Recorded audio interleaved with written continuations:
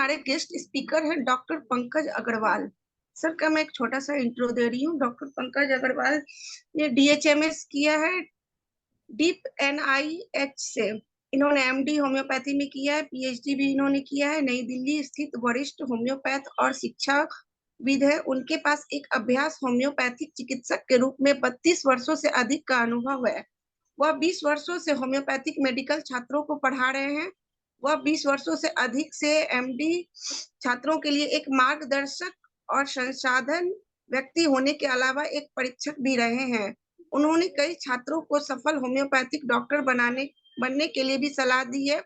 वह एक प्रतिष्ठित होम्योपैथ मेडिकल कॉलेज में उप प्रिंसिपल और प्रिंसिपल रहे हैं और 2 दशकों से अधिक समय तक सेमिनार, कार्यशालाएं, चिकित्सा और स्वास्थ्य शिविर आदि भी आयोजित किए हैं। वह 1 दशक से अधिक समय तक एक नैदानिक शोधकर्ता भी रहे हैं और राष्ट्रीय समाचार पत्रों और पत्रिकाओं में प्रस्तुतियों, रेडियो वार्ता और टीवी साक्षात्कार सहित कई लोकप्रिय लेखों के अलावा राष्ट्रीय और अंतर्राष्ट्रीय चिकित्सा पत्रिकाओं में कई शोध और समीक्षा पत्र प्रकाशित किए हैं। सर का आज का विषय है थायरोइडिनम, एक अद्भुत सारकोड, मधुमेह रोग के प्रमुख बिंदुओं को समझना। डॉक्टर पंकज अग्रवाल सर, आपका IFPH मंच पे बहुत बहुत स्वागत है। Over to you sir. Sir मेरी आवाज आ रही है? मेरी आवाज आ रही है आपको सबको? यस यस सर, आ रही है जी सर, ठीक है। Thank you so much IFPH for inviting me for this webinar.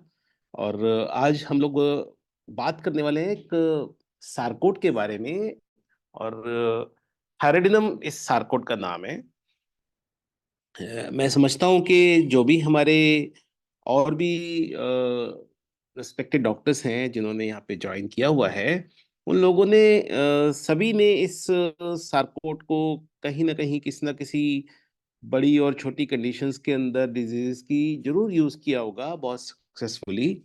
But मेरे को बहुत अद्भुत अनुभव हुआ, बहुत अच्छा अनुभव एक थायराइडिनम से हुआ, जो कि एक केस के माध्यम से मैं आप लोगों के साथ शेयर करना चाहता हूँ। मेरी स्क्रीन आपको दिख रही है? मेरी PPT आप लोग देख पा रहे हैं? जी, ओके। तो ये एक केस है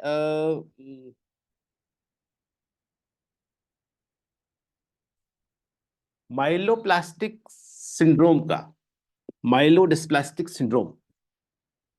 ये एक बड़ी कहना चाहिए एक बड़ी प्री कैंसरस कंडीशन होती है, जो कि हम लोग बहुत बार इस तरह के केसेस हम लोगों को देखने में आते हैं। बट ये एक बड़ी यूनिक कंडीशन में मेरे पास आया था ये केस।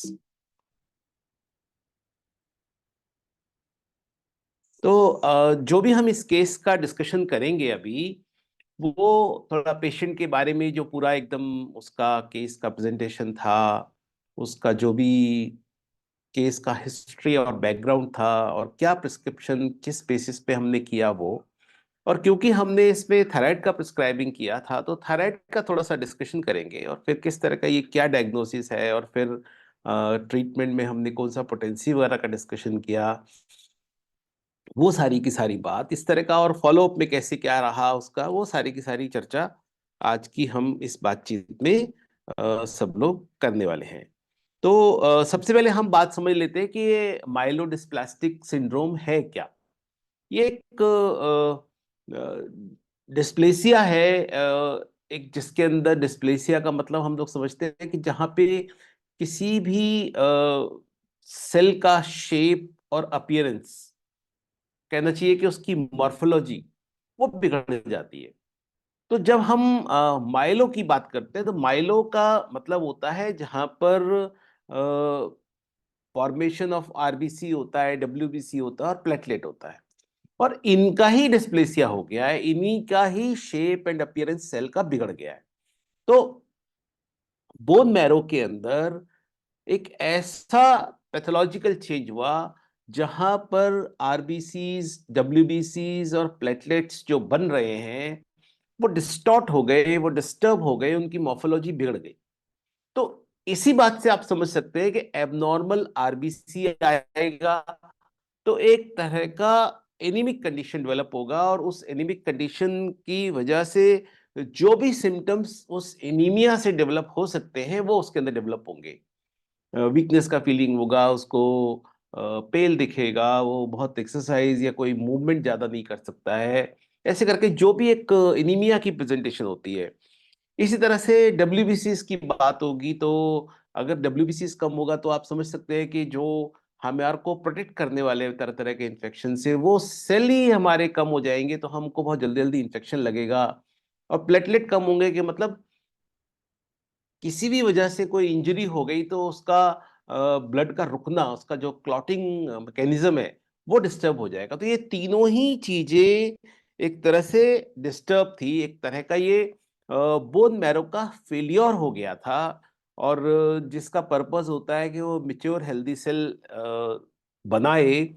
और यहाँ एक बात ये समझ लेनी है कि भाई कोई एमडीएस यानी कि माइलोडिस्प्लास्टिक सिंड्रोम जो है, ये कोई एक कंप्लीट टर्मिनल कंडीशन नहीं है, बल्कि ये प्री कैंसरस कंडीशन है, आप ऐसा कह सकते हैं।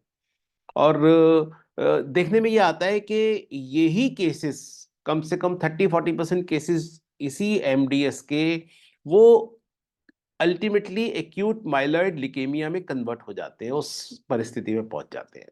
तो हम पेशेंट की बात करते हैं कि ये पेशेंट जो है एक रचित जैन नाम से था।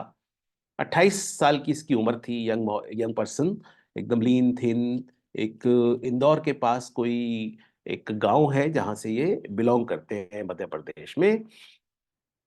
और बात ये कब की है? बात ये मार्च 2020 की है, जब हमारे यहाँ पे कोविड का बिगनिंग हुआ था। और एक तरह का दिल्ली शहर में लगभग शायद सभी जगह पे एक कर्फ्यू लग गया था, एक तरह का लॉकडाउन लग गया था।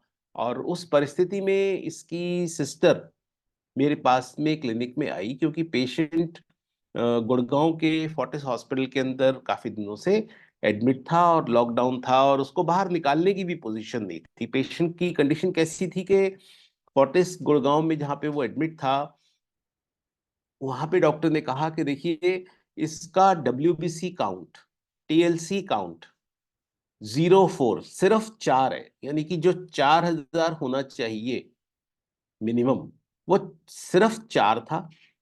और ये इस समय highly prone to the infection है, ये कहीं बाहर जा नहीं सकता।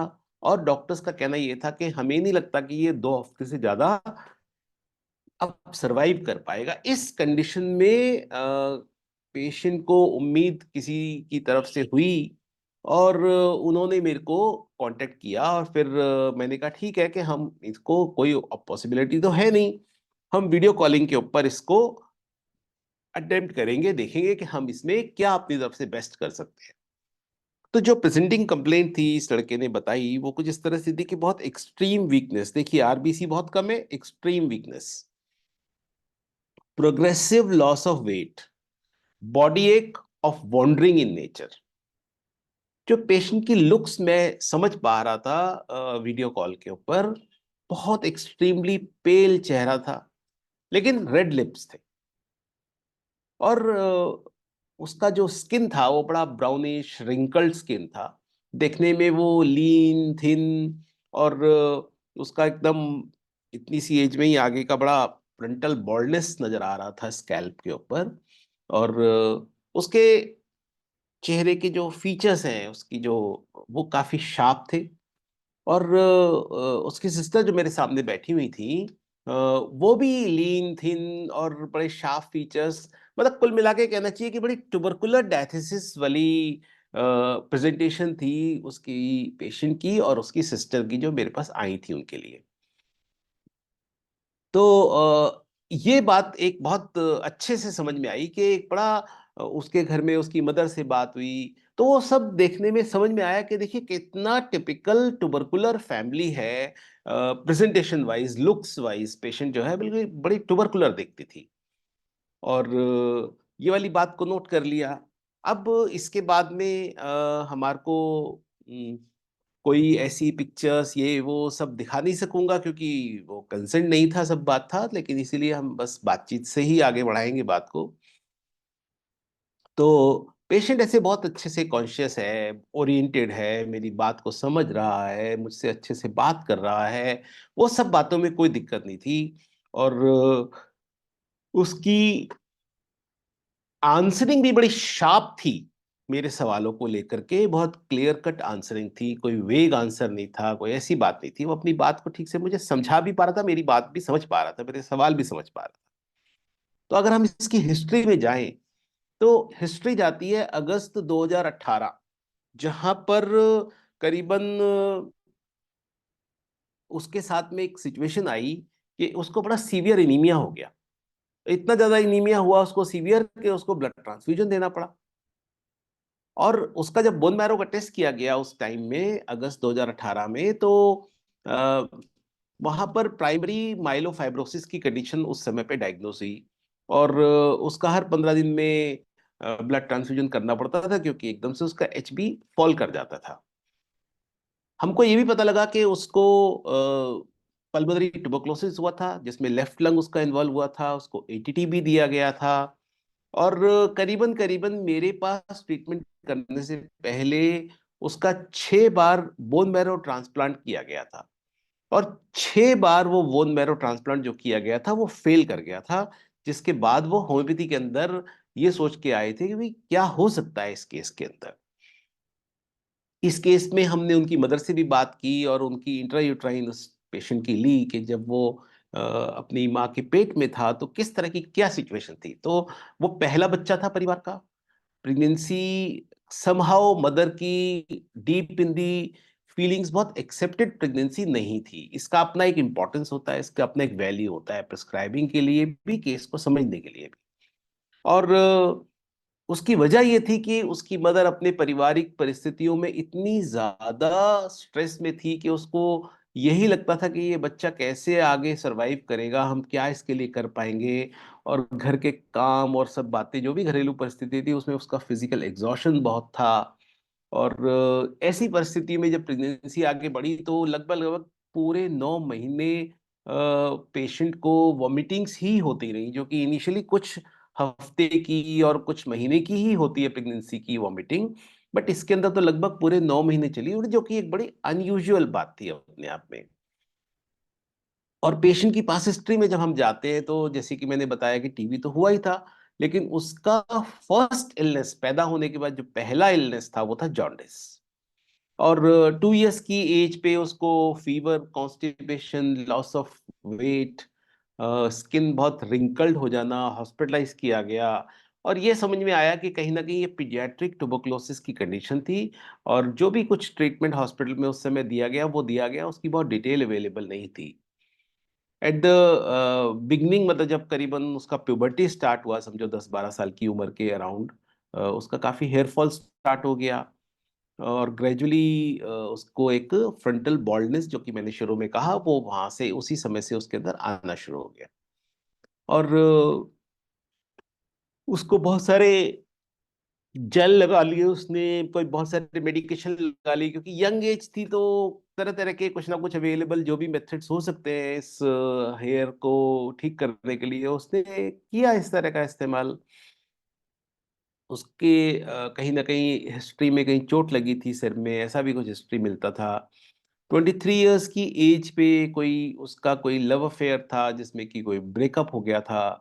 और उसके बाद में उसके रिएक्शंस जिस तरह के हुए उसके अंदर, उस एज पे ही उसका कोई एक हिस्ट्री मिला जिसमें कहीं वो ऐसी जगह जगह जगह गया जहां पर वो एक तरह का पोल्यूटेड सेक्सुअल कांटेक्ट का हिस्ट्री मिला, जो कि उसके बाद कुछ ना कुछ उसको तकलीफें रहने लगी। और ऐसा भी हुआ था कि उसके बाद उसको सीमेंट डिस्चार्ज में ब्लड की कुछ ट्रेसेस भी आए थी, जो कि इस तरह की बातें मिल रही थी उसके केस में रिसेंट टाइम के अंदर भी।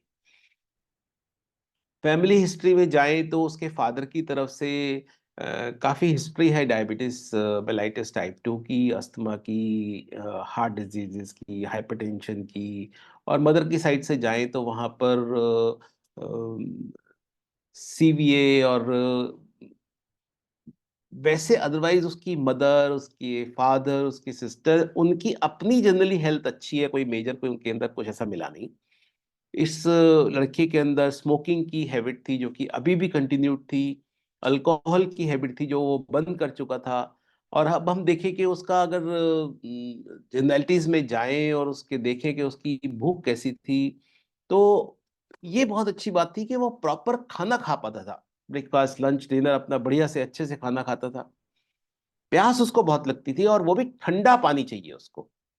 देखिए मार्च का टाइम होता है, हम दिल्ली गुड़गांव दिल्ली एनसीआर की तरफ जब बात करते हैं तो मार्च के महीने में इतना नहीं लगता है कि बहुत ठंडा पानी पिया जाए। हाँ ठीक ठीक है, मिला के ले सकते हैं, लेकिन उसको एकदम अच्छा ठंडा चाहिए, एकदम हल्का ठंडा नहीं चाहिए। स्टूल पास होता था ट्वाइस ए डे, जो कि सेमी सॉलिड इन कंसिस्टेंसी था। क्रेविंग था उसका स्वीट्स का और कोल्ड वाटर, कोल्ड थिंग्स का, कोल्ड वाटर हो, लस्सी हो, शरबत हो, इस टाइप की चीजों का। नींद उसको लेट आती थी, जनरली बहुत अच्छे से उसको नींद नहीं आती थी।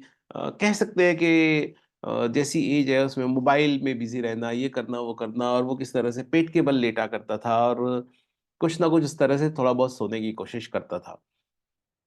कोई बहुत ज्यादा ड्रीम्स वगैरह की बातें उसने नहीं बताई कि उसको कोई बहुत ड्रीम्स वगैरह होते हैं। और जनरली वो थर्मल रिएक्शन उसका चिली था, हमेशा से ही चिली था। स्वेटिंग उसको काफी ज्यादा होती थी, जो कि फेस और सिर पे हुआ करती थी। टंग उसकी कोटेड वाइट थी, जिसमें कि डीप सेंट्रल फिशर मिलता था केस के अंदर। स्वभाव से बात करें हम तो काफी गुस्सेबाज, बहुत डोमिनेटिंग, बहुत जिद्दी, और कहीं ना कहीं हिस्ट्री ग्रीफ की, जैसे कि मैंने कहा, उसका जो भी ब्रेकअप हुआ था उसके बारे में मिलती है।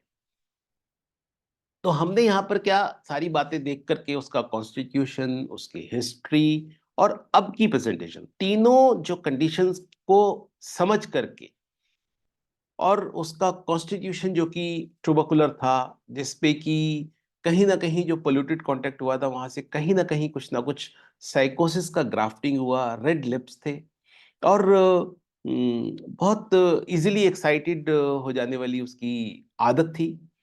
और हिस्ट्री में हमको मिलता है 9 मंथ्स का प्रेगनेंसी के दौरान में उसकी मदर का वॉमिटिंग का होना, फर्स्ट इलनेस का जॉन्डिस का होना, और इस तरह का उसका रिपीटेड जो पोल्यूटेड कांटेक्ट का हिस्ट्री, स्किन छूने से ठंडा,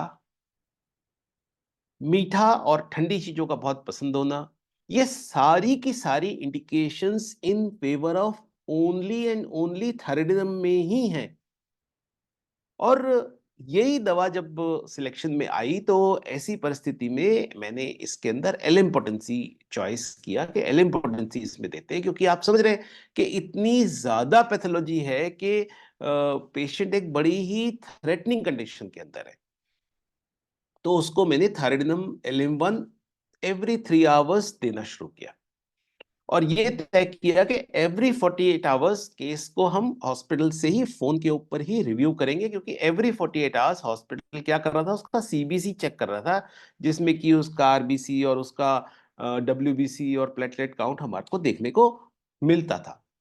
तो हमने जब उसका ये 48 आवर्स के अंदर हमने उसका फॉलोअप शुरू किया, तो करीबन करीबन मेरे पास में 76 डेज तक उसका ट्रीटमेंट चला।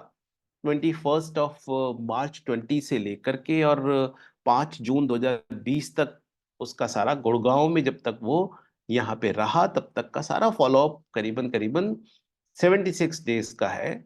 और उसके बाद उसने ये डिसाइड किया कि वो अब घर जाएगा। अब आप सोचिए कितना अच्छा हो गया वो। तो हमें करीबन करीबन हमने 76 डेज में, बिल्कुल समझिए इसका आधा कर दीजिए, कि हमने करीबन 38-40 टाइम्स बातचीत की, पूरा फॉलोअप लिया, हमारे पास में इतने टाइम का फॉलोअप उसका है। और करीबन करीबन इसी तरह से 40 बार उसका सीबीसी किया गया।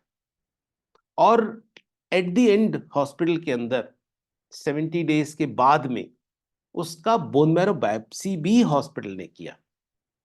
तो देखने में क्या आया कि जो पैरामीटर्स की अगर हम बात करें तो क्लिनिकली पेशेंट वीकनेस, बॉडी एक, पेलनेस, जनरल वेलबींग, वेट, ये सारी कंडीशंस ग्रेजुअली इंप्रूव होती चली गई इन ऑल दीज 76 डेज।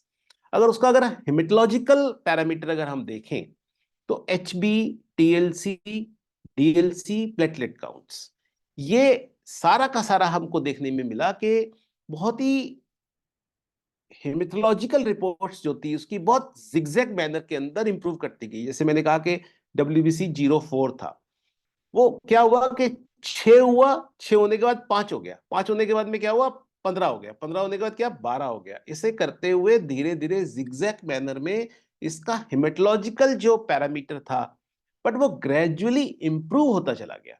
और एक बार हिस्ट्री भी ऐसा मिला, उसने एक बार बताया कि सीमेन में उसको ब्लड आया था, और यहाँ पे हमने एलिम्पोनेंसी दिया, जो कि हम 01, 03, 04 ऐसे ऐसे आगे बढ़ते चले गए। और जहां हमें जरूरत पड़ी वहां पर हमने कप इंक्रीज करने का एक मेथड होता है, अगर आप अफोरिज्म 248 एडिशन का फुटनोट देखेंगे तो वहां पर ये बताया हुआ है, और उसने भी बड़ा मदद किया कप इंक्रीज करने के अंदर। तो जब एट द एंड जब उसका बोन मैरो का बायोप्सी किया, और उस बायोप्सी के अंदर जो रिपोर्ट आई, उसने ये रिवील किया कि अब इसकी बोन मैरो में किसी भी तरह की एबनॉर्मेलिटी नहीं है। जस्ट इमेजिन, उसका 6 बार बोन मैरो ट्रांसप्लांट फेल कर गया था, और जब वो केस होम्योपैथी का ट्रीटमेंट लेने के लिए आया तो उसका TLC काउंट 04 था। 76 डेज के अंदर उसका बोन मैरो किया गया, और इस बोन मैरो के अंदर उसकी सारी एबनॉर्मलिटी ठीक हो गई, और वो पेशेंट एक तरह से पूरी तरह से ठीक हो गया। लेकिन क्या किया जाए कि ये जो फैमिली की, मेरी डॉक्टर की, हॉस्पिटल के डॉक्टर में देखा होगा, इतने दिन एक पेशेंट को रखेंगे तो उन लोगों को भी एक ह्यूमन बीइंग से कहीं ना कहीं लगाव हो जाता है। तो सभी परिवार, patient, doctors, here and there जो भी थे, सब खुश थे, लेकिन ये खुशी ज्यादा दिन चली नहीं। पेशेंट करीबन करीबन जो भी मेरी ट्रीटमेंट शुरू होने के 15 दिन तक अस्पताल में रहा, और उसके बाद में उसने, क्योंकि कोविड भी था, सब बात थी, तो उसने वहां से अस्पताल छोड़ के आसपास ही कहीं पे उसने कमरा ले लिया, और वो वहां रहने लगा, जिससे कि डॉक्टर को दिखाने की कहीं ना कहीं आसानी हो जाएगी। और उसके बाद में उसने, जैसे मैंने कहा कि जून के महीने में उसने ये डिसाइड किया कि भी वो अपने घर जाए। मैंने उससे कहा, मैंने कहा आप इंदौर की तरफ के रहने वाले हो, और उस जून के महीने में इंदौर एक कोविड-19 का हॉटस्पॉट था। उन्होंने कहा, नहीं मैं तो इंदौर से 50 किलोमीटर दूर रहता हूँ, और मेरे को कोई ऐसी बात नहीं है, मैं घर से कहीं जाऊंगा नहीं। और मेरे बहुत मना करने के बाद भी वो गुड़गांव से चला गया, जिसमें कि गुड़गांव अगर देखा जाए तो लॉजिकली सेफर था उसके लिए। बट वो मेरी बात नहीं माना, और वो, जिस सबको लगता है अपने घर जाना है, और डॉक्टर ने भी वहां अस्पताल में कह दिया कि हाँ ठीक है, कोई बात नहीं, चले जाओ, और वहां पर जाकर के भी CBC का टेस्ट करवाते रहना, और वो हमें भेजते रहना आप। अब उसने क्या किया, या जो हुआ कि वो अपने गांव से इंदौर शहर में गया, एक लैब के अंदर गया अपना CBC टेस्ट कराने के लिए। आप समझ सकते हैं उस समय वहां क्या हालत थी। वहां तो भरमार थी पेशेंट्स की किसी भी लैब के अंदर, कोविड-19 को लेकर के। और उसको वहां से कोविड लग गया। कैसे कि उसने एक दिन रिपोर्ट किया, उसके घर से फोन आया कि उसको फीवर हो गया। तो बस मेरे को समझ में आ गया कि फीवर हो गया का मतलब यह है कि कोविड लग गया। अब ऐसी परिस्थिति में यहाँ से दवा कैसे भेजो, वहां वो दवा कैसे प्रोक्योर करें, 50 किलोमीटर दूर बैठे होम्योपैथी की। जैसा भी था, उन्होंने कोई बुखार कम करने की दवा, कोई एंटीबायोटिक, जो भी कुछ उनके पास अवेलेबिलिटी थी वो दिया। मैंने उनसे बोला कि भाई ये कोविड शुरू हो गया, कुछ ना कुछ दवा यहाँ से भेजते हैं। लेकिन उन्होंने कुछ ना कुछ मेरी दवा शुरू की। अच्छा, अच्छी बात ये हुई कि मैंने किसी तरह से यहाँ से मैनेज भी किया दवा भेजने के लिए। तब तक उसका टेस्ट भी हो गया, मेरी दवा भी पहुंच गई, उसको कुछ कुछ आराम भी होना शुरू हुआ। लेकिन उसका टेस्ट हुआ और उसमें कोविड-19 डिटेक्ट हो गया। अब क्योंकि कोविड-19 डिटेक्ट हो गया, तो उसको वहां की गवर्नमेंट के सिस्टम जो भी थे, उन्होंने उसको अपने से ले जा करके और अस्पताल में एडमिट कर दिया। वहाँ CT टेस्ट हुआ, CT टेस्ट के अंदर उसको जो भी एक बड़ा टिपिकल उस जमाने में लंग्स के अंदर ना ग्राउंड ग्लास ओपेसिटी की अपीयरेंस होती थी। एक किस्म का, कहना चाहिए एक किस्म का निमोनिया होता था, वो उसको हो गया वहां पर। और जो भी उस टाइम उस हॉस्पिटल के अंदर जिस तरह का भी ट्रीटमेंट दिया जाता था, वो सब तो दिया गया जैसे भी करके। लेकिन कुल मिलाकर के जैसे कि कहा जाता था बहुत सारा एंटीबायोटिक के अलावा स्टीरॉयड और इस तरह की चीजें दी जाती थी। उसको स्टीरॉयड इतना हार्मफुली इफेक्ट किया कि उसने कहीं ना कहीं से उस टाइम में, जैसे कि वो तो हवा में भी होता है ना फंगस, तो म्यूकोर फंगाई उसको हो गया उसके नाक से होते हुए, और उसकी लेफ्ट आई में जाके सेटल हो गया, ब्रेन में जाकर के हिट हो गया। और उस म्यूकोर फंगाई ने 2 सितंबर को उस पेशेंट को स्कम कर लिया। वो नहीं बच पाया। वो इस प्री कैंसरस कंडीशन से नहीं मरा, वो कोविड से उसका डेथ हुआ। और म्यूकोर जो उसको फंगस लगा, उसके कारण उसका डेथ हुआ। और वो फंगस कितना सीवियरिटी के साथ फैलता है, शायद मैंने अपने लाइफ में फर्स्ट टाइम इस तरह का केस देखा समझा, जिसमें फंगस की वजह से इतनी बुरी हालत होती है। तो बहुत मिक्स्ड एक्सपीरियंस था। बहुत ही अद्भुत तरीके से थायराइडिज्म ने एक ऐसा केस ठीक किया जिसके अंदर हमारे को रिपोर्ट्स की भरमार है, हमारे पास एविडेंस की भरमार है कि हाँ ये केस में एक समझ में आया कि बोन मैरो ट्रांसप्लांट फेल करता था, लेकिन उस थायराइडिज्म के केस ने उसका बोन मैरो बिल्कुल ठीक कर दिया था हर तरीके से, और वो अच्छा हो गया था बच्चा। लेकिन कोविड की परिस्थिति की वजह से वो केस हमारे हाथ से इस दुनिया से चला गया।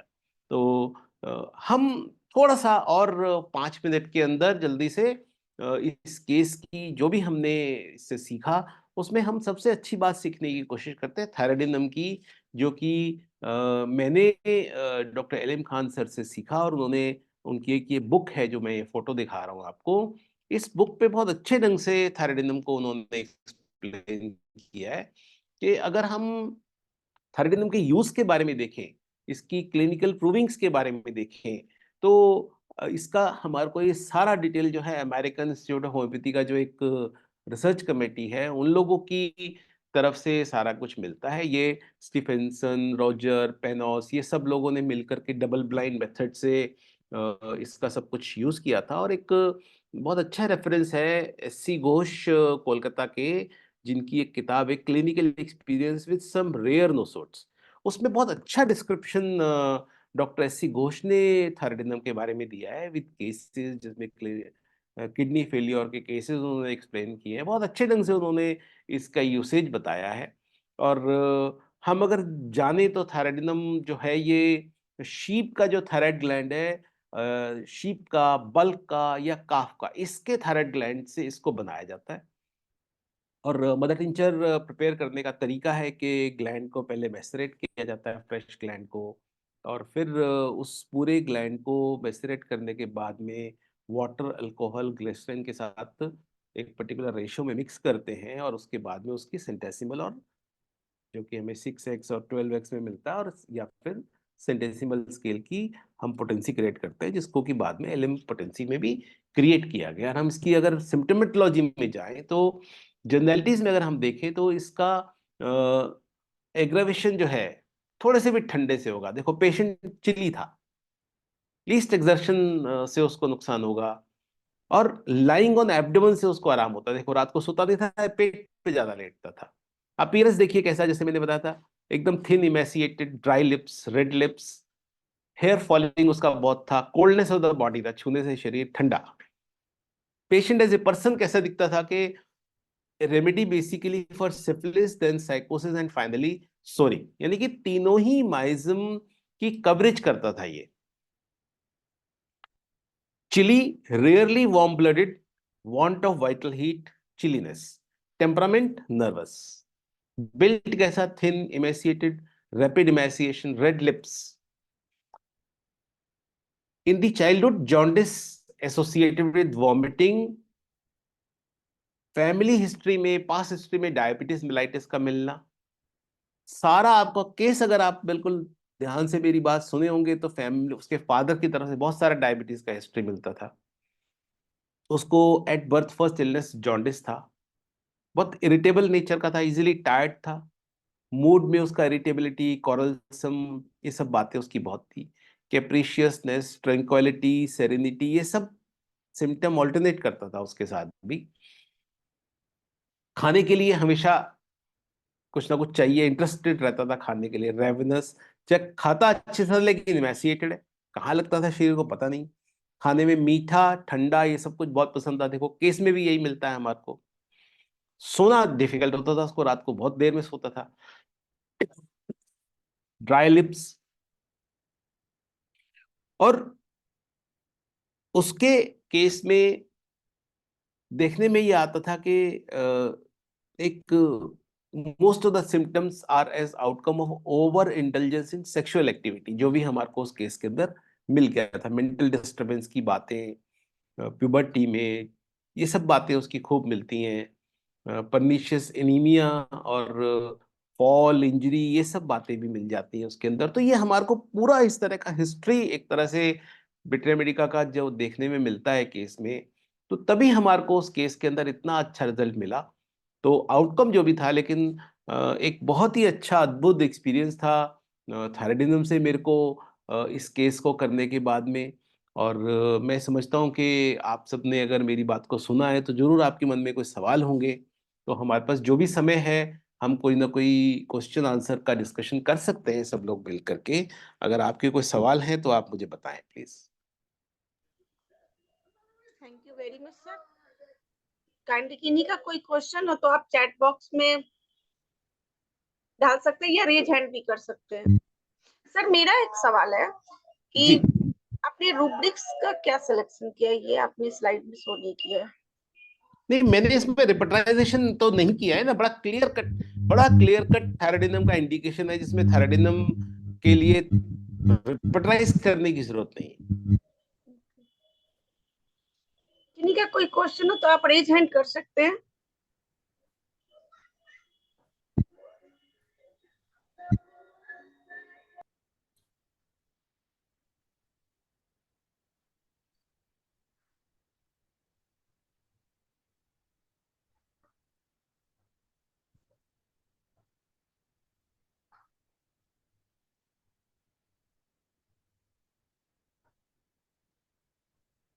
हेलो जी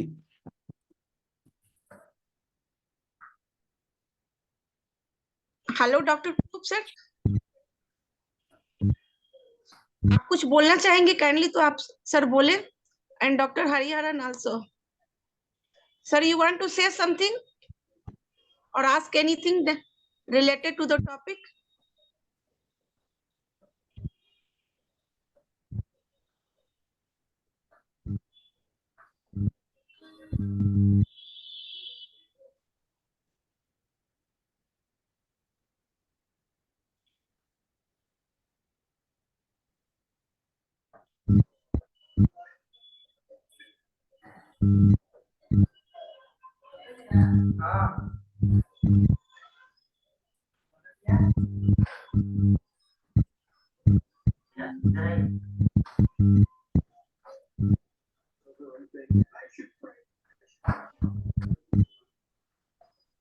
doctor Ram Pravesh Shah sir, sir आप कुछ कहना चाहते हैं? हेलो सर, नमस्कार नमस्कार सभी सर, को। नमस्कार। और डॉक्टर स्नेहा जी बहुत अच्छा आप बताए। डॉक्टर स्नेहा जी डॉक्टर स्नेहा सर जी भी बहुत अच्छा। कौन है लिखे हुए स्नेहा? अच्छा अच्छा, हम थोड़ा लेट से ज्वाइन किए थे। अग्रवाल साहब तो हैं ही। हाँ जी जी, पंकज अग्रवाल। तो बहुत अच्छा। अच्छा पंकज अग्रवाल, चलिए ठीक है सर, बहुत बहुत धन्यवाद। और बहुत अच्छा केस आप प्रेजेंट किए और बताए। वास्तविक में ऐसे तो हमारे according to homeopathic main cause of disease जो है न्याय में है ही सोरा, साइकोटिक एंड सिम्प्लिटिक। लेकिन हमारे शरीर में 3 प्रकार का इंजीनियरिंग काम करता है। पहला इंजीनियरिंग है जो है केमिकल इंजीनियरिंग। केमिकल इंजीनियरिंग के साथ थायरोडिनम यदि किसी को गड़बड़ी होती है तो हमारे जो है जितने भी 4 कोर्स के हमारे मेडिसिन है वह कहीं न कहीं डिफिशियंसी उसका होता है, जिसके कारण से हम बीमार पड़ते हैं, समझे ना। उसके बाद थोड़ा मैकेनिकल इंजीनियरिंग हमारे शरीर में बना हुआ है, तो यदि मैकेनिकल में जो है सिस्टम मेरा खराब हो जाता है, समझे ना।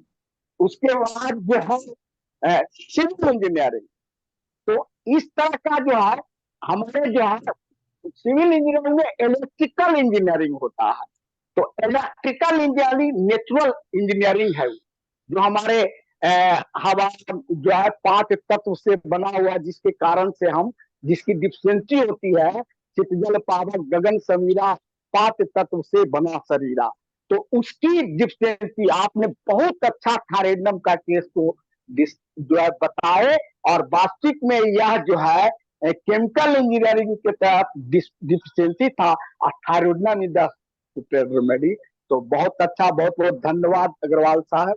आगे भी आइए हमारे, हाँ आइए, पीएच हमारा बढ़ रहा है, बहुत बढ़िया।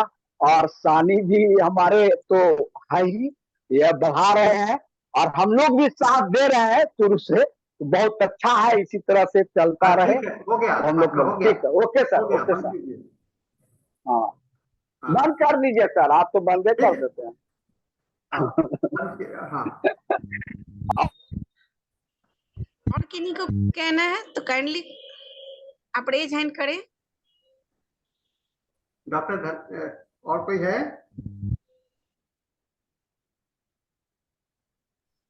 Doctor Hariharan sir,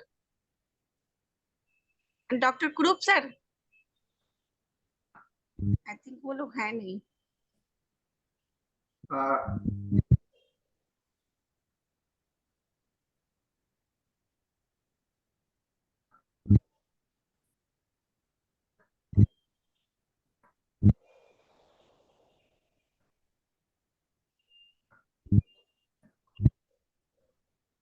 Yes, doctor साहब पंकज अग्रवाल जी।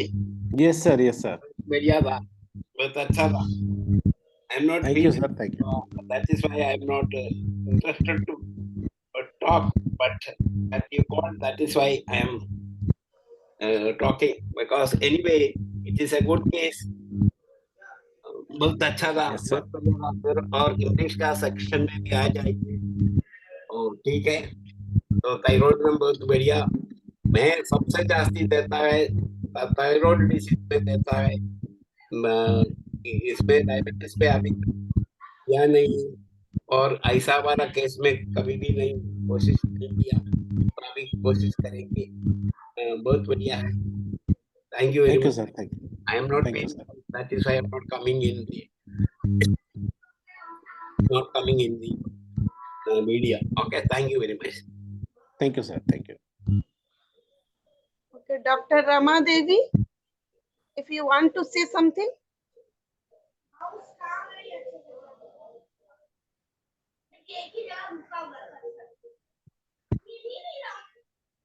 और कोई है, किन्हीं को कोई क्वेश्चन पूछना है?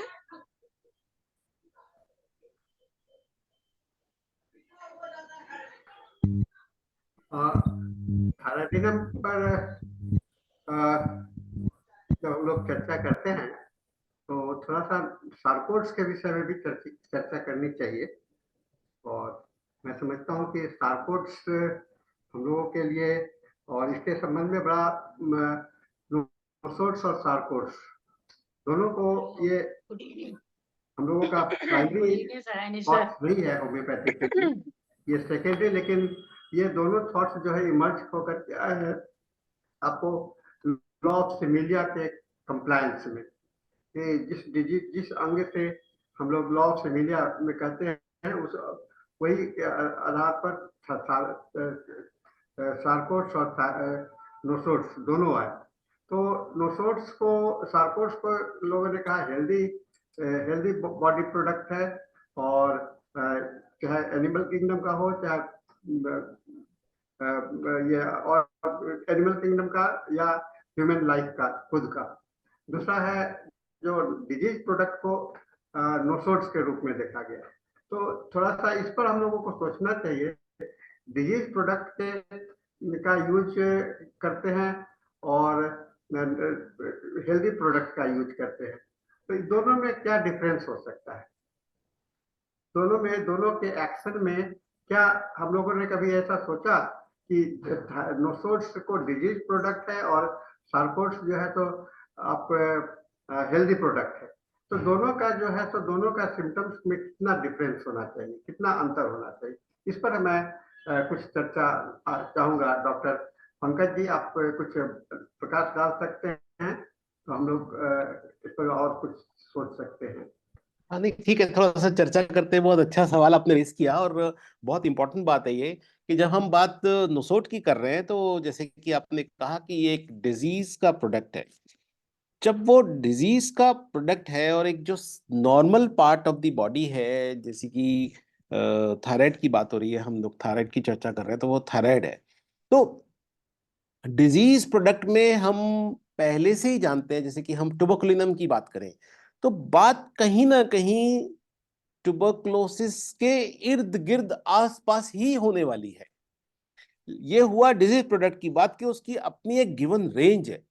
लेकिन जब हम सार्कोड की बात करते हैं तो सार्कोड की जो रेंज है वो किसी भी नोसोड से बहुत बड़ी होती है।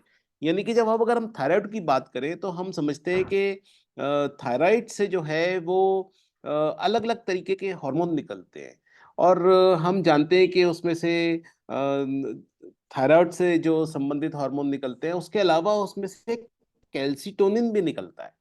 और इसका आप देखेंगे कि जब किसी को थायराइड की बीमारी होती है तो सर से लेके पांव तक उसके हर अंग में और हर सेल में उसका कोई ना कोई इम्पैक्ट आता है। हार्ट पे भी आता है, बोन्स पे भी आता है और उसके बॉडी के एनर्जी लेवल पे भी आता है। तो एक रेंज बहुत बड़ी है जब हम किसी सार्कोड की बात करते हैं। तो सबसे पहली बात तो ये कि जो एक तरह से मारक क्षमता है, वो उसका जो स्फीयर ऑफ एक्शन है किसी सार्कोड का, वो बहुत बड़ा है compare to the disease product, compare to the nosode. ये एक सबसे बड़ी बात है। तो ये हमारे को ध्यान में रखना बहुत जरूरी है। एक्सप्लेनेशन आपने दिया है सर, और मैं भी यही सोच रहा था कि सार्कोड को हम लोग एज ए कॉन्स्टिट्यूशनल का wider range of the constitutional range of the symptoms है, और एक नोसोड्स का हम लोग एक लिमिटेड रेंज ऑफ सिम्टम्स, ये दोनों में हम लोग ज्यादा, जब पर्टिकुलर का ज्यादा अफेक्शंस हो तो मैं समझता हूँ कि वहां पर नोसोड्स आता है, और जनरलाइज्ड ऑब्जर्वेशंस अगर पेशेंट में मिलते हैं तो वहां पर सार्कोड्स का इम्पोर्टेंस बढ़ जाता है। क्या ये ठीक है इसमें साथ में जोड़ना? नहीं, ये बात सही है, लेकिन मैं ये कहना चाहता हूँ कि जैसा कि हमने NIH से, वहाँ के जो भी लर्नेड टीचर्स रहे, खासतौर से डॉक्टर एलएम खान सर रहे, उनसे हमने जिस तरह से सीखा, दुबे सर से सीखा, वहाँ पर जो भी और दूसरे बड़े सीनियर टीचर उस जमाने में, हमारे जमाने में वहाँ आते थे पढ़ाने के लिए, तो मैंने देखा वहाँ पे कि कोलकाता में, बंगाल में नोसोड एंड सार्कोड की प्रिस्क्राइबिंग को लेकर के वो लोग एक बात लेके चलते थे कि patient as a person constitutional level पे उस दवा की प्रिस्क्राइबिंग के ऊपर उनका बहुत ज्यादा जोर रहता था, बजाय कि वो सिर्फ इतना एंगल डिसाइड करें कि अभी हम हिस्ट्री है ट्यूबरकुलोसिस की तो हम ट्यूबरकुलिन दे दें। वो एक श्योरली एंगल है, लेकिन वहां के लोगों का मैंने देखा, बंगाल स्कूल का मैंने ये देखा कि वो इसको एक कॉन्स्टिट्यूशनल लेवल पे लेके चलते हैं दोनों को, लेकिन दोनों की रेंज छोटी बड़ी हो जाती है। ये सबसे बड़ा डिफरेंस मैंने सीखा वहां पर।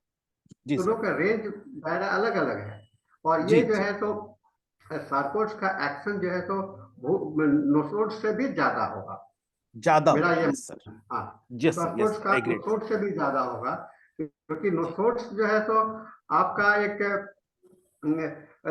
उसका एक लोकलाइजेशन का इंडिकेट करता जी जी है ना, जहाँ सिम्टम्स का लोकलाइजेशन में जो मेरा समझ में है वो मैं आपसे बता रहा हूँ कि नोसोड्स का जो हम लोग एप्लीकेशन है वो लोकलाइजेशन सिम्टम्स में ज्यादा होगा, और सिम्टम्स का जैसे अभी आज के समय में आपने जो केस बहुत अच्छा प्रेजेंट किया है, और मैं समझता हूँ कि वो केस के जो है तो आपका जनरलाइज्ड अफेक्शंस को लेकर ज्यादा आपने ध्यान दिया है, और जी sir. Generalization, localization and generalisation.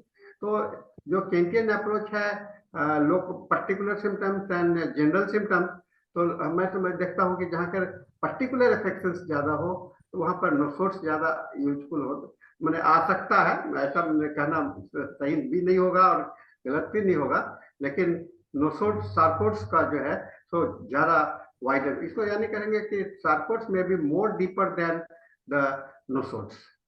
Yes sir.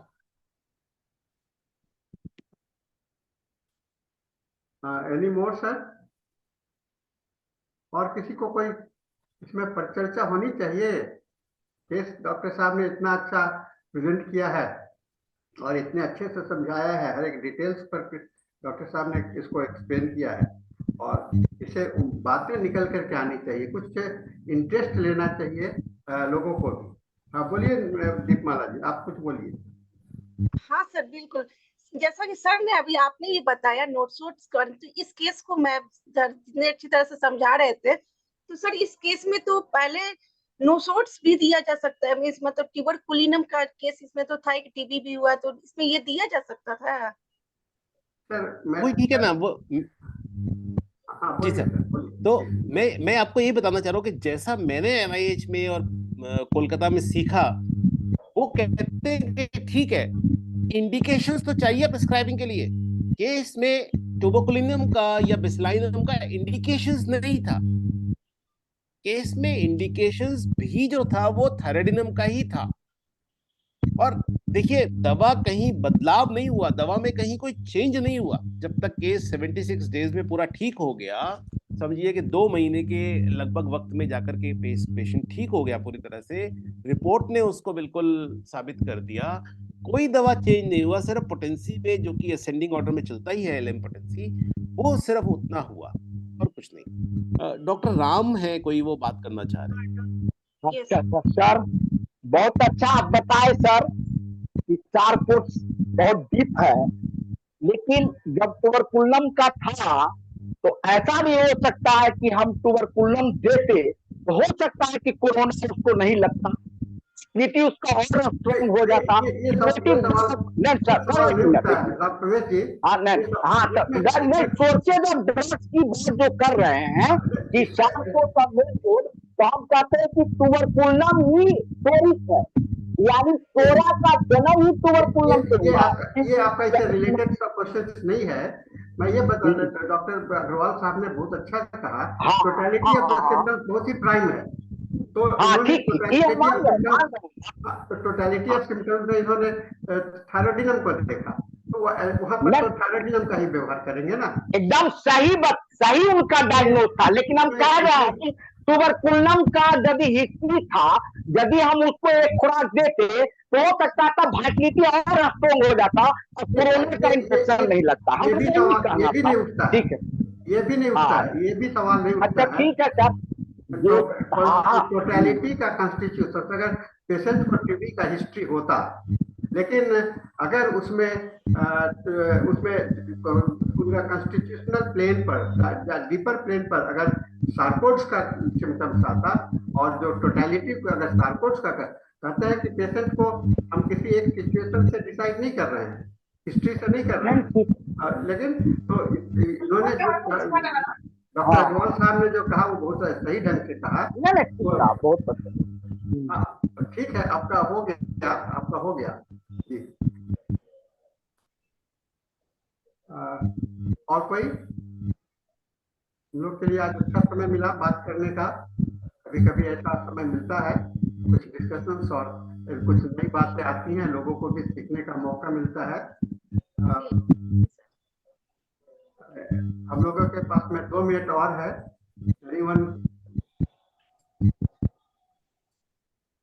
Doctor Kulwant Singh ji हमारे, डॉक्टर शेषाधरन साहब बोलना चाहेंगे, डॉक्टर टी शेषाधरन साहब बोलना चाहेंगे। Sir, I got so many cases of undescended testis with so much activity with thyroid.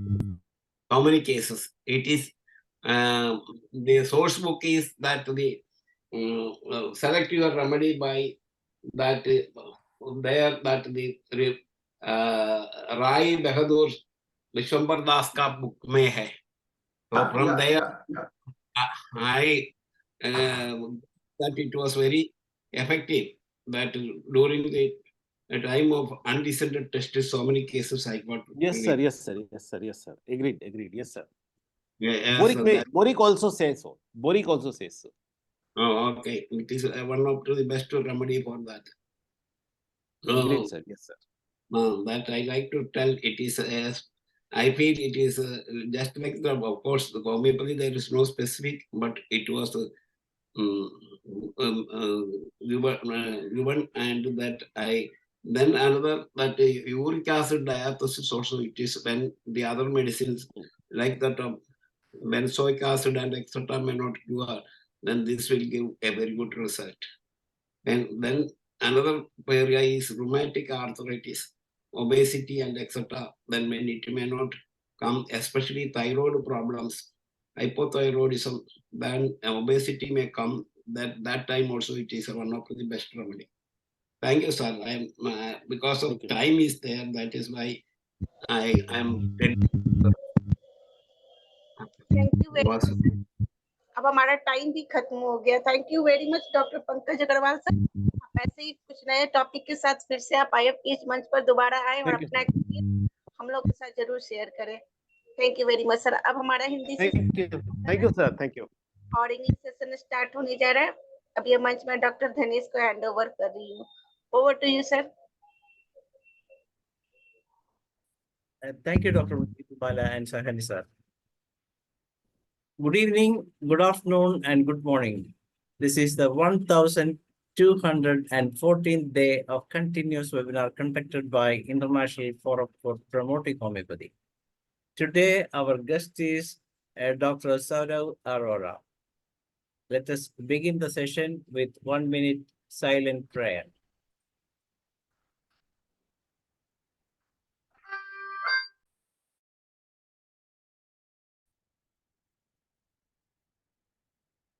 Thank you all. As you all know, that International Forum for Promoting Homeopathy comprises of homeopathic doctors, lovers, and students. And we are conducting regular sessions from 7 to 10 p.m. in 3 different languages. Particularly the one just finished is the Hindi session from 7 to 8, and 8 to 9 we have international session in English, and from 9 to 10 we have a local language session in Malayalam. So let us introduce our guest of the day. Is none other than Dr. SAURAV ARORA, MD. He is a gold medalist and is one of the faculty at the London College of Homeopathy in the United Kingdom, and a member of Registration Society of Homeopathy United Kingdom, and is a guest faculty of Dr. B.R. Sur Homeopathic Medical College Hospital and Research and Baxton Homeopathic Medical College, and is a founder initiative to promote research in homeopathy and vivid homeopathy, and ex-senior research fellow at CCRH, INMS, and SMHC from 2008 to 2014. He is an ex-house physician 2007 to 8, and he is an author of 47 articles, including 20 peer-reviewed and 27 journal articles. That means a wonderful personality by all means, and he has an experience of 17 years. And today, as you all know, that one of the biggest subject of the day is diabetes mellitus.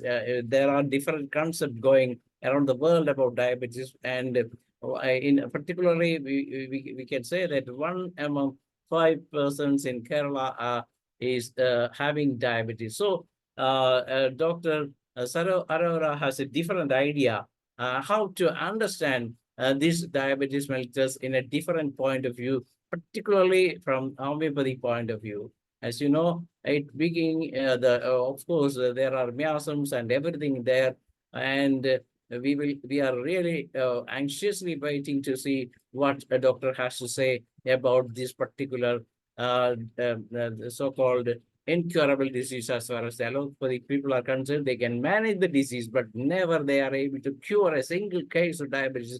But the homeopathy has an exception. We can cure the patient if we get the patient from the very beginning itself. So let us invite our honorable guest, Dr. SAURAV ARORA, to this forum. Welcome, sir. Thank you so much, sir. Thank you so much for such a wonderful welcome and introduction. And I would like to excuse all of you because I have a bad throat today. So please bear with me. Without taking much of the time, let me first thank you to the organizers, to Dr. Sani, for inviting me and sharing my views. As I always say, it's my pet dialogue that my presentations are not a presentation as such. I would like to convert such presentations into dialogues, to discussions, because what takeaway message we get. Okay, we saw something on screen, we clapped. Okay, what message we have got, what message we have taken home, or to replicate that is important. Even if we take one single message, one single thing about diabetes or whatever topic we are discussing, that the discussion is fruitful. So without taking much of time, let me share my screen and then we can discuss in between what exactly I want to say about diabetes. I hope my screen is visible to all and I'm well audible. Yes, everything fine, sir. You can go ahead. Yeah, thank you, sir. Thank you so much. So today we are going to understand the key points behind diabetes mellitus. So honestly, I have not concentrated much on the therapeutics part. Why? For two reasons. The therapeutic depends on a person's judgment. It's an art. To replicate that art, we need much. I think we need much much time to replicate, to learn that art, what exactly SAURAV is doing, what exactly one XYZ person is doing. So let us try to understand, being a homeopath, that what we think about diabetes. I'm not going to go into much details about the physiology or pathophysiology, but yes, it's a metabolic disease, it's a metabolic syndrome that require right medical diagnosis, the treatment and lifestyle changes. Earlier, there were diseases. Now there are syndromes, and the day is not far when we will convert every disease into syndrome. Why? Because they are affecting more than one system, right? Okay. So we started our medical journey maybe 20 years back. We used to, it's a disease. Now the medical book says it's a syndrome. Why? Because it affects holistically. So that holistic part is the homeopathy, which we have been taught, reading, and trying to understand for the past 200 years. That if we talk of a holistic nature of a person, there is a holistic nature of a disease also. It is not that the pancreas is affecting, it's affected, but it is affecting each and everything, even the psyche of the patient. So we'll talk something about the psyche in between. So going by the number, there are huge numbers, huge numbers, which we don't want to discuss. The plus point, yes, we are getting diabetes very frequently in our practice. Every third, fourth patient comes and says, sir, my report is altered. I have diabetes mellitus. I have sugar, the common term, the sugar, I have sugar.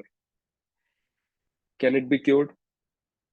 So can it be cured? We'll learn about, in the later part of the presentation, that yes, it is attributed to various factors. It is prevalent in every part of the world. There is no place that is spared, because it's spreading holistically. It is now one of the most common endocrine disorders, which is affecting each and every strata. Early we used to think that it is a disease of the people who are obese, who are they have their sedentary lifestyle. But nowadays we are seeing each and every, even the kids are affected by the diabetes mellitus. Now the point, persistent hyperglycemia. Now this point is, we are obsessed with this point. The patient comes, sir, I have persistent hyperglycemia, my sugar levels are high. What to do? Okay, we give a treatment. And the aim of the treatment is to reduce that hyperglycemia. We are not thinking beyond that hyperglycemia. Okay, fine, your sugar has gone down. Are you okay? So this persistent hyperglycemia, I think we are running around this only, that decreasing sugar level is the treatment of the diabetes, which is not. The patient comes with a point of view of reducing the sugar. We treat with the point of view of reducing sugar, but we are not understanding the story behind. So the story behind that, yes, it is because of the inadequate secretion or inadequate response. Now, if pancreas has stopped making insulin. From myosome point of view, we know that it is stimulating myosome. But when there is inadequate secretion, when there is inadequate response, can't it be psychotic? So then only you know the type of diabetes you are dealing with and the myosome associated. Now this is important when we talk of intercurrents. We'll talk about such few intercurrents in the end. That yes, we know that type 1 diabetes has come, type 2 diabetes has come. The insulin levels, what are the insulin levels? And I'm sure majority of us, we don't, bother to get the insulin level of the patient done. It's a very common test nowadays. You can advise serum insulin fasting and serum insulin postprandial. Along with the sugar, we can actually see the levels of the insulin in the body. So holistic presentation, then the local presentation is the key point. Moving further, we know quickly that we have type 1 diabetes mellitus and type 2. And type 2 is common and type 1 is not that common. But nowadays, I think you will agree with me that smaller kids are coming with type 1 diabetes mellitus. Kids of 8 years, 6-year, 10-year-old, they are diagnosed with type 1 diabetes, juvenile diabetes. And what is the outcome? Nothing. We're only struggling around, decreasing the sugar levels, and that's all. Nothing else we can do. Yes, we get type 2 diabetes more than type 1, and we are successful in reducing the sugar level. But what next? These factors, yes. Increasing age, we can't do anything about increasing age. It will increase. Altered food habit, sedentary lifestyle, obesity, and the other certain medications. So whenever a patient comes to us, do search these medications and their side effects and their contradictions. Why? Because in majority of the places where we practice, the patient nowadays is very alert. He has experimented things on YouTube, by seeing Google, by seeing Instagram reels.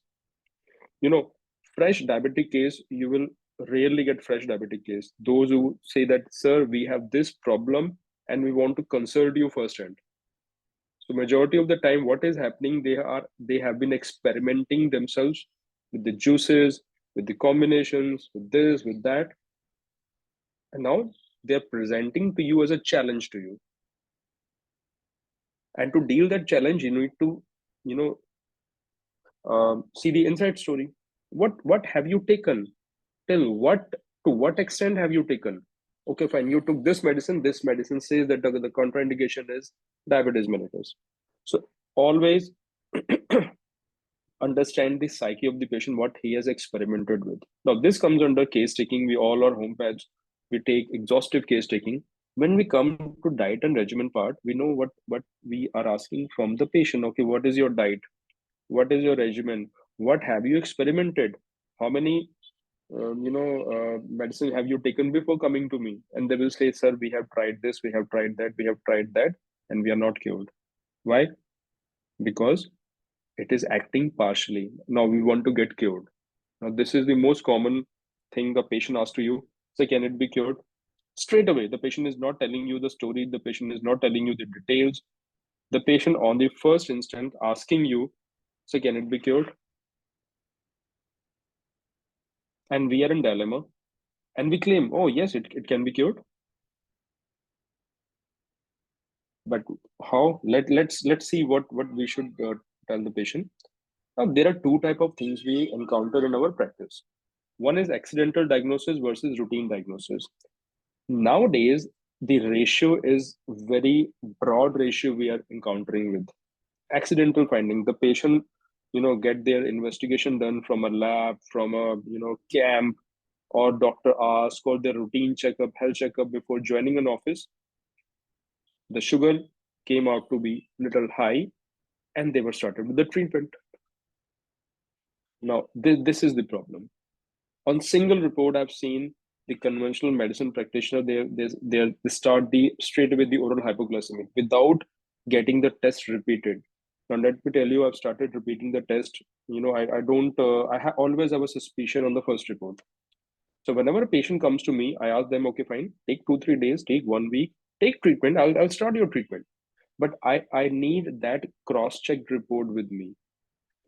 And you know, with the diabetes and especially thyroid, you will see the majority of the patient, their ratios would be altered even the next day.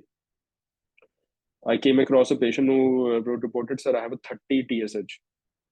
And I was, you know, not very pro to believe that report. So I asked, can you get it repeated the next very day from another lab? Because, you know, there are certain kits in thyroid you use. So I told them that this is the reputed lab, you can get it done. The TSH was 2 point something. No, from 30, that was an error. I know that was an error. And the TSH came to be 2. So even in diabetes, the accidental diagnosis and treatment, they are in boom. For, you know, they are being orgasmic for 3 months, 6 months, 12 months. Now, what is the problem? The problem is artificial disease. If the patient is taking a treatment without having any symptom, without having any diagnosis, without having any need, and unnecessarily he's taking any treatment, can't be termed that as artificial chronic disease, which we have been taught for years together. And you know, majority of the time we are suffering because of that misinformation. We are struggling with, you know, to get that artificial disease online. So we ask the patient, okay, fine, stop it, taper it off, this and that. So understanding the routine versus accidental diagnosis straight away tells you the psyche of the patient. Patient is so apprehensive that someone said, you have sugar, your levels are 110, maybe 114 blood sugar fasting. The very next morning, the very next day, the patient stopped eating everything. Patient started exercising 2 hours a day. Patient stopped every junk food. Patient made his life miserable. I won't say comfortable, miserable. Now, this is the anxiety towards disease. On the other hand, you will come across patient. Again, the blood sugar fasting is 114, 120 or increased a bit. The patient is okay, I will eat everything because I know the diabetes can be taken care of. I will do this and that. I don't want. So, you know, at 2 scenarios, you can find the appropriate rubric in such patients. At that very time only, their anxiety towards disease, their anxiety towards health. Now, there's a difference. If the patient keeps on thinking about disease, it is anxiety, it is apprehension, it is fear. So always cross-check with these rubrics. But the patient has certain disease and is pointed towards health. I'm exercising, I am dieting, I am doing this, I am doing that. That has, and you know, affinity towards health, anxiety towards health. So we'll learn this gradually. I have certain things to discuss at the end. So the classical symptom, sorry, we don't get any classical symptom. Even in majority of the patient, even I think the majority of us would agree, there are no classical symptom nowadays. Why? Because of the masking. The patient has tried each and everything. Because they are alert in certain cases that at initial symptom, consult a doctor. And because of the individualization, you will not find these bookish symptoms in each and every patient. Polydipsia, polyphagia, polyuria. I mean, rarely we see 1 or 2 patients, okay, it has polyphagia or polydipsia, or maybe polyuria, but you know, fatigue, weight loss, you rarely get in each and every patient. So what exactly we are dealing with? We are dealing with the variable symptoms presentation. So that suspicion about the patient, referring or being referred for diabetes, being referred for investigation, we should be very thorough that each and everything can point towards diabetes or thyroid nowadays. There are no symptoms. They're not classical symptoms. And yes, we have discussed this thing many a time. Patients are diagnosed with the routine investigations on the basis of non-specific or trivial symptom, the routine diagnosis, which is nuisance nowadays. Once they get one report, they will start experimenting each and everything. Okay, let's move further.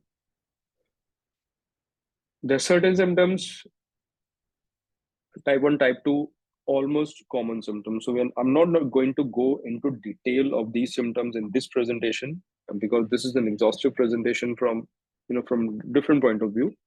One important part before coming to the homeopathic understanding, the complication. If the patient is so alert, if the patient is so anxious, and we see that majority of the patient, they go into complication. Now these complications are, they don't have any U-turn. Once these complications have set in, let me tell you, we all know we can't do anything. The patient has developed retinopathy or nephropathy. I'm sure you must have tried each and every remedy with that in that patient. I tried many a times. The patient says, I have burning and numbness in my toes. If it is initial, yes, you can give some symptomatic relief. It is stable, it is. But if there few months have been passed on, that complication has set in. You try phosphorus, you try arsenic album, you try cuprometallicum, you try syzygium, you try cephalinum, multiple remedies, single dose, multiple dose, tinctures. It is not going to do any good for the patient. He will have temporary relief, and after again few weeks, few months, he will again come, sir, I again develop that burning. Why? Because my sugar is not controlled. The complications, they don't have any U-turn. You can only suppress them or deal them partially. Palliation can be there, but there is no cure, because that has advanced to that state. So prevent that complication. Ask the patient to get few investigations once in a year as routine.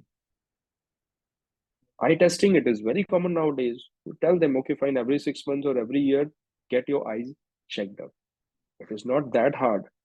Investigation, yes, every year everyone should be getting the few basic investigation done. And especially the diabetic, the investigations are a problem. So acute complications, we know the diabetic ketoacidosis, the hypoglycemia, even the amputations. And the major complications, they are retinopathy, neuropathy, nephropathy, and cardiovascular accidents. When the cardiovascular accident has set in, I'm sure the patient is in problem. The doctor is in problem. What to comment? What to commit to the patient? I'll share one of the example experience with you. A patient comes, and it is a very quite common example. A patient comes, sir, I have got high blood sugar levels. I stopped eating. Why I stopped eating, sir? I searched on Google. I searched on this. I searched on that. That dieting should be there. So I am on diet. I have stopped eating almost everything. So what do you eat? No, sir, I eat only one chapati in the morning and one chapati at the night. So what do you do? Sir, I am into this business. I do go to office. I do this and that. After few months, that patient will be in problem. Why? Because the body's consistent need of calories should be met with. If, suppose a patient needs 1200 kilocalories a day, and that patient has reduced those kilocalories to 300, 400 on its own. Rest of the calories the body will use from glycolysis, from breaking down of the fat, and breaking down of muscles. And when the body breaks muscles, let me tell you, the first complication the patient would go, increase uric acid. And the patient will say, sir, I am on strict diet, but my report says my uric acid is increased. Means I have one more disease, that uric acid diathesis. It is not because of the disease, it is because of your dieting. Dieting does not mean stop eating. Such patient, they undergo diabetic ketoacidosis more frequently than the others. So always tell the patient, okay, don't stop eating. You need to regulate your eating, not stop eating. So this is one of the acute complication, everybody will get. Uric acid zyada aa gaya. How come it, came? Okay, fine, you're into problem. Why? Because you're eating in a wrong manner. Moving further, I found this online. It's a good, this thing, that tight control of blood sugar and the poor control of blood sugar. All these complications, they actually happen in diabetic cases. And once they happen, let me tell you, there is no U-turn, there is no way out. The only thing is they have to adjust in life with these complications.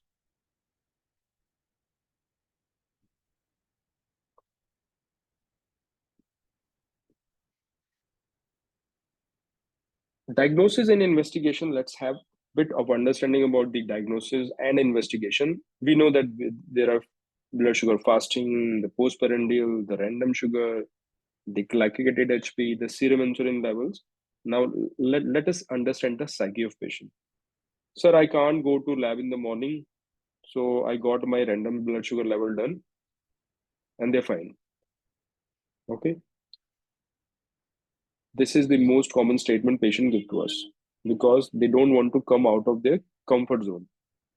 For them, getting a sugar tested done at any time of the day is understanding the diabetes, that yes, my random sugar is all fine. Why should I go for the fasting? Why should I go for the PP?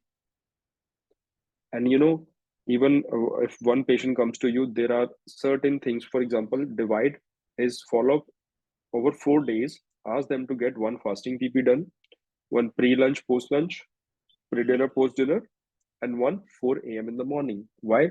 Because that 4 a.m. in the morning, the insulin is secreted in the body because of the diurnal variation. Now, in such cases where the patient is obsessed with only blood sugar random, okay, I pricked my finger during the daytime, any time of the day, it is 180, it is 200, I'm all fine. There is no need of the treatment. What if that patient is suffering with the impaired fasting glucose, which is pre-diabetes, which is very common? Why? Because of inadequate secretion, because of the poor insulin and good insulin resistance, which is a psychotic trait of the patient. That impaired fasting glucose is the presentation.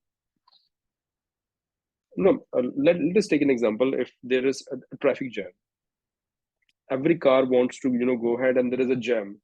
Until unless some traffic guy come or any guy come who will stop other cars and let the traffic diverted to good routes, there will always be a jam.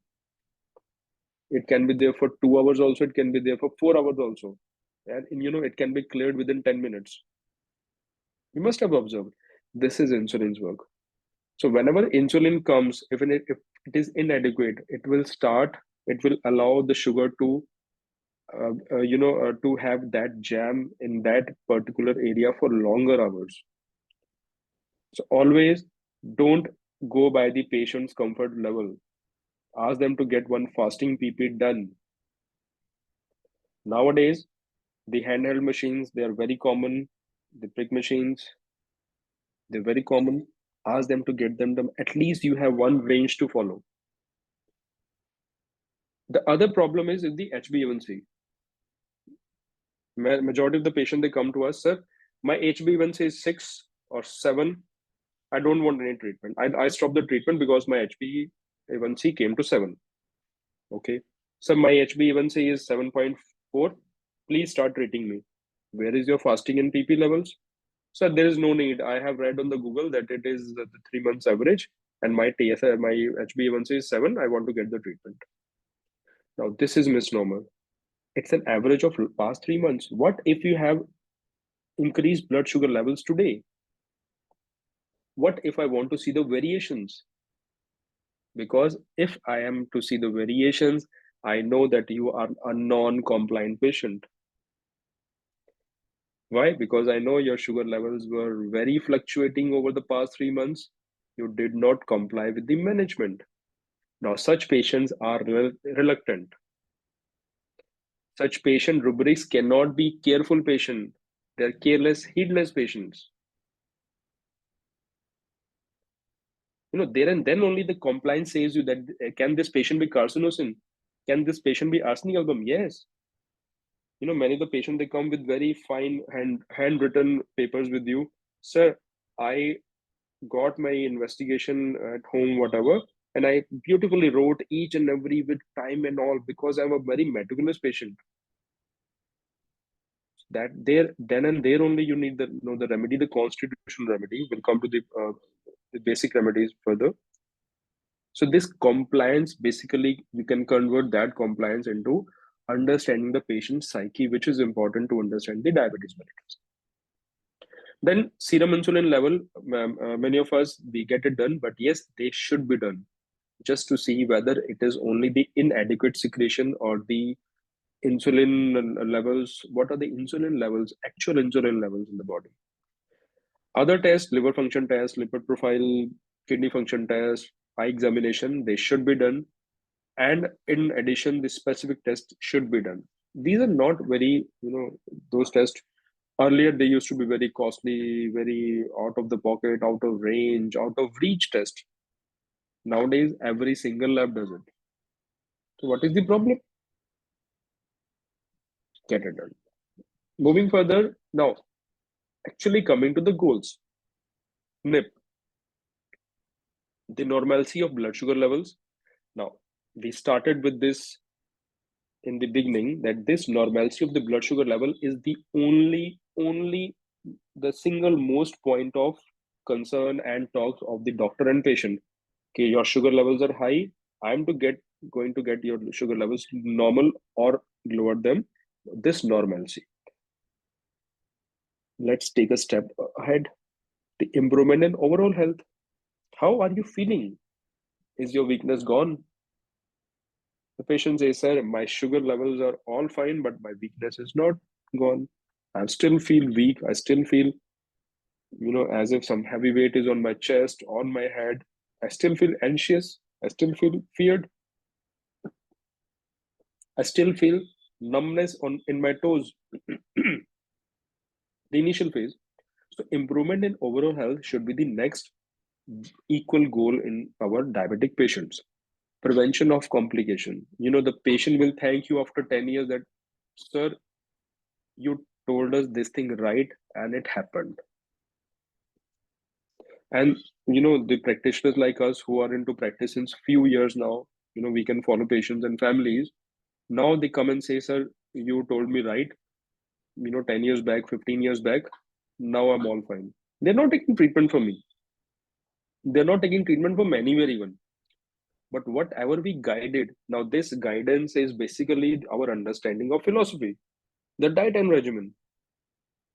We all have read it, we all have studied it. Now we need to follow, and following this is not a very big deal, right? So this NIP is important. Now, maybe I'll share this table with you. Now, this is the obsession. So my blood sugar is 109. Should I need treatment? If I see the table, it should be below 110. You're all fine. It is normal. But what if your PP is high? Now, these ranges are basically a notorious ranges followed over the years. What happens? Earlier, a few years back, it used to be 100. Now it is 110. It means over those years, the 10% of the population who was in the range of 100 to 109, they become diabetic overnight. What if I change the range tomorrow to 120? Millions of people straight away will come to diabetic range overnight. Why? Because my sugar levels are 111, and as per the table, I'm diabetic. I have impaired fasting glucose. Always take a range. That the numeric obsession should be avoided. So that numeric obsession is basically part of the psyche of the patient. Like arsenic patients, they're very obsessed. How much number, sir? My sugar was 84, now it is 89. How can it be increased? My sugar level were 109, now they are 113. What happened? No, 5% intra and inter assay variations can be there. In every report, in every, it's a worldwide phenomena that we take 5% intra and inter assay variation. For example, intra means if you take the same sample, recheck that sample at different point in time, you may have that reading which has 3 to 5% error. And even if you take the same person sample over few days time, maybe today and tomorrow, there may be a range variation. So that 5% range variation is allowed. We should be very vigilant to deal with that. Even if you're 105 or 109, it doesn't make any big difference. Your range is still on the higher side.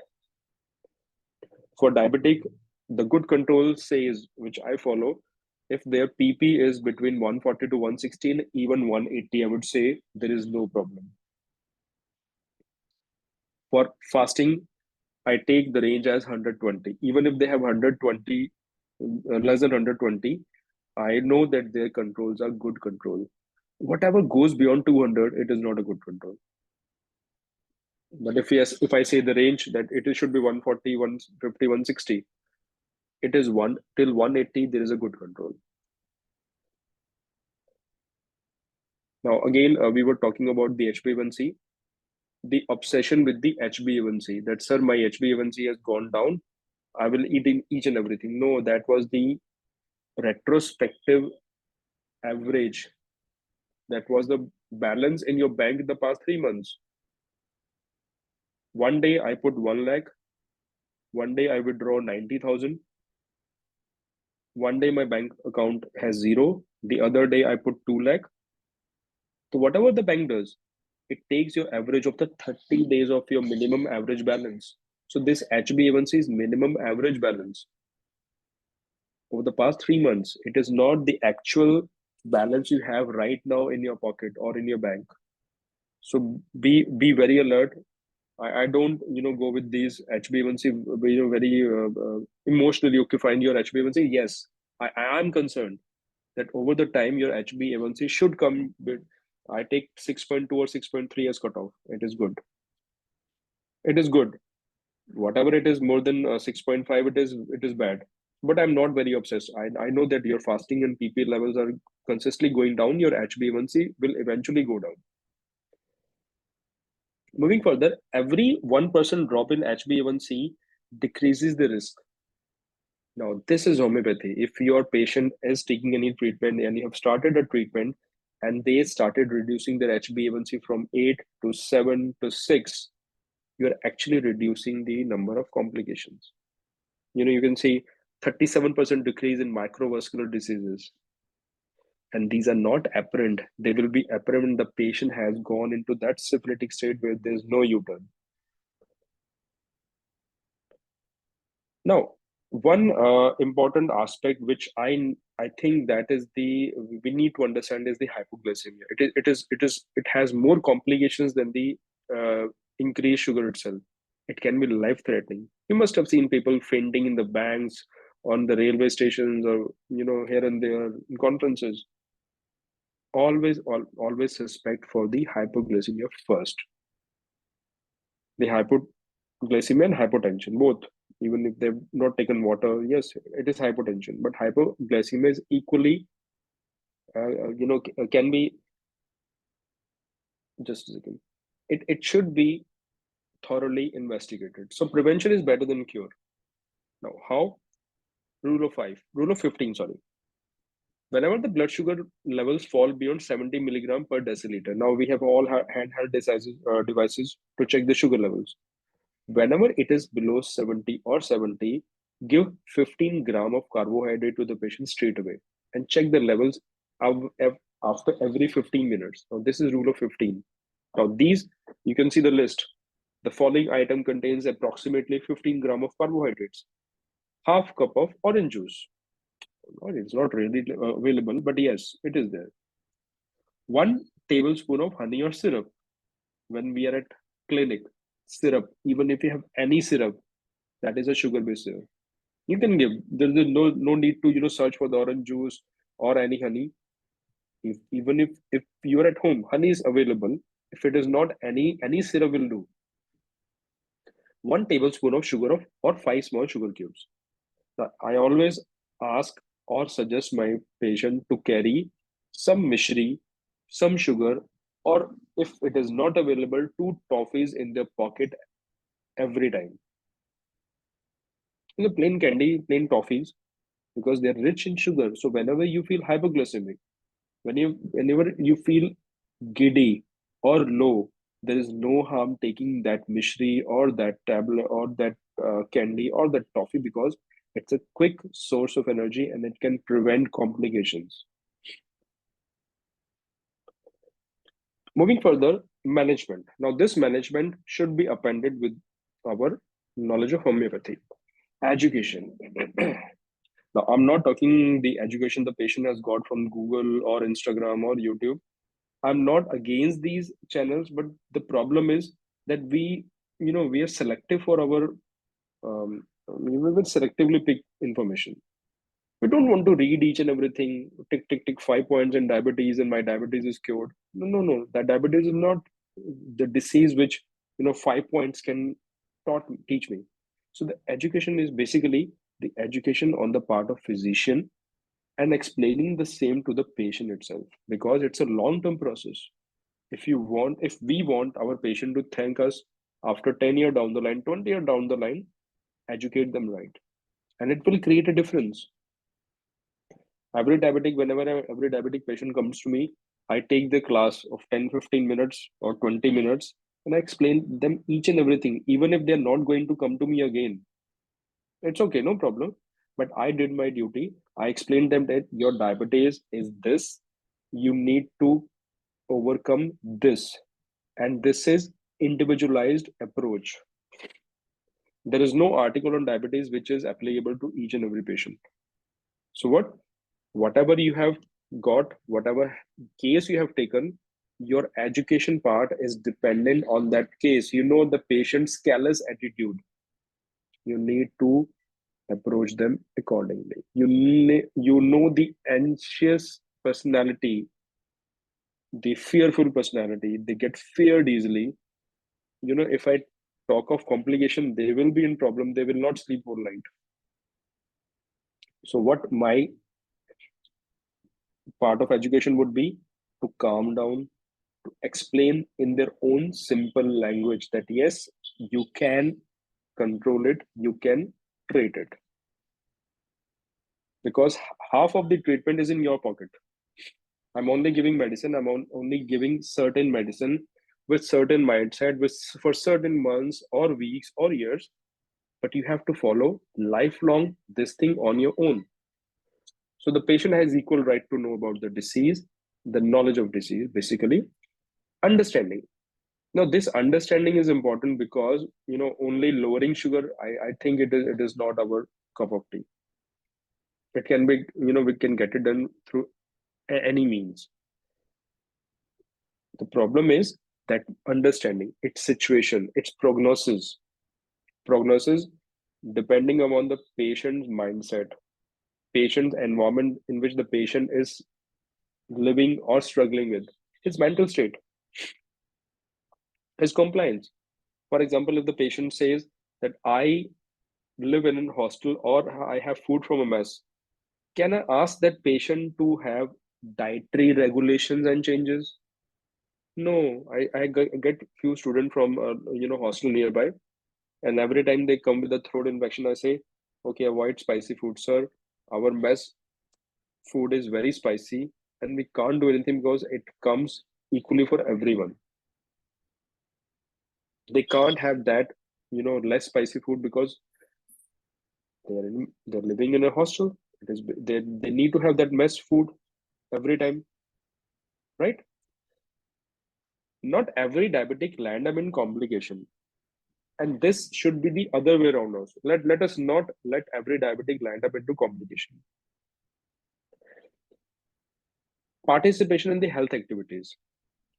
Now, what are these health activities? For example, dietary restrictions or exercises. Now, let me tell you one small story.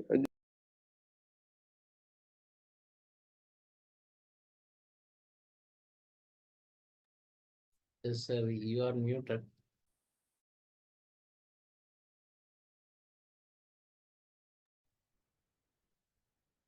Yes, sir. Now, let me tell you a story or real life instance. When the patient, is diagnosed with the diabetes, he will take a gym membership. Sir, I went to that gym, I went to that health center, and I took 1 year membership. Sir, I took this treadmill at my home. After 2 months, that membership, the whole year membership will go into vain.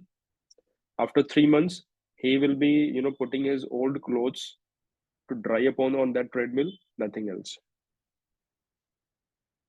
We take unrealistic targets and we let patients to take unrealistic targets. Now, we need to have a non-miserable, realistic target or participation. Okay, fine.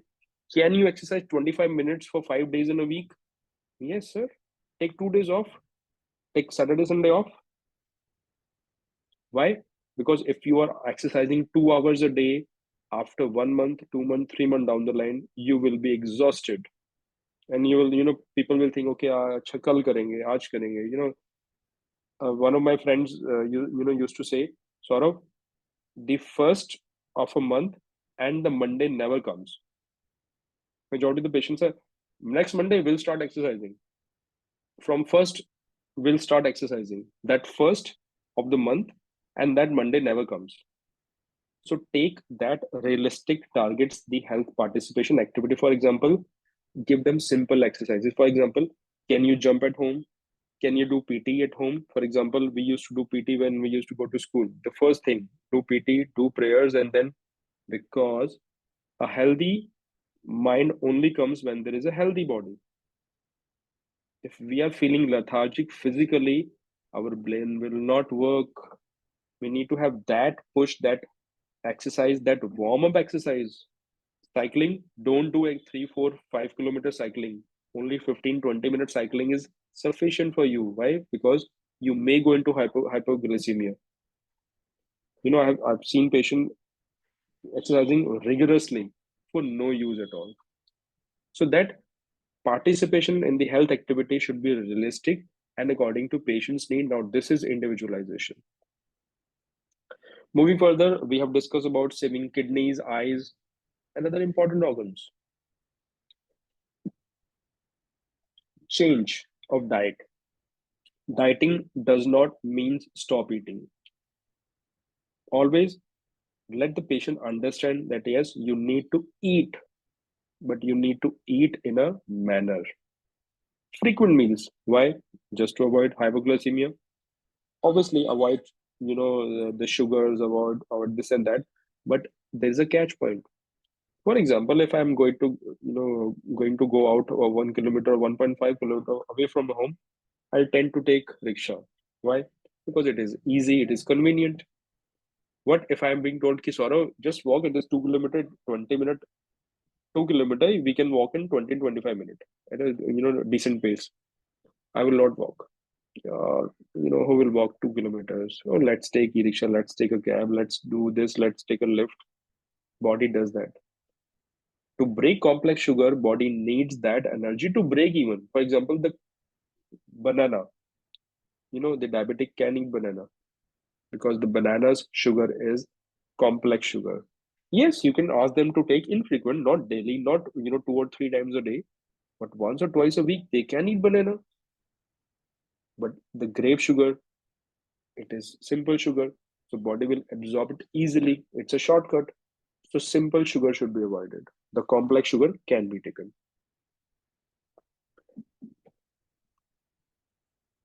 Now, exercising, we have discussed this. We're just running on time. Exercise do nothing but majorly it gives a psychological boost to the patient. Yes, we know the benefits of exercise. It improves circulation, it improves this, it is good for weight management. But above all, it gives confidence to the patient. The patient will say, sir, the moment I started exercising, I am feeling better. That I feeling is what? That is what we have been taught. The subjective feeling. From homeopathic point of view, I feel better, I am going good. Sir, the moment I started exercising, my problem started going away. So this psychological boost is important. So it should be a realistic, targeted exercise.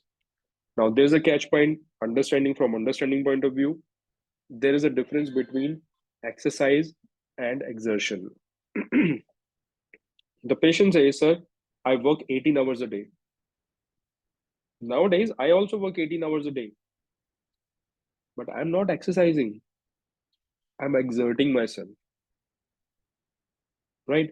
So basically, exercise is toning up of your body in a particular manner in that instant in time with a bent of mind, which is a positive bent of mind. If we are running, to a market, walking 10,000 steps, we are exerting ourselves. It is not exercise. But if we are in a garden, and we are running and having brisk walk, and we completed 3,000 or 4,000 steps, took a break, and then again went for a round of brisk walk, that is exercise. So always and always make the patient understand, don't exert yourself. Do exercise, realistic exercise, according to patient's need. You can't ask a patient of arthritis at age of 80 or 70 to run. Why? Because he or she can't be running, won't be able to run. So even if the patient diabetes, the levels are 400 to 500, at such a huge level, the chances of going to hypoglycemia is more than the others. So don't ask them to exercise. Ask them to do some yoga, some meditation, and gradually, when the levels come down, when the body's metabolism is in sync with the body, you'll ask them to exercise more. So basically, it's a psychological boost. Now, coming to role of homeopathy quickly, yes, it can be used as add-on therapy. The patient first questions are, I'm taking a treatment, whether I can take homeopathy along with this or not. Yes, we can take homeopathy. We can give homeopathic to you. Why? Because we are acting on that immune system improvement. Now, this is for the we should explain this to the patient. What we are doing actually? Are we lowering sugar only? No, we are lowering sugar, but along with that, we are improving your nervous system, your immunity, so that your tendency to go into such stages is lower down. Now, these three things we encounter in our practice. The patient who are into initial stages, which are detected early, the patient who are into developed stages, and patient who are into complications. Now, the initial stages is the constitution or the individualized treatment has a major role to play. Yes, we see some cures in some cases because the patient is detected very early and we know the patient's metabolism is compliant. In such cases, we give treatment from few weeks to few months. When it comes to developed stages, we have some specific medicines to control. Yes, because it has developed, the patient who takes this tincture, that combination, yes, we use that. Those specific medicines, they are to be given, they're given to control the blood sugar levels, and usually it is followed for a few months to years. When it comes to complicated cases, the specific medicines, they have a good role to play. See, because the pathology can't be reversed. So you can convert your treatment into certain levels. For example, the patient is coming to you, you have certain constitutional or individualized or indicated remedies, then you have some specific remedies, and then you have some intercurrent or anti-miasmatic remedies. When it is initial stage, the constitutional has a good role to play. It is majorly there. You may or may not use specific. When these are developed stages, along with constitutional, specifics they pop in with intercurrents. And when it is complicated, you have specifics plus intercurrents. And in the background, yes, you can give to improve their immunity some constitution or the individualized. So this is how we are treating. But we need to document at certain levels that yes, the patient came to us in developed stage and we use these specific remedies or targeted remedies. Now, specific has a a very philosophical and dilemmatic or diplomatic use in homeopathy. Specific means targeted. Maybe it can be tincture or the low potency, repeated forms. It is allowed because it is in sync with the patient. Add-on therapy, yes, we can give add-on therapy to the patient. The patient asks, "Sir, can I take treatment of yours along with my homeopathic along with my allopathic treatment?" Yes, just give a gap. Yesterday also I talk upon this, that this 30-minute gap which I have written, it is just indicative and it is not based on any experimentation. It is just to clarify things that the patient understands and we understand. Because if we keep things on loose and okay, take whatever whenever you want, the patient won't follow that. So this 30-minute is for understanding, a biphasic understanding. And the key point is to treat holistically and a regular checkup of the blood sugar levels. These are some of the specifics along with the constitution which everybody use, but I think their usage, just convert their usage into 3 stages about the initial, develop, and complicated. Now we see that in complicated cases we use azinium also. Nowadays we are using 1x. Okay, Sulfentra, uranium nitricum, even insulinum 3x. It has a role to play. As a common myth, mother tinctures are not always superior to potencies. It is the right potency. This right potency is basically according to patient. Even the tincture is a potency. It's a base potency. It's a mother potency. And one should not take medicine for diabetes without supervision. Even homeopathy, I've seen patients taking tinctures for longer durations, for months together, years together. Sir, I'm taking this treatment for 5 years down the line. I took this tincture. Then why you came to me? Because you are not cured or managed or treated. Right? Now, takeaway message. I'm just winding, I think, on time. The treatment of diabetes is biphasic. Means the patient has equal responsibility than in sync with us. We have the responsibility. The patient has also the same responsibility. There should be a compliance for the diet, lifestyle, and exercises. Regular monitoring. Ask the patient to get it done. If you get it done, get it done. Okay, sir, I'll get it done today, tomorrow, after a month, after 2 months. You lose sync and the patient is lost. I'm sorry, the patient will never. These patients, they never come to us. Self-experimentation and self-medication should be discouraged at each and every level, because it's an understanding of the disease, of the patient, of the individuality. So with this, let's stop diabetes. Thank you so much for your patient listening, and we are open. We have like 5 minutes for the open discussion. Thank you. Yes, congratulations, Dr. Arora, for your excellent presentation in this forum. Particularly the diabetic management is very, very important, as you rightly point out, and there are certain misconceptions about diabetes, and the social media platform giving a lot of making a lot of issues to the public also, because once they addicted, most of the people are addicted to the social media, and the social media seem to be the big doctor for some of them. And as a result, what happened is whenever a patient, as you rightly point out, that if the patient is having a diabetic level, just like 111, then the patient may rush to the oh, I have diabetes and I have this problem and I have to take medicine, I have to consult a doctor. Or then what happened is nowadays people just going to the so-called the people from the other side, and naturally because of the intense pressure on the doctor may prescribe the allopathic medicine, and once the patient start taking medicine, they most probably, most of the patients are not taking any exercise and diet control, and that will really do much damage than good. Anyway, the proper timing of diet is also one of the major point you might have missed because of the time scarcity of time, but that is also very, very important, because I know there are people who used to take exercise by about 10 p.m. and then come back to home and then take a heavy supper. And definitely, what is the use of doing all these things? And both these things were waste for the body of the patient as well as the person itself, and that he may have cardiac arrest by about 3 p.m. or 3 a.m. or 4 a.m. What's your opinion on that, doctor?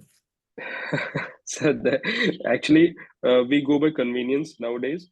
We are taking treatment, we can take anything.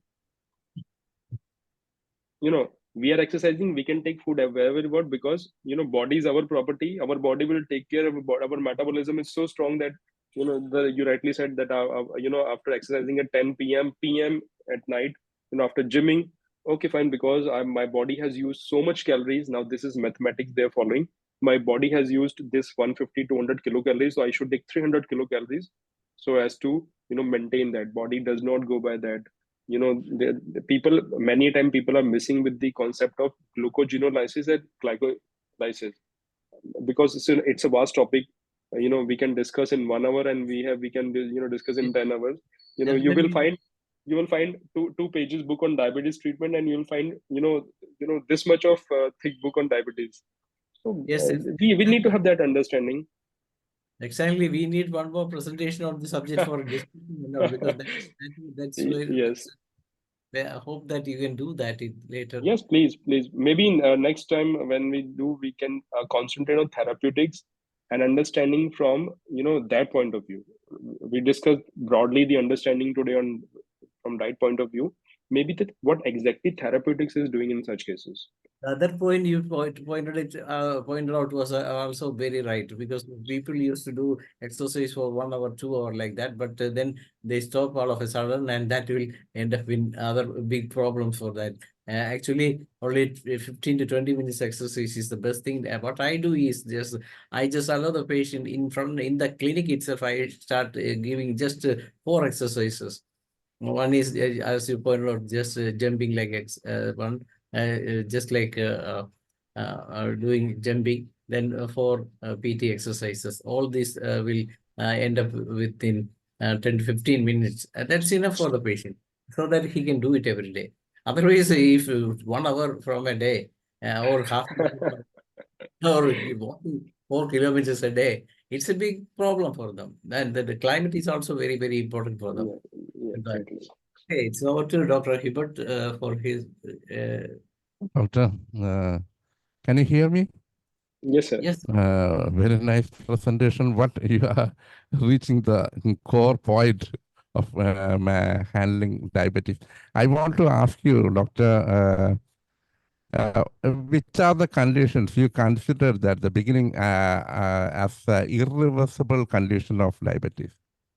Sir, I didn't get your last point. What is the condition? Irreversible condition of diabetic. How can you find out the stages? Stages. Initial stages. Initial stages. Sir, basically, first is symptom only, because, for example, if you talk about, I club this with the age and the risk factors. More the risk factors, more are the chances to go into complication. For example, just number. For example, simply I'll tell you, if a patient has dyslipidemia, I'll give 1 mark. If the patient has obesity, I'll give another mark. If the patient has sedentary lifestyle, I'll give the another mark. More the marks, the more chances into go into problem which are irreversible. If the patient is lean, thin, diabetic, his diabetic control can be a good control. And I go by the basic investigation in the initial years. For example, your lipid profile, your maybe ECG, or maybe echo or X-ray chest, or maybe the kidney function test. If your kidney function is not getting that microalbuminuria, you're good to go. That is the first thing we miss usually. The ALP, alkaline phosphatase, it is increased in the liver also. It is increased because of the kidney pathologies also. If the ALP is all fine, unlikely the patient is going into problem. So this microalbuminuria, this ALP, these are such small indices which usually we miss, or maybe GGT or SGOT, SGPT. So I go by the basic investigation. I go by their levels, their compliance. But yes, I do not, let them or miss the numbness or tingling in the toes or their vision problems. Thank you, sir. Yeah, thank you. And now it is up to Dr. Rambarisha, sir, to say. Yes. Hello, sir. Very, very thanks. Nice presentation for treat diabetes mellitus. Very important. Exercise is a very important role of diabetes. There are 4 exercises: walking 3 to 5 kilometer essential, and jumping, and जो है एक तरह से jumping. So there are many kinds of medicine, not curative way of treatment, लेकिन palliative way of treatment. Main cause of disease diabetes, suppression of dynamic anxiety, fear, etc. According to homeopathic, diabetes disease according to dynamic or treatment, holistic and individualization is a very important role of mother tincture is a not curative way of treatment, palliative way of treatment. Or that artificial disease, excess use of mother tincture use artificial disease produced in long time. It is Yes, sir. very, very thanks, Dr. Arora ji. Thank you, sir. Thank you. बहुत अच्छा, Thank you, sir. That is why I divided into these stages. Maybe in the next, maybe somewhere down the line, we'll discuss those stages in detail, and then what is the outcome. Now, as sir said, the outcome, the complications. What are the expected outcomes in such patients at such stage? So that's another story. That's another thing to discuss. Yes, tomorrow we will have a session from Dr. Sumana Kumari Panda, and Dr. will be presenting a paper on homeopathic approach to infertility due to blockage of fallopian tube, and that's a program tomorrow. And today we had a wonderful session from Dr. SAURAV ARORA here, and usually this is what I have noted is that the most troublesome patients are those who are the diabetes produced by the so-called iatrogenic diabetes.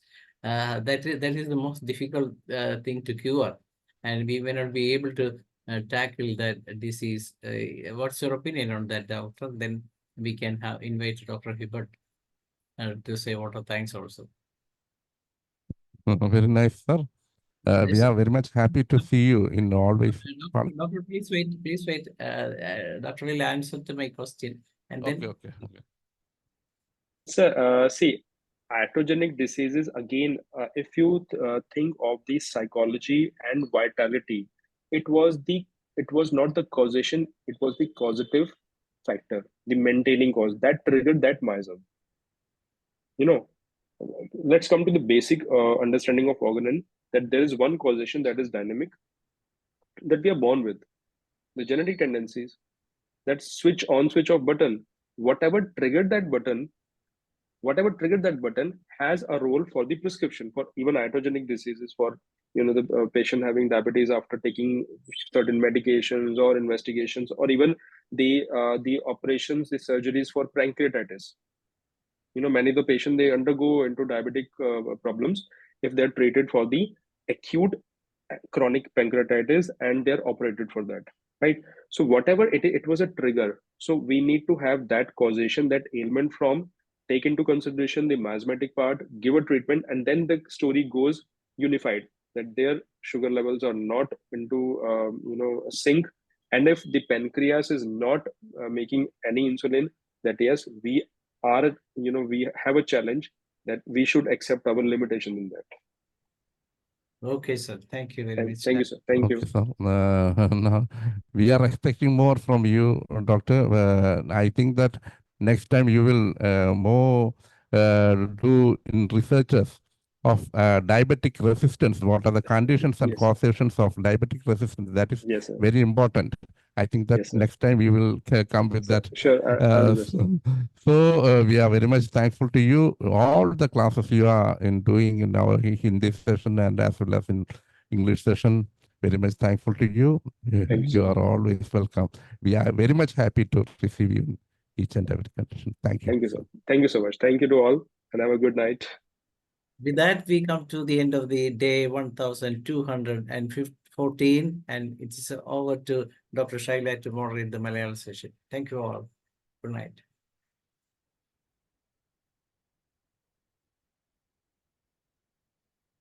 Please unmute. Okay, thank you, Dr. Dhanesh. Thank you all. എല്ലാവർക്കും നമസ്കാരം. ഇന്ന് IFPHന്റെ web പരമ്പരയുടെ 1214 ദിവസമാണ്. കുറേ ദിവസങ്ങളായി തന്നെ നമ്മുടെ Malayalam session പ്രോഗ്രാമിൽ പൊതുജനാരോഗ്യ ബില്ലിനെ കുറിച്ചുള്ള ചർച്ചകളും തിരുത്തലുകളും IFPHന്റെ ഒരു നയം എന്താവണം എന്നുള്ളതിനെ കുറിച്ചുള്ള ഒരു തയ്യാറാക്കലായിരുന്നു ഈ പോയ ദിവസങ്ങളിലെല്ലാം. എന്തായാലും ഇന്നും ആ ഒരു അതൊന്ന് കൺക്ലൂഡ് ചെയ്യുന്ന ചർച്ചയും അതുപോലെ തന്നെ ഇനി എന്താണ് നമ്മുടെ ആക്ടിവിറ്റീസ്, പ്രധാനമായിട്ടും എന്തൊക്കെയാണ് വേണ്ടതെന്നുള്ളതിനെ കുറിച്ചും ചർച്ചയാണ്. ആ ചർച്ചയിൽ പങ്കെടുക്കുന്നതിനായി ഇന്ന് നമ്മുടെ സൂം പ്ലാറ്റ്ഫോമിൽ എത്തിയിട്ടുള്ള എല്ലാ ബഹുമാന്യരായ ഡോക്ടേഴ്സിനെയും ഹോമിയോപ്പതി സ്നേഹികളെയും സ്റ്റുഡൻസിനെയും എല്ലാവരെയും ഞാൻ സന്തോഷപൂർവ്വം സ്വാഗതം ചെയ്യുന്നു. നമ്മുടെ ചർച്ച മുന്നോട്ട് കൊണ്ടുപോകുന്നത് നമ്മുടെ സംഘടനയുടെ സെക്രട്ടറി കൂടിയായ ഡോക്ടർ ബാബുരാജനാണ്. അതുപോലെ തന്നെ അതിന് വേണ്ടുന്ന നിർദ്ദേശങ്ങൾ എല്ലാവരും തന്നെ പറയുന്നുണ്ട്. ഇന്നും അതുപോലെ നിങ്ങളുടെ വിലയേറിയ നിർദ്ദേശങ്ങളെല്ലാം പങ്കുവയ്ക്കണം എന്ന് പറഞ്ഞുകൊണ്ട് നമുക്ക് നമ്മുടെ ചർച്ച തുടങ്ങാം. ചർച്ച തുടങ്ങുന്നതിന് മുമ്പായി ഒരു നിമിഷം ഈശ്വര പ്രാർത്ഥന.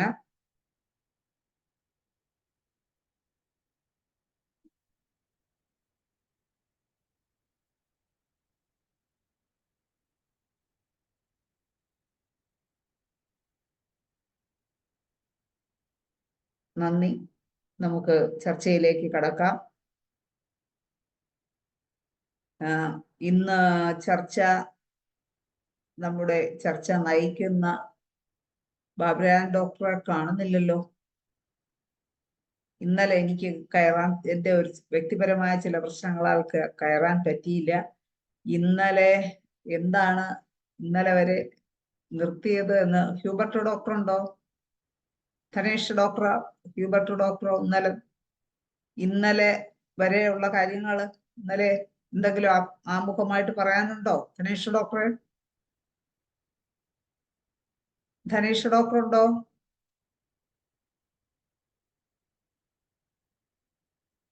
ധനേഷ് ഡോക്ടർ പോയെന്നു.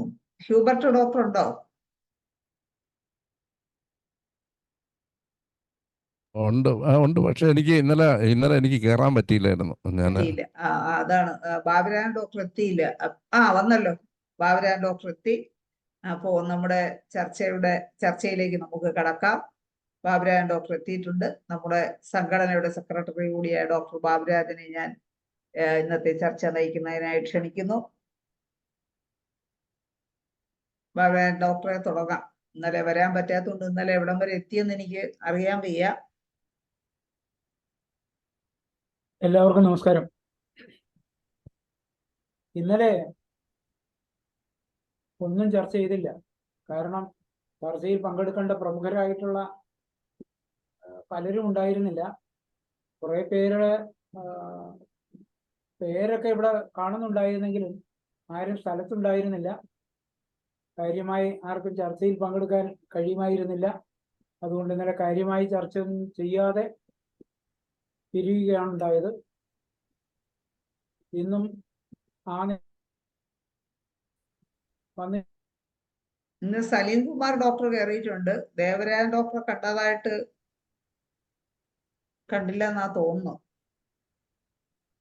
പേര് കാണുന്നവരെല്ലാവരും ചർച്ചയിൽ പങ്കെടുക്കുന്നുണ്ടോ എന്നല്ല, ചർച്ചയിൽ ഇവിടെ നടക്കുന്ന കാര്യങ്ങൾ കേൾക്കുന്നുണ്ടോ അറിയുന്നുണ്ടോ? എന്തായാലും നമ്മള് 1 മണിക്കൂർ കൂടെ 1 മണിക്കൂർ 1.5 മണിക്കൂർ വരെ നമ്മളിവിടെ ചെലവാക്കുന്നുണ്ട്. എന്തായാലും ആ 1.5 മണിക്കൂർ ചെലവാക്കുന്നത് അർത്ഥവത്താവണമെങ്കിൽ എല്ലാവരും ആക്റ്റീവായി പങ്കെടുക്കണം. ചർച്ചയിൽ പങ്കെടുക്കണമെന്നുള്ളവരെ 3-4 പേര് നിർബന്ധമായിട്ടും ഉണ്ടാവണം എന്നുള്ളത് കൊണ്ട് ഞാൻ 1-2 പേരെ പേര് വിളിച്ച് ചോദിക്കുകയാണ്. ആരെങ്കിലും ഉണ്ടെങ്കിൽ ദയവായിട്ട് ക്ഷമിക്കണം. ഇങ്ങനെ ചോദിക്കേണ്ടി വരുന്നത് ചർച്ച നമുക്ക് ഗൗരവമായിട്ട് ചില കാര്യങ്ങളായി. ഡോക്ടർ ഉണ്ടല്ലോ അല്ലേ? ആരാണ്? അല്ല, അദ്ദേഹം റെസ്പോണ്ട് ചെയ്യട്ടെ. പേര് പോരാ, പേര് നോക്കിയാ പോരാ. സലീം കുമാർ. ഉണ്ടല്ലോ, സലീം കുമാർ ഡോക്ടർ ഉണ്ടോ? Present sir. ആരും ഒന്നും പറയുന്നില്ല. ഉണ്ട്, Salim Kumar doctor hand raise ചെയ്തു, അല്ല കൈപൊക്കി കാണിച്ചിട്ടുണ്ട്. അല്ല, ശ്രീധരക്കുറുപ്പ് സാറേ. ശ്രീധരക്കുറുപ്പ് സാർ എന്നെ കാണുന്നില്ലല്ലോ. പേര് കാണുന്നുണ്ട്. പ്രശോഭന ഡോക്ടർ ഹാൻഡ് റൈസ് ചെയ്തിട്ടുണ്ട്. സാർ, നമുക്ക് ഗൗരവമുള്ള ചർച്ച ആയതുകൊണ്ട് അതിന്റെ ഗൗരവത്തിലേക്ക് വരണമെന്നുള്ളത് കൊണ്ടാണ് ഇങ്ങനെ ചോദിക്കേണ്ടി വരുന്നത്. പ്രശോഭന ഡോക്ടർ ഉണ്ടെന്ന് ഹാൻഡ് റൈസ് ചെയ്തതാണോ? അതേ എന്തെങ്കിലും പറയാനുണ്ടോ? എനിക്ക് സുഖമില്ലാതിരിക്കുക, അതുകൊണ്ട് ഞാൻ കേൾക്കുന്നുണ്ട്. എനിക്ക് ഒന്നും പറയാനുള്ള സൗകര്യമില്ല, എനിക്ക് തീരെ സുഖമില്ലാതിരിക്കുക. അതുകൊണ്ട് എന്താണ് സാറേ, പനിയാണോ? എന്ന് പറഞ്ഞാൽ എന്താണ് സാർ, പനിയാണോ? അതെ, പനി ജലദോഷമൊക്കെ. അതുകൊണ്ട് നേരത്തെ ഞാൻ എന്ന് തുടങ്ങി കേൾക്കുന്നുണ്ട്, കിടന്നുകൊണ്ടും കേൾക്കുക. ഇച്ചിരി കഴിയും നിർത്തും, ഉറക്കം വന്നു കഴിഞ്ഞാൽ നിർത്തും. ഉറക്കം വന്നാൽ ഉറങ്ങിക്കോളൂ സാർ, വിശ്രമിക്കൂ സാർ. Okay okay. വിളിച്ചുകൊണ്ട് ചാടി എഴുന്നേറ്റതാ, എന്നെ കിടക്കുകയെന്നോണ്ട് കേട്ടോണ്ടിരിക്കുക. അതുവരെ വിളിക്കുമ്പം പറഞ്ഞില്ല, മോശമല്ലേ? കേട്ടാ മതി സാർ, കേട്ടാ മതി സാർ. ഓക്കെ.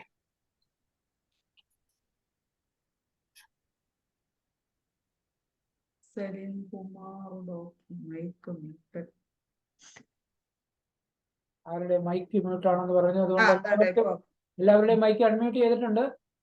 ഏതൊരാളിനും വേണമെങ്കിൽ സംസാരിക്കണമെന്നുള്ളവർക്ക് അൺമ്യൂട്ട് ചെയ്ത് സംസാരിക്കാം.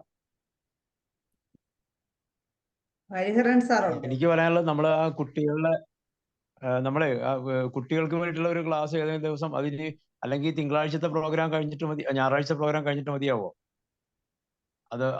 അതിനൊരു അപ്പോ അങ്ങനെ വേണോ?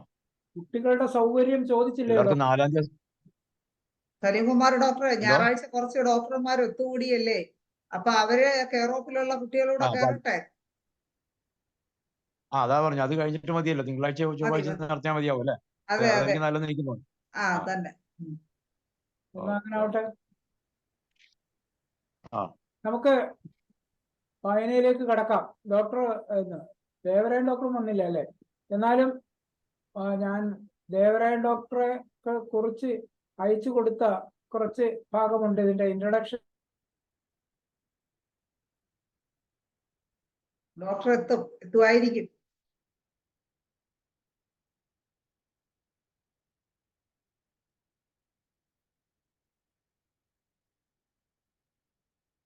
ബാബുരാൻ ഡോക്ടർ റേഞ്ച് പോയോ? ഇത് അനക്കം ഇല്ലല്ലോ.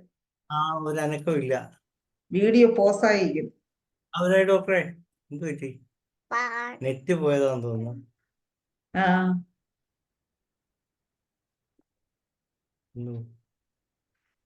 നെറ്റ് പോയതാ.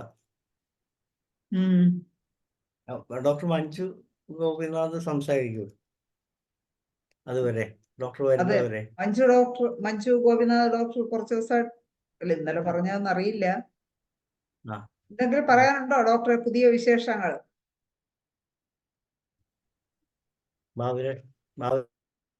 പറ്റുന്നില്ലേ അൺമ്യൂട്ട് ചെയ്യാൻ? മഞ്ജു ഗോപിനാഥ് ഡോക്ടറെ അൺമ്യൂട്ട് ചെയ്ത് എന്തെങ്കിലും സംസാരിക്കാനുണ്ടെങ്കിൽ, പുതിയ പുരോഗതികൾ, മറ്റു ഡോക്ടർമാരുടെ അഭിപ്രായങ്ങൾ എന്തെങ്കിലും പറയാനുണ്ടോ? പ്രശോഭനൻ ഡോക്ടർക്ക് എന്തെങ്കിലും പറയാനുണ്ടോ?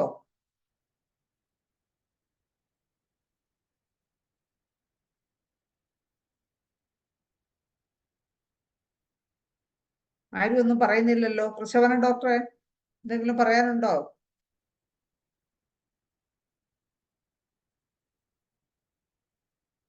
ആരും അൺമ്യൂട്ട് ചെയ്യുന്നില്ല.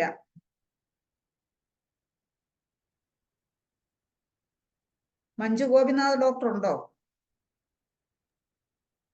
ശ്രീധരക്കുറുപ്പ് സാറിന്റെ സെയിം കണ്ടീഷൻ തന്നെയാണ് എനിക്ക്, അതുകൊണ്ട് സംസാരിക്കാൻ വയ്യല്ലേ? രീതിയിലാക്കിയിട്ടുണ്ട്. ചുമയുള്ളത് കൊണ്ടാണ്. ശരി. പാലക്കാട്ടൊക്കെ തണുപ്പ് കൂടുതലാണോ ചിറ്റൂര്? അതെ അതെ, കുറച്ച് പുറത്തൊക്കെ പോകേണ്ടി വന്നു, അപ്പം കോൾഡ് പിടിച്ച് ചുമയായി.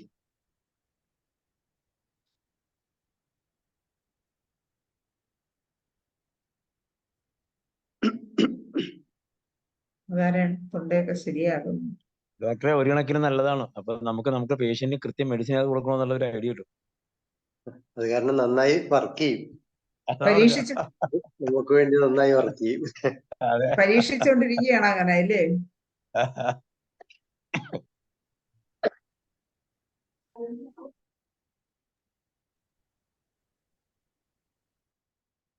ശ്രീനാസുരൻ ഡോക്ടർ ഉണ്ടോ? ശ്രീനാസുരൻ ഡോക്ടറെ, രാജൻ ഡോക്ടർ എന്തേലും പറയാൻ പോയാണോ? പോയി. നമ്മൾ എക്സിക്യൂട്ടീവില് ഒരു തീരുമാനം എടുത്ത് അത് ഇനി ഫൈനലൈസ് ചെയ്താൽ പോരെ. നമ്മളിപ്പോ ഇനി ആരും പ്രത്യേക അഭിപ്രായം പറയാൻ ഉണ്ടാവില്ല. അതായിരിക്കും ആരും ഒന്നും പറയാത്തത് അതായിരിക്കും അല്ലേ? കുറച്ചുകൂടെ നല്ലത്.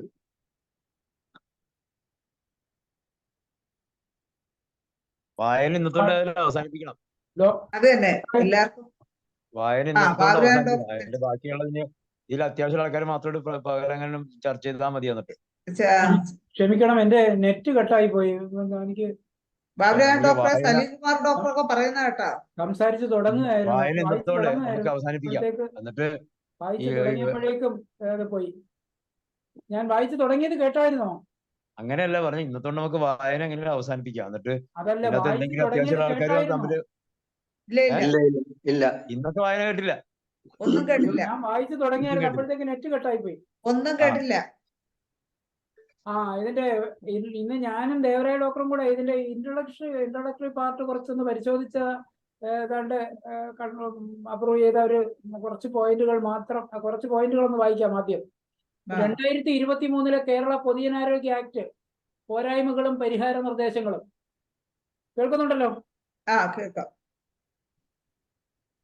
കേരള സർക്കാർ സമക്ഷം, പൊതുജന സമക്ഷം, ഹൈക്കോടതി സമക്ഷം. സർ, 2023 കേരള പൊതുജനാരോഗ്യ ആക്ട് പേരുകൊണ്ട് സമഗ്രവും വിശാലവുമാണെങ്കിലും നിബന്ധനകളിലും പ്രയോഗ രീതി നിർദ്ദേശങ്ങളിലും പേരിനൊത്ത വിധം സമഗ്രത ഇല്ലെന്ന് മാത്രമല്ല നിരവധി പോരായ്മകൾ ഉള്ളതുമാണ്. പീഠികയിൽ മാത്രമാണ് വീക്ഷണ സമൃദ്ധി ദർശിക്കുന്നത്. ഉള്ളടക്കത്തിൽ പലവിധ പോരായ്മകളുമുണ്ട്.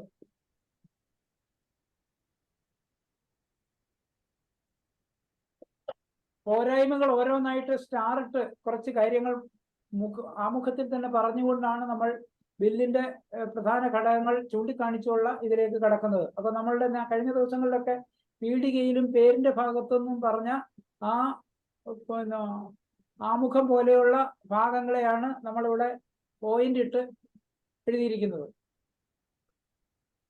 1, ആരോഗ്യം എന്നത് കേവലം രോഗങ്ങളുടെ അഭാവമല്ലെന്നും അത് ശാരീരികവും മാനസികവും സാമൂഹികവുമായ സമ്പൂർണ്ണ സ്വാസ്ഥ്യമാണെന്നുമുള്ള വിശാല കാഴ്ചപ്പാടിൽ നോക്കിയാൽ പൊതുജനാരോഗ്യ act അപൂർണവും ഏകപക്ഷീയവുമാണ്.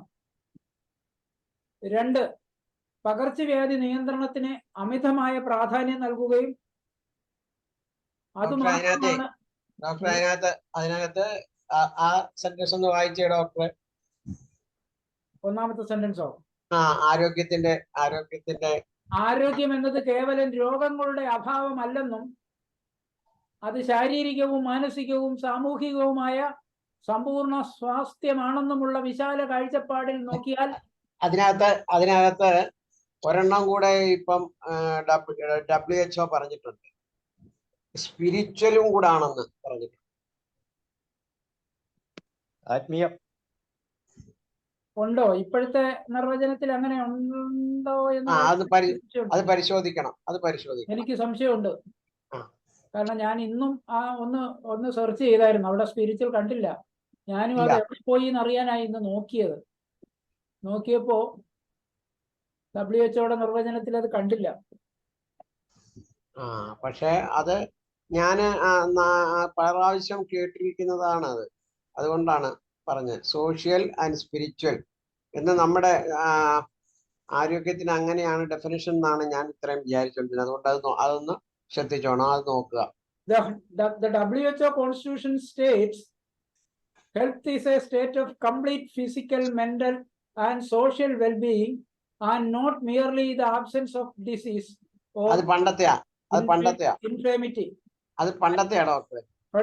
An important implication of this definition is that mental health is more than just the absence of mental disorders or disabilities. ഇതാണ് ഇതിപ്പോ കാണുന്നതാണ്.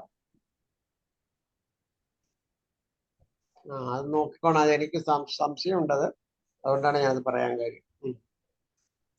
വാസ്തവത്തിൽ നമ്മള് ഹോമിയോപ്പതിക് ഇതനുസരിച്ച് സ്പിരിച്വലും കൂടെ വരും അതിനകത്ത്. അങ്ങനെ നേരത്തെ കണ്ടതായിട്ട് ഞാൻ ഓർക്കുന്നുണ്ട്. പക്ഷെ ഇപ്പോ ഞാൻ ഓർക്കുന്നുണ്ട്. അതുകൊണ്ടാണ് ഞാൻ അത്ര പറയാം. ഇപ്പൊ അതെന്നാ മാറ്റിയിരിക്കുന്നു. ശരി, വായിച്ചോ. ഞാൻ പറഞ്ഞതേ ഉള്ളൂ. ശാരീരിക അത് മാത്രമല്ല എന്ന് കൂടി കൊടുക്കണ്ടേ. WHO സൈറ്റിൽ പോലും കാണിക്കുന്നത് ഇപ്പൊ ഞാൻ വായിച്ചതാണ്.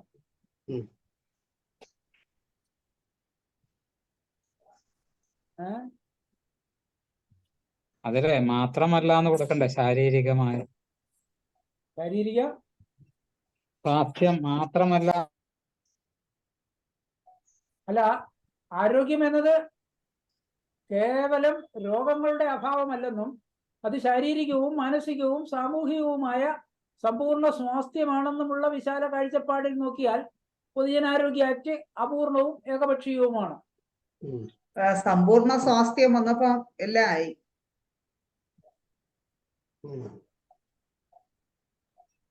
അല്ല, അത് ശാരീരികവും മാനസികവും സാമൂഹികവും എന്നുള്ളതാണ്.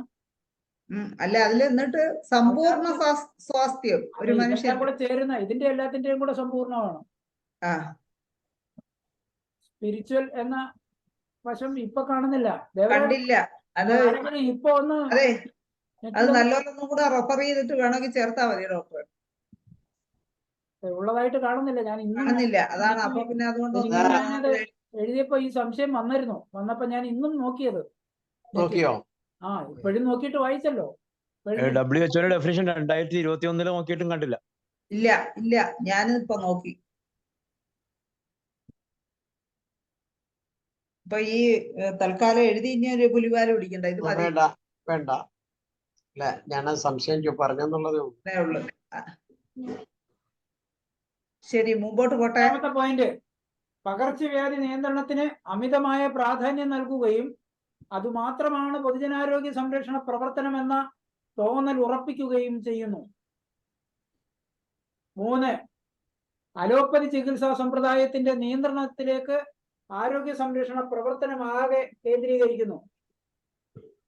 4, ലോകത്ത് മറ്റെവിടെയുമുള്ള ആരോഗ്യ സംരക്ഷണ സംവിധാനങ്ങളിൽ നിന്ന് വ്യത്യസ്തമായി നിരവധി ചികിത്സാ സമ്പ്രദായങ്ങളെ ഔദ്യോഗികമായി സ്വീകരിക്കുകയും ആയുഷ് ചികിത്സാ ശാസ്ത്രങ്ങൾക്കായി പ്രത്യേക വിഭാഗം രൂപീകരിക്കുകയും ചെയ്തിട്ടുള്ള രാജ്യത്തായിട്ടും അവയെ ആക്ട് പാർശ്വവൽക്കരിക്കുകയും അവഗണിക്കുകയും ചെയ്തിരിക്കുന്നു. അടുത്തത്, പൊതുജനാരോഗ്യ സംരക്ഷണ നിയമം എന്ന നിലയിൽ ഭക്ഷണവും പാർപ്പിടവും മറ്റ് ഭൗതിക സാഹചര്യങ്ങളും സുലഭവും ശുദ്ധവും സന്തുലിതവുമായി വ്യക്തികൾക്കും സമൂഹത്തിനും ലഭിക്കുന്നുണ്ടെന്നും പരിസ്ഥിതി സന്തുലനം അട്ടിമറിക്കപ്പെടുന്നില്ലെന്നും ഉറപ്പുവരുത്തുകയും അതുവഴി സാമൂഹിക സ്വാസ്ഥ്യം നിലനിർത്തുന്നതിന് ജാഗ്രത പുലർത്തുകയും വേണം. അടുത്തത്, വ്യവസ്ഥിതിയുടെയും പൊതു നടപടിക്രമങ്ങളുടെയും വീഴ്ചകളെ വ്യക്തികൾക്കും കുടുംബങ്ങൾക്കും മേൽ ചാർത്തി അവരെ കുറ്റക്കാരാക്കുകയും ശിക്ഷിക്കുകയും ചെയ്യുന്നതിലൂടെ ആക്ട് അധാർമികവും സാമൂഹ്യ നീതി നിഷേധിക്കുന്നതുമായി തീരുന്നു. അടുത്തത്, ഞാനിത് അടുത്തെന്ന് പറയുന്നത് ഞാൻ 1, 2 ആദ്യം വായിച്ചു തുടങ്ങിയാൽ ഇത് നമ്പർ ഇട്ടല്ല കൊടുത്തിരിക്കുന്നത്, ബുള്ളറ്റ് ഇട്ടാണ്. അതുകൊണ്ടാണ്. അതുകൊണ്ടാണ്. അടുത്തത്, തീവ്രതയേറിയ പകർച്ചവ്യാധി വ്യാപന സാഹചര്യത്തിലായാലും ഏതൊരു വ്യക്തിക്കും ഏതൊരു ചികിത്സാ സമ്പ്രദായവും തിരഞ്ഞെടുക്കാനും ഒന്നുപോലെ ലഭ്യമാക്കാനുമുള്ള അവസരം നിഷേധിക്കുന്നതും അലോപ്പതി ചികിത്സാ സമ്പ്രദായവും അതിന്റെ പ്രയോഗ രീതികളും മാത്രം സ്വീകരിക്കണമെന്ന് നിഷ്കർഷിക്കുന്നതും പൗരാവകാശ ലംഘനമാണ്.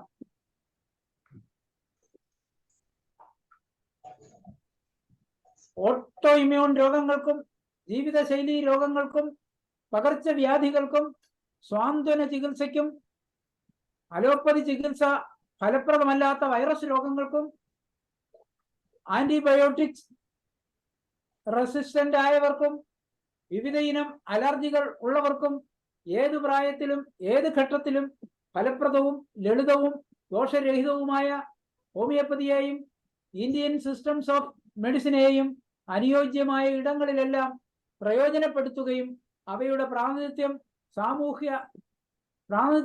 സാമൂഹ്യ സുരക്ഷയും ഉറപ്പാക്കുകയും പരിസ്ഥിതി ആഘാതവും പൗരാവകാശ ലംഘനവും ഒഴിവാക്കുകയും വേണം. സാന്ത്വനം എന്നാണ് സ്വാന്തനം എന്നാണ് എന്താ വായിച്ചേ? സാന്ത്വനം. ആ ഓക്കെ ഓക്കെ, എന്നാ ശരിയാ.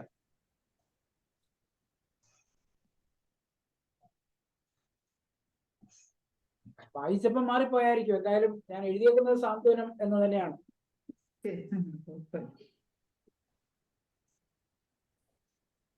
ഇത്രയുമാണ് ബുള്ളറ്റ്. അതിന്റെ അവസാന വരി 2023 കേരള പൊതുജനാരോഗ്യ ആക്ടിൽ കടന്നുകൂടിയിട്ടുള്ള ചില പോരായ്മകളും അവയ്ക്ക് IFPHന്റെ പരിഹാര നിർദ്ദേശങ്ങളും ചുവടെ ചേർക്കുന്നു.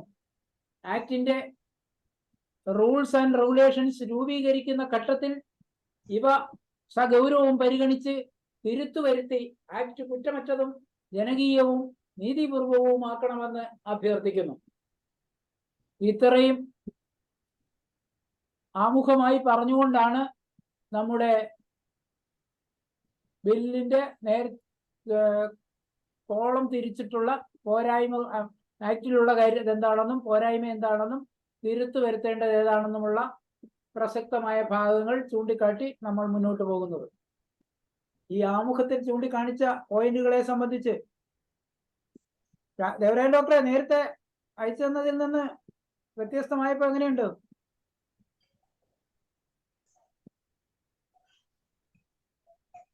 കേട്ടിട്ട് കുഴപ്പം തോന്നുന്നില്ല. ദേവരാജൻ ഡോക്ടറെ? ഇല്ലല്ല, കേട്ടിട്ട് കുഴപ്പം തോന്നുന്നില്ല. അല്ല, നേരത്തെ ഞാനത് ഒറ്റ പാരഗ്രാഫായിട്ട് ഒന്നിച്ചായിരുന്നു എഴുതിയിട്ടിരുന്നേ. അന്നേരം പറഞ്ഞത് ബുള്ളറ്റ് ഇട്ട് കൊടുക്കാൻ പറഞ്ഞു. അങ്ങനെ ബുള്ളറ്റിലാക്കിയതാ. വണ്ടി മുന്നോട്ട് പോട്ടെ. ഇത്രയും കൊള്ളാം. കൊള്ളാം. അതിൽ മാറ്റം വരുത്താനൊന്നുമില്ല. ഒരു കുഴപ്പമില്ല. ഇല്ല, കേട്ടിട്ട് വലിയ കുഴപ്പമില്ല. അത്യാവശ്യം ഇത്രയും വായിച്ചാൽ തന്നെ താഴോട്ട് വായിക്കാൻ മനസ്സില്ലാത്ത വായിച്ചില്ലെങ്കിൽ പോലും നമുക്ക് പറയാനുള്ളതെല്ലാം ആദ്യമേ തന്നെ പറഞ്ഞേക്കാം. ഇനി വകുപ്പുകളും ആ വകുപ്പിൽ ഇങ്ങനെയല്ല അങ്ങനെയാണ് വേണ്ടത് എന്നുള്ളത് നമ്മള് ഇതിനെ മേൻപടിയായിട്ട് പറയുന്നു എന്നേ ഉള്ളൂ. വായിച്ച നമുക്ക് അരമണിക്കൂർ കൊണ്ട് തീരുവല്ലോ. ദേവരാജൻ ഡോക്ടർ ഒന്നും പറയുന്നില്ല. ഭക്ഷണം കഴിക്കാൻ പോയി. എല്ലാരും അഭിപ്രായം ചോദിച്ചു തന്നാ ഇന്ന് തീരില്ല.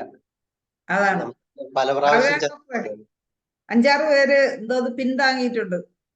വായിച്ചു നോക്കോളൂ. ഞങ്ങൾ പറയാം. ആമുഖം കൊള്ളാം. ഇനി ബാക്കി വായിച്ചു കേട്ടാ മതി. വായിച്ചു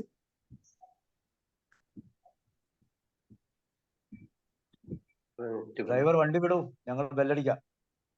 ഞങ്ങൾ ബെല്ലടിച്ചു. അല്ല, അങ്ങനെയല്ല, ഇനി നിർത്തണോടത്ത് ബെല്ലടിക്കാന്ന് പറഞ്ഞ. ഇനി ഇതിനകത്ത് നമ്മൾ വാക്സിനേഷന്റെ നിർവചനം വരുന്ന ഭാഗത്താണ് നമുക്ക് പ്രധാനമായിട്ടും തിരുത്ത് ചൂണ്ടിക്കാണിക്കാനുള്ളത്. അതിനു മുമ്പ് വരുന്നത് ജില്ലാ പബ്ലിക് ഹെൽത്ത് ഓഫീസർ എന്ന് പറയുന്നിടത്താണ്. അവിടെ ജില്ലാ പബ്ലിക് ഹെൽത്ത് ഓഫീസർ എന്ന് വരുന്നിടത്ത് ഇത് ഒരു വിഭാഗത്തെ മാത്രം, ഒരു വിഭാഗത്തിൽ നിന്ന് മാത്രം എടുത്താൽ പോരാ. എല്ലാ വിഭാഗത്തിന്റെയും പൊതു പ്രതിനിധിയായിട്ടുള്ള ഗവൺമെന്റ് സെക്രട്ടറി തരത്തിലുള്ള ഒരാളായിരിക്കണം ജില്ലാ public health officer member secretary ആവുന്നത്. അതുപോലെ തന്നെ ജില്ലാ പബ്ലിക് ഹെൽത്ത് ഓഫീസർമാർ എല്ലാ വിഭാഗത്തിൽ നിന്നും ഉണ്ടായിരിക്കണം. അത് നിർവചനത്തിന്റെ ഭാഗം ഞാൻ അവിടെയും എഴുതുന്നുണ്ട് എന്ന് പറഞ്ഞതേ ഉള്ളൂ. യഥാർത്ഥത്തിൽ അതിന്റെ ഉപവകുപ്പ് വരുന്നിടത്ത്, അല്ലെങ്കിൽ അതൊരു നിർദ്ദേശമായിട്ട് വരുന്നിടത്ത് നമ്മൾ പ്രത്യേകം പറയുന്നുണ്ട്. നമ്മൾ പിന്നെ ഇതിനകത്ത് വരുന്നത് നിർവചനത്തിന്റെ ഭാഗത്തല്ലാതെ വേറൊരിടത്ത് പറയാനില്ലാത്തത് കൊണ്ട് നമ്മളിവിടെ നിർവചനത്തിന്റെ കൂട്ടത്തിൽ വാക്സിനേഷൻ എന്ന് നിർവചിക്കുന്നിടത്താണ് നമ്മൾ പ്രധാനമായിട്ടൊരു പോയിന്റ് ചൂണ്ടിക്കാണിക്കുന്നത്. നമുക്ക് നിർദ്ദേശിക്കാനുള്ളത് വാക്സിനേഷൻ നിർദ്ദിഷ്ട മാനദണ്ഡങ്ങളിലൂടെയും പരീക്ഷണ നിരീക്ഷണ പ്രക്രിയകളിലൂടെയും തെളിയിക്കപ്പെട്ടിട്ടുണ്ടെങ്കിൽ മാത്രമേ ഒരു വസ്തു വാക്സിൻ എന്ന നിലയിൽ ഉപയോഗിക്കാൻ പാടുള്ളൂ. പരീക്ഷണ നിരീക്ഷണങ്ങളിലൂടെ തെളിയിക്കപ്പെടാത്ത പദാർത്ഥങ്ങൾ വാക്സിനായി ഉപയോഗിക്കുന്നതോ അവ ഉപയോഗിച്ച് വാക്സിനേഷൻ നടത്തുന്നതോ ജനങ്ങളിൽ പരീക്ഷിച്ചു നോക്കുന്നതോ അനുവദിക്കരുത്.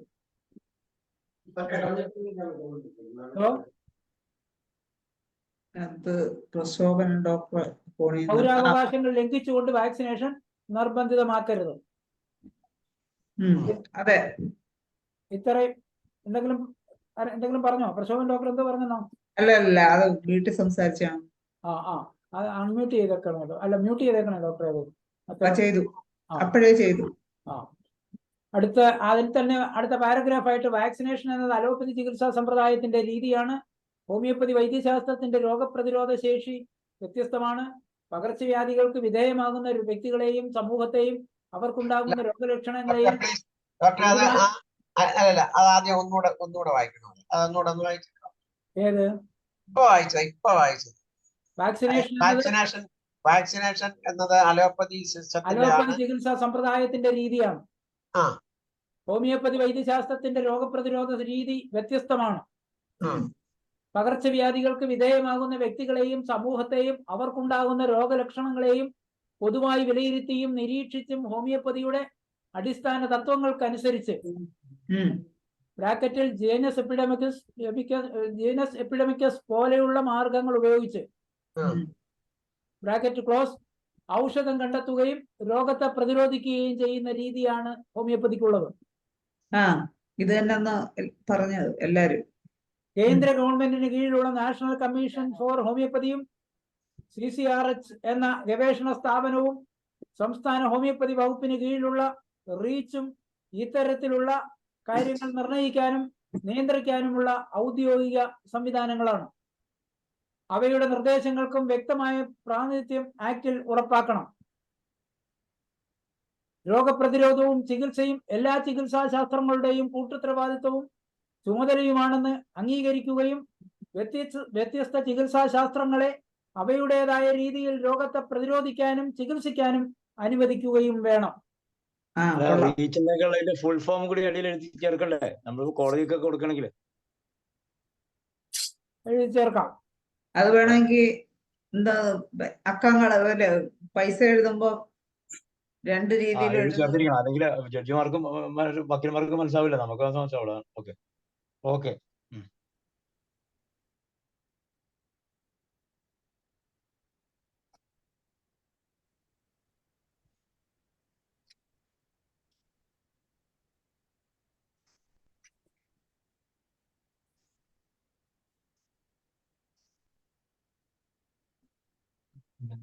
മൂന്ന്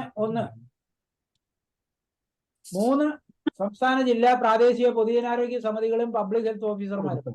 3.1 ഈ ആക്ടിലെ വ്യവസ്ഥകൾ നടപ്പിലാക്കുന്നതിലേക്കായി സർക്കാർ വിജ്ഞാപനം ചെയ്യുന്ന തീയതി മുതൽ പറയുന്ന സംവിധാനങ്ങൾ നിലവിൽ വരുന്നതാണ്.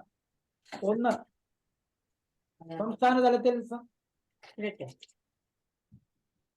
തലത്തിൽ സംസ്ഥാന പൊതുജനാരോഗ്യ സമിതിയും സംസ്ഥാന പബ്ലിക് ഓഫീസർ എന്ന നിർവഹണ ഉദ്യോഗസ്ഥയും. പോരായ്മ: സർക്കാർ അംഗീകരിച്ചിട്ടുള്ള വ്യത്യസ്തങ്ങളും വിവിധങ്ങളുമായ ചികിത്സാ സമ്പ്രദായങ്ങൾ നിലവിലുള്ളിടത്ത് അലോപ്പതി ചികിത്സാ ശാസ്ത്രത്തിന്റെ പരിധിയിലും താഴെയുമാണ് ആയുഷ് ചികിത്സാ വിഭാഗങ്ങൾ എല്ലാം എന്ന രീതിയിലും അടിയന്തര സാഹചര്യങ്ങൾ നേരിടുന്നതിൽ അവയ്ക്കൊരു പങ്കും നിർവഹിക്കാനില്ലെന്ന ധാരണയിലും ആധുനിക ചികിത്സാ സമ്പ്രദായത്തെ മാത്രം ആശ്രയിച്ചും മുൻനിർത്തിയും പൊതുജനാരോഗ്യ സമിതി ഉണ്ടാക്കുന്നതും ആധുനിക വൈദ്യശാസ്ത്രം ഒഴികെ മറ്റൊരു ചികിത്സാ ശാസ്ത്രത്തിലും അവിടെ ഈ ആധുനികം എന്ന് പറയാതെ അവിടെ എല്ലാം അലോപ്പതിയാണ്. നമ്മൾ നേരത്തെ അലോപ്പതി എന്നാണല്ലോ പറഞ്ഞത് ആദ്യം, പിന്നെ ഇവിടെ ഈ ആധുനികം കയറി വന്നു. ശരിയാണ് സാർ, ചിലടത്ത് എഴുതി ചില സ്ഥലങ്ങളിൽ വിട്ടുപോയതാണ്. അത് ശ്രദ്ധിച്ചോണം, തിരുത്തിയതാണ്. അത് ശ്രദ്ധിച്ചോണം.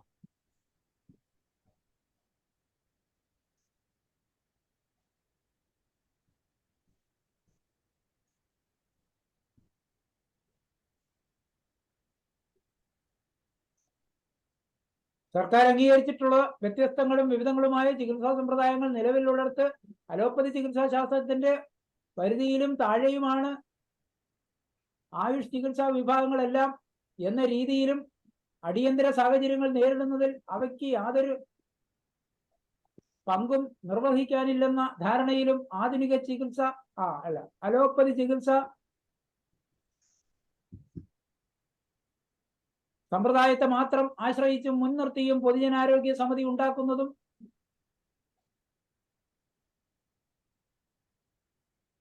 അലോപ്പതി വൈദ്യശാസ്ത്രം ഒഴികെ മറ്റൊരു ചികിത്സാശാസ്ത്രത്തിലും പരിജ്ഞാനമില്ലാത്തയാളെ മാത്രം സംസ്ഥാന പബ്ലിക് ഹെൽത്ത് ഓഫീസറായി നിശ്ചയിക്കുന്നതും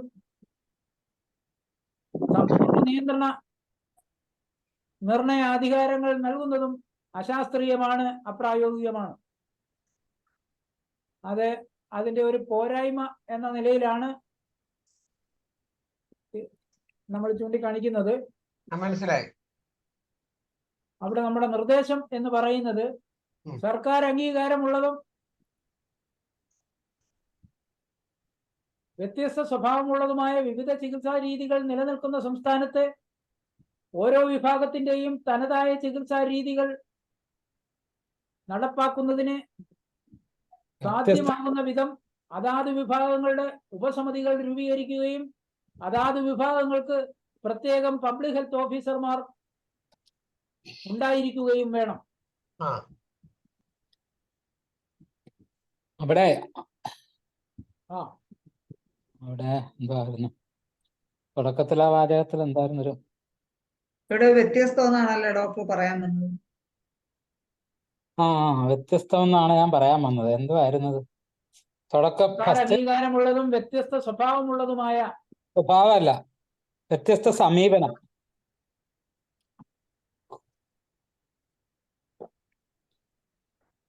അതാണ് ശരി.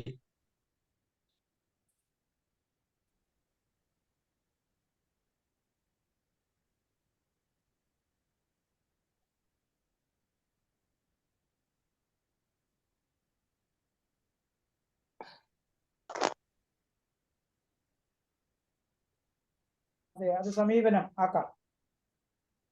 ആയുഷ് സെക്രട്ടറിയുടെ വരുന്നില്ലല്ലോ ഇവിടെ. ആയുഷ് സെക്രട്ടറിയെ കൂടെ ഉൾപ്പെടുത്തുന്ന കാര്യം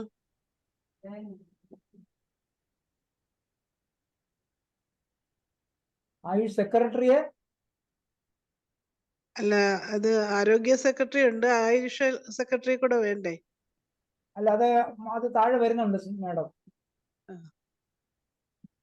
ഇതിനകത്ത് എന്തെന്ന് പറഞ്ഞാൽ 3.1 പറയുന്നത് സംസ്ഥാന തലത്തിൽ സംസ്ഥാന പൊതുജനാരോഗ്യ സമിതിയും സംസ്ഥാന പബ്ലിക് ഹെൽത്ത് ഓഫീസർ എന്ന നിർവഹണ ഉദ്യോഗസ്ഥയും എന്നാണ് ആ ഹെഡിങ്. അവിടെ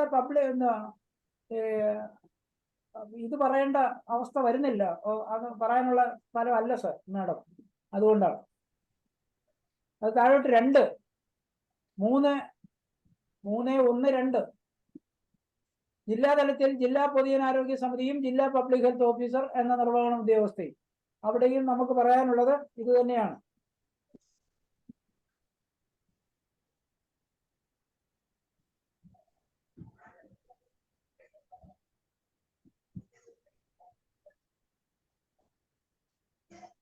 മൂന്നാമത്തേത് 3.1.3 പ്രാദേശിക തലത്തിൽ പ്രാദേശിക പൊതുജനാരോഗ്യ സമിതിയും പ്രാദേശിക പബ്ലിക് ഹെൽത്ത് ഓഫീസറും.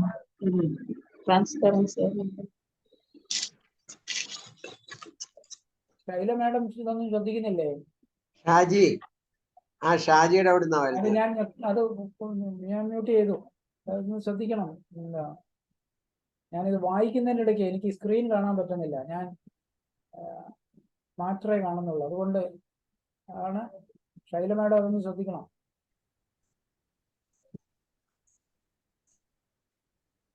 3.2 മറിയാമ്മ മാഡം ഇപ്പൊ പറഞ്ഞ വിഷയം വരുന്നത്. 3.2 പറയുന്നത് പൊതുജനാരോഗ്യം ഉറപ്പുവരുത്തുന്നതിലേക്കായി സംസ്ഥാന ജില്ലാ പ്രാദേശിക തലങ്ങളിൽ പൊതുജനാരോഗ്യ സമിതികൾ കാര്യപരിപാടി അല്ല 3.2 അല്ല, അത് 4 വരുന്നത്. ഈ 3.1 പറയുന്നത് പൊതുജനാരോഗ്യം ഉറപ്പുവരുത്തുന്നതിലേക്കായി സംസ്ഥാന ജില്ലാ പ്രാദേശിക തലങ്ങളിൽ പൊതുജനാരോഗ്യ സമിതികൾ കാര്യപരിപാടികൾ രൂപപ്പെടുത്തേണ്ടതാണ്. വെറുതെ എന്തെങ്കിലും കാര്യപരിപാടികൾ ഉണ്ടാക്കണമെന്ന് മാത്രമേ അവിടെ പറയുന്നുള്ളൂ. അതുകൊണ്ട് നമ്മൾ അതിന് പറയുന്നത് സാധാരണ നിലയിലുള്ള പൊതുജനാരോഗ്യ പ്രശ്നങ്ങളെയും അതിതീവ്രതയുള്ള പകർച്ചവ്യാധി ഭീഷണികളെയും വേർതിരിച്ച് വിലയിരുത്തി വ്യത്യസ്ത ചികിത്സാ ശാസ്ത്രങ്ങളുടെ കൂട്ടായ നിർദ്ദേശങ്ങൾക്കനുസരിച്ചും സാഹചര്യങ്ങൾക്കനുസരിച്ചും സംസ്ഥാന ജില്ലാ പ്രാദേശിക തലങ്ങളിൽ പൊതുജന ആരോഗ്യ സമിതികൾ കർമ്മപരിപാടികൾ ആവിഷ്കരിക്കുകയും നടപ്പിലാക്കുന്നതിന് മേൽനോട്ടം വഹിക്കുകയും ചെയ്യുക എന്നാക്കണം.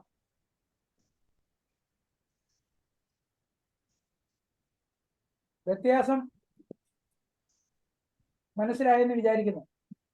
ഇല്ല, അത് തിരുത്തലാണോ വായിച്ചത് ഡോക്ടർ? ഇപ്പോ നമ്മൾ തിരുത്തലാണ് വായിച്ചത്. അല്ല, അതിനകത്ത് തിരുത്തലിനകത്ത് സംസ്ഥാന ഭാരവാഹികളുടെ കാര്യം പ്രത്യേകം പറയുന്നത് എവിടെയെങ്കിലും പറയുന്നുണ്ടോ? അലോപ്പതി മാത്രമല്ല, ആയുഷ് സിസ്റ്റത്തിന്റെ അവര് പറഞ്ഞിരിക്കുന്നത്, അവര് പറഞ്ഞേക്കുന്ന പോയിന്റ്, ഇപ്പൊ ബില്ലിലുള്ള പോയിന്റ് ഞാൻ വായിക്കാം. അതാ വായിക്കാം. പൊതുജനാരോഗ്യം ഉറപ്പുവരുത്തുന്നതിലേക്കായി സംസ്ഥാന, ജില്ലാ, പ്രാദേശിക തലങ്ങളിൽ പൊതുജനാരോഗ്യ സമിതികൾ കാര്യപരിപാടികൾ രൂപീകരിക്കേണ്ടതാണ്. ആ പോയിന്റിനുള്ള നിർദ്ദേശമാണ് ഞാനിപ്പോ വായിച്ചത്. എന്ന് പറഞ്ഞാൽ അത് 3.2.1 വരുന്നതാണ്. 3.2.1 വരുന്നത് അത് എന്ന് നമ്മൾ പറയുന്നത് സാധാരണ നിലയിലുള്ള പൊതുജനാരോഗ്യ പ്രശ്നങ്ങളെയും അതിതീവ്രതയുള്ള പകർച്ചവ്യാധി ഭീഷണികളെയും വേർതിരിച്ച് വിലയിരുത്തി വ്യത്യസ്ത ചികിത്സാ ശാസ്ത്രങ്ങളുടെ കൂട്ടായ നിർദ്ദേശങ്ങൾക്കനുസരിച്ചും സാഹചര്യങ്ങൾക്കനുസരിച്ചും സംസ്ഥാന, ജില്ലാ, പ്രാദേശിക തലങ്ങളിൽ പൊതുജനാരോഗ്യ സമിതികൾ കർമ്മ പരിപാടികൾ ആവിഷ്കരിക്കുകയും നടപ്പാക്കുന്നതിന് മേൽനോട്ടം വഹിക്കുകയും ചെയ്യുക എന്നാണ് നമ്മൾ നിർദ്ദേശിക്കുന്നത്. സംസ്ഥാന തല അധ്യക്ഷന്മാരുടെ അലോപ്പതിയുടെ മാത്രമേ ആയിട്ടല്ലേ പറയുന്നത് മറ്റേ ബില്ലില്? നമ്മൾ തിരുത്താത്തതിനകത്ത് പറയുന്നത് അതൊന്നും പറയുന്നില്ല. സമിതിയുടെ ചുമതലയാ ഇപ്പൊ പറയുന്നത്. അപ്പൊ സമിതിയിലെ ആരൊക്കെ ഉണ്ടാവണം? അല്ല, അത് താഴോട്ട് വരുന്നതേ ഉള്ളൂ സാർ. എന്നാ ശരി, താഴോട്ട് വരുന്നുണ്ട്. കർമ്മ പരിപാടികളും നടപടിക്രമങ്ങളും കൂടി വേണ്ടേ? നടപടിക്രമങ്ങൾ എങ്ങനെയാണ് ആവിഷ്കരിക്കുന്നത്? നടപടിക്രമങ്ങൾ ആവിഷ്കരിക്കുന്നത് എനിക്ക് മനസ്സിലായി. നടപടിക്രമങ്ങൾ എന്ത് ചെയ്യണമെന്നാണ്? കർമ്മ പരിപാടികളും നടപടിക്രമങ്ങളും ആവിഷ്കരിക്കേണ്ടതെന്ന് എഴുതാം, കുഴപ്പമൊന്നുമില്ല. കർമ്മ പരിപാടികൾ ആവിഷ്കരിക്കുകയും നടപ്പിലാക്കേണ്ടതുമാണ്. കർമ്മ പരിപാടികളും നടപടിക്രമങ്ങളും എന്ന് വെച്ച് കഴിഞ്ഞാൽ കർമ്മ പരിപാടികൾ എന്ന് പറയുമ്പോ ഇപ്പോ ഒരിടത്ത് എന്തൊക്കെ ചെയ്യണം എന്നേ വരുന്നുള്ളൂ. അത് മാത്രം പോരല്ലോ. അത് ചെയ്യേണ്ടത് എങ്ങനെയാണെന്ന് വരുന്നില്ല. അങ്ങനെയാണോ? അതെ, ചെയ്യേണ്ടത് എങ്ങനെയാന്ന് വരുന്നില്ല. കർമ്മ പരിപാടികൾ മാത്രമാകുമ്പോൾ പരിപാടികളുടെ ആ ഒരു മൊത്തമായിട്ട് ഇപ്പൊ ഒരു പ്രോഗ്രാം നമ്മൾ ഇത് ചെയ്യുന്നു. പിന്നെ അത് എങ്ങനെ ചെയ്യണം എന്നുള്ളതും കൂടി വേണ്ടേ? അല്ല, നിർബന്ധമില്ല, വേണമെന്ന് ചോദിച്ചത്.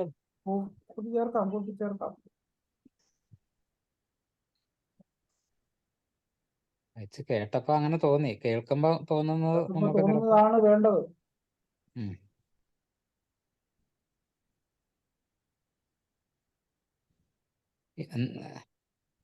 ഇനി ഒരു ബില്ല് ഏത് ഡിപ്പാർട്ട്മെന്റിലും അവതരിപ്പിക്കുകയാണെങ്കിൽ നമ്മളെ വിളിക്കണം, അതുപോലെ വേണം കൊടുക്കാൻ.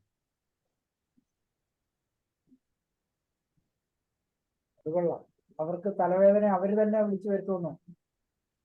അല്ല, തെറ്റൊന്നും ഇല്ലാതെ നമ്മൾ എഴുതി കൊടുക്കുന്നില്ല, അതല്ല വലിയ കാര്യം. അവർക്ക് വായിക്കാൻ അറിയാൻ പാടില്ലാത്തടത്ത് നമ്മളെ കൊണ്ട് വായിപ്പിക്കാം. ഇവിടെ ഹരിഹരൻ ഡോക്ടറും മറിയമ്മ മാഡവും ഒക്കെ ആശങ്കപ്പെട്ട നിർദ്ദേശം പറഞ്ഞ പോയിന്റ് ഇനിയാണ് വരുന്നത്. 4, സംസ്ഥാന പൊതുജനാരോഗ്യ സമിതിയും സംസ്ഥാന പബ്ലിക് ഹെൽത്ത് ഓഫീസറും. അതിനകത്ത് 4.1 അംഗങ്ങൾ. 1 ആരോഗ്യ സമിതി, ആരോഗ്യവകുപ്പ് മന്ത്രി അധ്യക്ഷ, സെക്രട്ടറി ആരോഗ്യവകുപ്പ് കുടുംബക്ഷേമ വകുപ്പ് ഉപാധ്യക്ഷ, ഡയറക്ടർ ആരോഗ്യവകുപ്പ് മെമ്പർ സെക്രട്ടറി, പ്രിൻസിപ്പൽ ഡയറക്ടർ തദ്ദേശ സ്വയംഭരണ വകുപ്പ് അംഗം, ഡയറക്ടർ മെഡിക്കൽ വിദ്യാഭ്യാസം അംഗം, ഡയറക്ടർ ഭാരതീയ ചികിത്സാ വകുപ്പ് അംഗം, ഡയറക്ടർ ഹോമിയോപ്പതി വകുപ്പ് അംഗം, കമ്മീഷണർ ഭക്ഷ്യസുരക്ഷാ വകുപ്പ് അംഗം, ഡയറക്ടർ കർഷകക്ഷേമ വകുപ്പ് അംഗം, ഡയറക്ടർ മൃഗസംരക്ഷണ വകുപ്പ് അംഗം, ഡയറക്ടർ ഫിഷറീസ് വകുപ്പ് അംഗം, ഡയറക്ടർ ക്ഷീരവികസന വകുപ്പ് അംഗം. ഇത്രയുമാണ് അതിലെ അംഗങ്ങളായിട്ട് പറയുന്നത്. അതിന്റെ പോരായ്മ ആയിട്ട് നമ്മൾ ചൂണ്ടിക്കാണിക്കുന്നത് ആരോഗ്യ കുടുംബക്ഷേമ വകുപ്പ് സെക്രട്ടറിക്ക് തത്തുല്യമോ സമാനമോ ആയ ആയുഷ് വിഭാഗം സെക്രട്ടറിയെ ഉൾപ്പെടുത്തിയിട്ടില്ല. Very good. അത് അങ്ങനെ അത് ആവശ്യം. അതാണ് പോരായ്മ. ഇനി നമ്മുടെ നിർദ്ദേശങ്ങൾ. ഒരു സംശയം ചോദിച്ചോട്ടെ, ഒരു സംശയം. ആ. ഇപ്പോ വായിച്ചപ്പോ തോന്നിയൊരു സംശയമാണ്. ഈ സമിതിക്ക് അമിത പ്രാധാന്യം നൽകാതെ സമിതി ഇങ്ങനെ അല്ലെങ്കിൽ ചെറിയൊരു വ്യത്യാസത്തോടെ തുടർന്നിട്ട് നമ്മള് എക്സ്പെർട്ട് കമ്മിറ്റിക്കല്ലേ പ്രാമുഖ്യം കൊടുക്കേണ്ടേ? സമിതിയായിരിക്കും ഒരു എക്സ്പെർട്ട് കമ്മിറ്റി. എക്സ്പെർട്ട് കമ്മിറ്റികൾ എപ്പോഴും സമിതികൾക്ക് നിർദ്ദേശങ്ങൾ സമർപ്പിച്ചാൽ മതി. അതെ. അപ്പൊ സമിതിയില് ഞാനത് സംശയം ചോദിക്കാൻ കാര്യം, സമിതിയില് ഇപ്പോ നമ്മൾക്ക് ഒരു കാലത്തും ഭൂരിപക്ഷം കിട്ടാൻ പോകുന്നില്ല,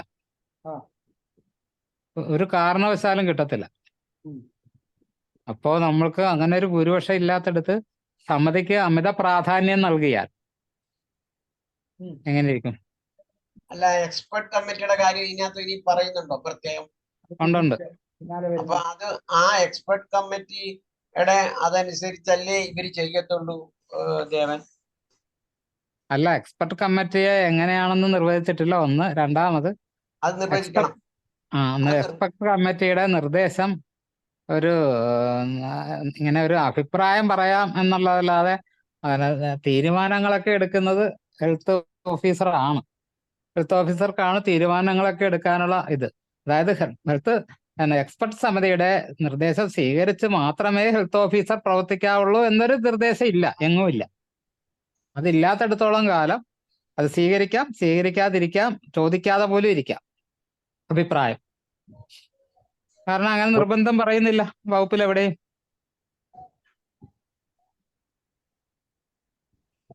എക്സ്പെർട്ട് കമ്മിറ്റി വരുന്ന സ്ഥലത്ത് അതിന് പ്രാധാന്യം വേണമെന്ന് പറഞ്ഞ പോരെ? പ്രാധാന്യമല്ല, പ്രാധാന്യം മാത്രം പോരാ, ഓരോ വിഭാഗത്തിനും പ്രത്യേക എക്സ്പെർട്ട് കമ്മിറ്റി വേണം. ഡോക്ടറെ, നമ്മുടെ ഈ ജനാധിപത്യം, നമ്മുടെ ഭരണഘടന പ്രകാരം ജനാധിപത്യ സങ്കല്പം എന്ന് പറയുന്നത് അതിന്റെ ഭരണഘടനയുടെ ധാർമ്മികതയും കൂടെ ചേർന്നിട്ടാണെന്നും ധാർമ്മികത പ്രാധാന്യം കൊടുക്കേണ്ടതില്ല എന്ന് പറഞ്ഞ രണ്ടു തരം സമീപന രീതിയും രണ്ടു തരം വ്യാഖ്യാനങ്ങളും ഉണ്ട്. യഥാർത്ഥത്തിൽ ഭരണഘടന അല്ലെങ്കിൽ ജനാധിപത്യ വ്യവസ്ഥ നല്ല അർത്ഥവത്താകണമെങ്കിൽ അതിന്റെ ധാർമ്മികതയ്ക്ക് കൂടി പരിഗണന കൊടുക്കണം എന്തിൻ്റെയും. അങ്ങനെ അത് ഞാൻ പറയുന്നത്, ഞാനിപ്പോ അത് ആ ഒരു പൊതു സമീപനത്തിലേക്ക് പോയത് അതൊന്ന് വിശദമാക്കാനാണ്. എന്ന് പറഞ്ഞാൽ ജനാധിപത്യം എന്ന് പറയുന്നത് എപ്പോൾ യഥാർത്ഥത്തിൽ ഭൂരിപക്ഷ ന്യൂനപക്ഷ അടിസ്ഥാനത്തിൽ നിർണയിക്കപ്പെടേണ്ടതല്ല. ഭൂരിപക്ഷവും ന്യൂനപക്ഷവും ചില തീരുമാനങ്ങൾ എടുക്കുന്നതിന് പരിഗണിക്കാം, അല്ലെ സ്വീകരിക്കാം എന്നല്ലാതെ യഥാർത്ഥ ജനാധിപത്യം, അർത്ഥവത്തായ ജനാധിപത്യം എന്ന് പറയുന്നത് ഭൂരിപക്ഷത്തിന്റെ മാത്രം താല്പര്യങ്ങളോ ഭൂരിപക്ഷത്തിന്റെ മാത്രം തീരുമാനങ്ങളോ നടപ്പാക്കുക എന്ന് പറയുന്നതല്ല. ന്യൂനപക്ഷത്തിന്റെയും അവകാശങ്ങളും സ്ഥാനവും ഉറപ്പിക്കുകയും അവരുടെ നിലനിൽപ്പ് കൂടി ഭദ്രമാക്കുകയും ചെയ്യുന്ന വ്യവസ്ഥയായിരിക്കണം ജനാധിപത്യം. അപ്പൊ ഈ ജനാധിപത്യം എന്ന് പറയുന്നത് അങ്ങനെ വരുന്നിടത്താണ് ഏത് ന്യൂനപക്ഷവും ഏത് തരത്തിലുള്ള ന്യൂനപക്ഷവും ഈ രാജ്യത്തിന്റെ ഭാഗമാണ്, അല്ലെങ്കിൽ ഈ വ്യവസ്ഥതയുടെ ഭാഗമാണ്, അല്ലെങ്കിൽ ഇവിടുത്തെ പൗരനാണ് എന്ന തരത്തിലുള്ള ഒരു സമീപന രീതി വന്നാൽ മാത്രമേ ഏത് ഭരണവ്യവസ്ഥയും ഏത് സംവിധാനവും നീതിയുക്തവും നീതിഭദ്രവും ആവുകയുള്ളൂ. ആ ഒരു സമീപനമാണ് ഇവിടെ ഈ സമിതികളിലും യഥാർത്ഥത്തിൽ ഉണ്ടാവേണ്ടത്.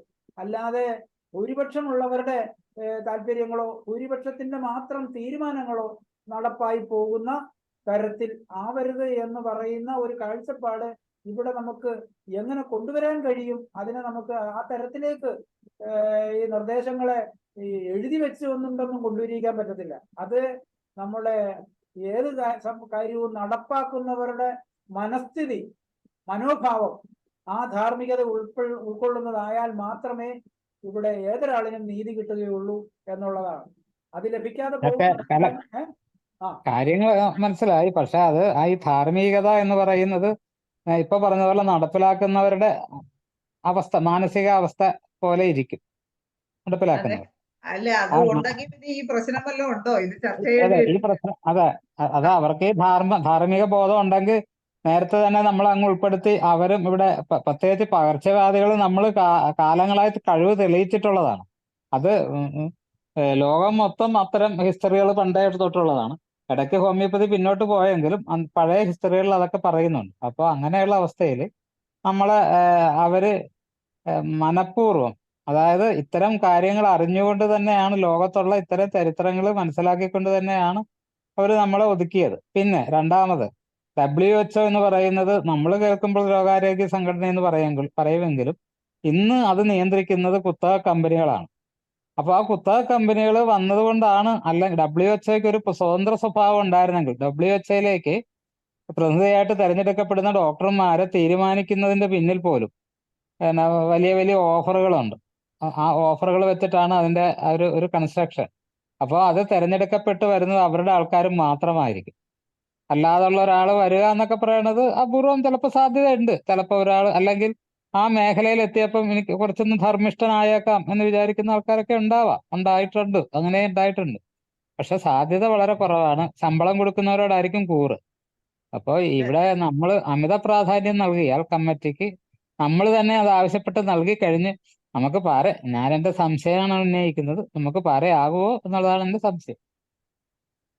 മഞ്ജു ഡോക്ടർ ഹാൻഡ് റൈസ് ചെയ്യും. അവിടെ ഇപ്പൊ നമുക്ക് ചെയ്യാൻ പറ്റുന്നത് ഞാൻ ഈ പറഞ്ഞ തരത്തിൽ നിയമത്തെ വെറും അക്ഷരങ്ങളിലോ വാക്കുകളിലൂടെ വരികളിലൂടെ മാത്രം നടപ്പാക്കാതെ ഈ പറഞ്ഞൊരു ധാർമ്മിക മൂല്യം കൂടി ഉൾക്കൊണ്ടാൽ മാത്രമേ എവിടെയും എന്തും നീതിപൂർവമാവുകയുള്ളൂ എന്നുള്ളൊരു വസ്തുതയുണ്ട്. അത് ഇവിടെയും പ്രസക്തമാണ്. ഇവിടെ നമുക്ക് ചെയ്യാൻ പറ്റുന്നത്, വേണമെങ്കിൽ ഞാൻ ഈ ചൂണ്ടിക്കാണിച്ച ജനാധിപത്യത്തിന്റെ അല്ലെങ്കിൽ ഏത് സംവിധാനത്തിന്റെയും ഈ പറയുന്ന ഒരു വശം കൂടി നമ്മൾ നേരത്തെ വായിച്ച ഇൻട്രൊഡക്ഷനകത്ത് ആ ഒരു കാഴ്ചപ്പാട് കൂടി ഈ ബില്ലിൽ ഉണ്ടാവണം എന്ന് നമുക്ക് ചൂണ്ടിക്കാണിക്കാം. അത് ഇവിടുത്തെ സമിതികളിലും വിദഗ്ധ സമിതികളിലും നടപ്പാക്കുന്നവരിലും ഒക്കെ അത് സ്വാഭാവികമായിട്ടോ അല്ലെങ്കിൽ നിയമപരമായിട്ടോ വന്നു ചേരുന്ന തരത്തിൽ ബില്ല് രൂപകൽപ്പന ചെയ്യണം എന്ന് നമുക്ക് വേണമെങ്കിൽ പറയാം. അത് ഗവൺമെന്റ് തീരുമാനിക്കട്ടെ. ഈ ബബേഡ് ഓഫ് എവിടെയെങ്കിലും എക്സ്പെർട്ട് കമ്മിറ്റി വേണമെന്ന് ചേർത്തിട്ടുണ്ടോ ഓരോ വിഭാഗത്തിനും? ഓരോ വിഭാഗത്തിനും അവിടെ നമ്മൾ പറയണം. അത് വിദഗ്ധ സമിതി പറഞ്ഞിട്ടുണ്ടെങ്കിലും അവിടെ വിശദമായിട്ട് അത് അവിടെ ആരാണ് വിദഗ്ധ സമിതി അംഗങ്ങൾ, എന്താണ് അതിന്റെ ഘടനയെന്നൊന്നും പറഞ്ഞിട്ടില്ല. വിദഗ്ധ സമിതികളുടെ നിർദ്ദേശപ്രകാരമായിരിക്കണം എന്ന് മാത്രമേ പറയുന്നുള്ളൂ. വിദഗ്ധ സമിതികൾ അതാത് സമയത്ത് ഗവൺമെന്റ് രൂപപ്പെടുത്തുന്നതായിരിക്കാം ഒരുപക്ഷെ. മഞ്ജു ഗോപിനാഥ് സാർ പറഞ്ഞോളൂ.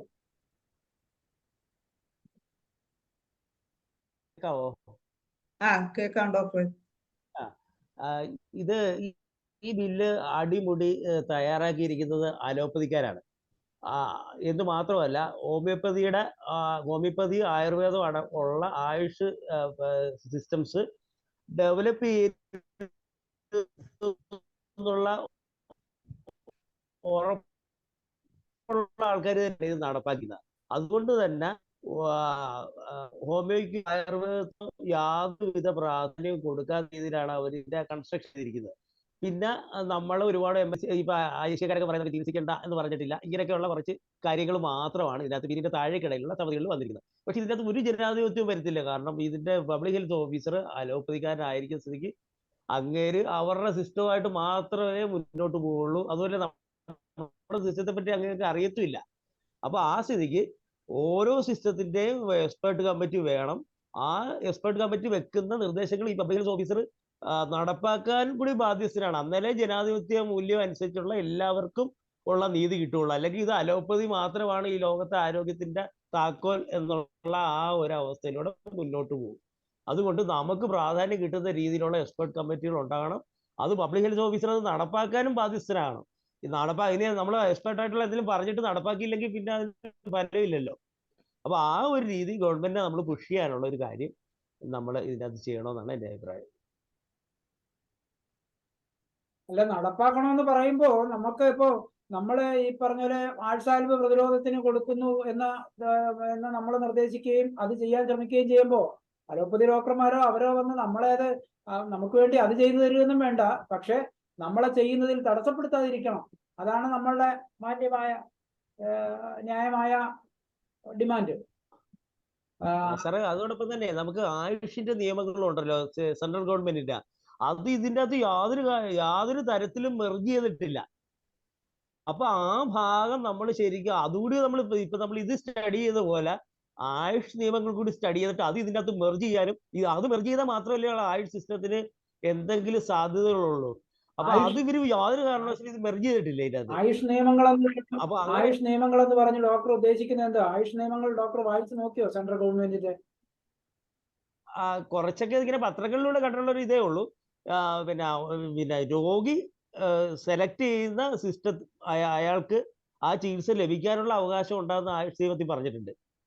അപ്പൊ അതല്ലേ പല ആശുപത്രികളിലും ഇപ്പം അതല്ലേ ഇവര് പിന്നെ സങ്കരവൈദ്യം എന്നൊക്കെ പറഞ്ഞാൽ അന്ന് ഇവര് വലിയ ബഹളം വരുന്നില്ല അലോപ്പതിക്കാര്. അങ്ങനെ ഒരു ക്ലോസ് അതിനകത്ത് പറയുന്നതായിട്ട് എന്റെ ശ്രദ്ധയിൽപ്പെട്ടിട്ടില്ല. ഉണ്ടോ ദേവരായ ഡോക്ടറെ? ഇല്ല, അതിലല്ലാതെ പറയുന്ന പേഷ്യന്റ് ചാർട്ടർ ഉണ്ട്, ചാർട്ടറിൽ പറയുന്നുണ്ട്. പേഷ്യന്റിന്റെ ഹെൽത്ത് പേഷ്യൻസിന്റെ ചാർട്ടർ ഉണ്ട്, ചാർട്ടറിൽ പറയുന്നുണ്ട്, ആയുഷ് നിയമത്തിൽ പറയുന്നില്ല. ഡോക്ടർ പറഞ്ഞത് എവിടെയാ ഉള്ളത്? അത് ഞാൻ കണ്ടിട്ടില്ല. അതൊക്കെ ഉണ്ട്. അത് ഇപ്പൊ എവിടെയാന്ന് ചോദിച്ചു കഴിഞ്ഞാൽ ഇങ്ങനെയൊക്കെ ചോദിച്ചാ വിഷമിച്ചു പോകും. അത് നമുക്ക് ചൂണ്ടിക്കാണിക്കണം, അതുകൊണ്ടാ ചോദിച്ചത്. അത് ചാർട്ടർ ഓഫ് തപ്പിയെടുക്കണം. അത് തപ്പിയെടുക്കണം. ചാർട്ടർ ഓഫ് പേഷ്യന്റ് റൈറ്റ്സ് എന്നാണെന്ന് എനിക്ക് തോന്നണം. ചാർട്ടർ ഓഫ് പേഷ്യന്റ് റൈറ്റ്സ് എന്നാണെന്ന് ആണ് എന്റെ ഓർമ്മ. ഇതൊക്കെ ഈ വായിക്കുമ്പോ ആയുഷ് വിഭാഗത്തിന്റെയോ പ്രത്യേകിച്ച് ഹോമിയോപ്പതി വിഭാഗത്തിന്റെ നാഷണൽ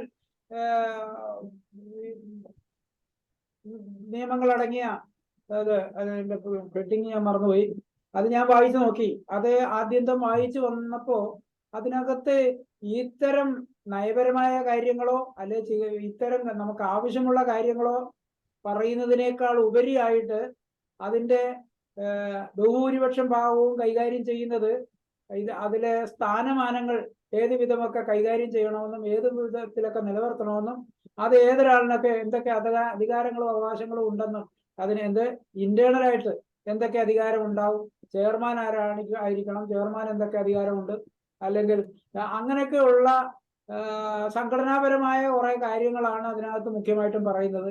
അല്ലാതെ ഇത്തരം ധാർമ്മിക വിഷയങ്ങളോ ചികിത്സാപരമായ കാര്യങ്ങളോ കാര്യമായിട്ടുള്ളതായിട്ട് എന്റെ ശ്രദ്ധയിൽപ്പെട്ടിട്ടില്ല, അങ്ങനെ കണ്ടിട്ടില്ല. അത് ഞാൻ നേരത്തെ ഒരിക്കൽ IFPHന്റെ വേദികളിലൊക്കെ അത് ചൂണ്ടിക്കാണിക്കുകയും എഴുതുകയും ഒക്കെ ചെയ്തിട്ടുള്ളതായിരുന്നു. ഇപ്പോ എന്തായാലും മഞ്ജു ഡോക്ടർ പറഞ്ഞ സ്ഥിതിക്ക് നമുക്ക് അത് വീണ്ടും വായിച്ചു നോക്കുകയും പരിശോധിക്കുകയും അത് ഇതിന്റെ മഞ്ജു ഡോക്ടർ പറഞ്ഞ രീതിക്ക് നമുക്കൊരു കാര്യം ചെയ്യാം. പാർലമെന്റ് പാസാക്കിയ ആയുഷ് നിയമപ്രകാരം നമ്മൾക്ക് ചികിത്സിക്കാനുള്ള റൈറ്റ് ഉണ്ട്. ആ റൈറ്റ് അതല്ലാതെ ഈ പറഞ്ഞ അങ്ങനെയൊന്നും അതിനകത്ത് പറയുന്നില്ല. എന്റെ ഓർമ്മയാണ്. അപ്പൊ ആ റൈറ്റ് നമുക്ക് കിട്ടണമല്ലോ, അത് ലഭിക്കണമല്ലോ. ഈ ആയുഷ് സിസ്റ്റങ്ങൾക്ക് ഇവിടെ ആയുഷ് സിസ്റ്റങ്ങളിൽ പ്രാക്ടീസ് ചെയ്യാനുള്ള ലൈസൻസ് സെൻട്രൽ ഗവൺമെന്റ് നിയമപ്രകാരം കൊടുക്കുന്നത് തന്നെ നമ്മൾക്ക് പ്രാക്ടീസ് ചെയ്യാനുള്ള അവകാശം ഉണ്ട് എന്നുള്ള ആ രീതിയിൽ മഞ്ജു ഡോക്ടർ പറഞ്ഞത് എടുക്കാന്നല്ലാതെ മറ്റത് അതിനകത്തുള്ളതല്ല. അത് ചാർട്ടർ ഓഫ് പേഷ്യൻസ് റൈറ്റ് എന്നുള്ള ഒരു ഇതിലാണെന്നാണ് എന്റെ ഓർമ്മ. എന്റെ ഓർമ്മയാണ്. ഓർമ്മയെന്ന് വെച്ച് കഴിഞ്ഞാൽ ഇതൊക്കെ നമുക്ക് ഇതുമായിട്ട് ലിങ്ക് ചെയ്യാൻ പറ്റുന്നത് എനിക്ക് തോന്നുന്നത്, അത് കൃത്യമായിട്ട് ഉറപ്പായിട്ട് പറയാൻ പറ്റുമെന്ന് തോന്നുന്നില്ല, എങ്കിലും നമ്മുടെ ഭരണഘടനയിൽ വരുന്ന നമ്മുടെ മൗലികമായ അല്ലെ പൗരാവകാശങ്ങളിൽ ചികിത്സ തിരഞ്ഞെടുക്കാനുള്ള അവകാശം, പിന്നെ തൊഴിൽ ചെയ്യാനും അതെ, അത് വേണമെന്നുണ്ടെങ്കിൽ ഇതുമായിട്ട് പിന്നെയും ലിങ്ക് ചെയ്യാൻ പറ്റും. കാരണം നമ്മുടെ തൊഴിൽ തടയുകയാണല്ലോ. ലിങ്ക് ചെയ്യുന്നതിനേക്കാളും ഭരണഘടന ലിങ്ക് കോട്ട് ചെയ്യുന്നതായിരിക്കും കുറച്ചുകൂടെ ഗുണമെന്ന് തോന്നുന്നു. അതുണ്ട്. ആർട്ടിക്കിൾ 19, 20, 21 ഇതിലൊക്കെ ആയിട്ട് ബന്ധപ്പെട്ട് കിടക്കുന്ന കുറെ കാര്യങ്ങളുണ്ട്. പിന്നെ ഭരണഘടനയിൽ തന്നെ പറയുന്നുണ്ട്, വകുപ്പ് ഏതാന്ന് ചോദിക്കരുത് കേട്ടാ, ഒരാൾക്ക് ചികിത്സ സ്വീകരിക്കാനും നിരസിക്കാനും ഉള്ള സ്വാതന്ത്ര്യം കൊടുക്കുന്നുണ്ട്. പക്ഷെ അതൊക്കെ ചില കണ്ടീഷൻസ് ഉണ്ട്. അതിനൊക്കെ ചില കണ്ടീഷൻസിൽ അതൊന്നും അനുവദനീയമല്ല. അതാണ് ഞാൻ നേരത്തെ അതാണ് കഴിഞ്ഞ ദിവസം ഇവിടെ ചർച്ച നടന്നപ്പോൾ ഞാൻ പറഞ്ഞത്. ഡിസാസ്റ്റർ മാനേജ്മെന്റ് പോലെയുള്ള സന്ദർഭങ്ങളിൽ ചില കണ്ടീഷൻസിൽ നമ്മൾ അത് അവകാശപ്പെടാൻ പറ്റത്തില്ല. ഈ ഭരണഘടന നൽകുന്ന ഈ സ്വാതന്ത്ര്യം അപ്പോഴത്തേക്ക് റദ്ദാക്കപ്പെടും, സസ്പെൻഡ് ചെയ്യപ്പെടും. റദ്ദാക്കുകയല്ല, സസ്പെൻഡ് ചെയ്യപ്പെടും. അതിവിടെ ചർച്ചയിൽ ഞാൻ പറഞ്ഞിരുന്നു. മറ്റേ പ്രധാനമന്ത്രി വരുമ്പോൾ എനിക്ക് സഞ്ചാര സ്വാതന്ത്ര്യം ഉണ്ടെന്നും പറഞ്ഞിട്ട് പ്രധാനമന്ത്രിയുടെ അതിനകത്തേക്ക് എനിക്ക് പോകണമെന്ന് പറഞ്ഞാൽ നടക്കത്തില്ല. സഞ്ചാര സ്വാതന്ത്ര്യമൊക്കെ ഉണ്ട് ഭരണഘടന, പക്ഷെ ഇത് നടക്കത്തില്ല. അത് തൽക്കാലത്തേക്ക് സസ്പെൻഡ് ചെയ്യപ്പെടും. അങ്ങനെ അതായത് ഇത് മൗലിക അവകാശങ്ങളിൽ നിയമപരിരക്ഷയുള്ളതാണെന്ന് അതൊരു എന്താണ് അതിന് പറയേണ്ട വാക്ക്,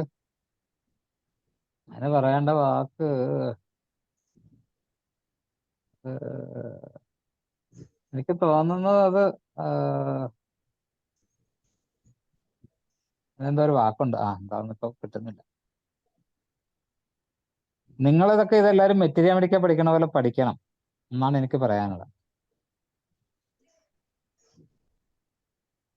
അപ്പൊ ഞാന് ബാക്കി വായിക്കുക ഡോക്ടർ.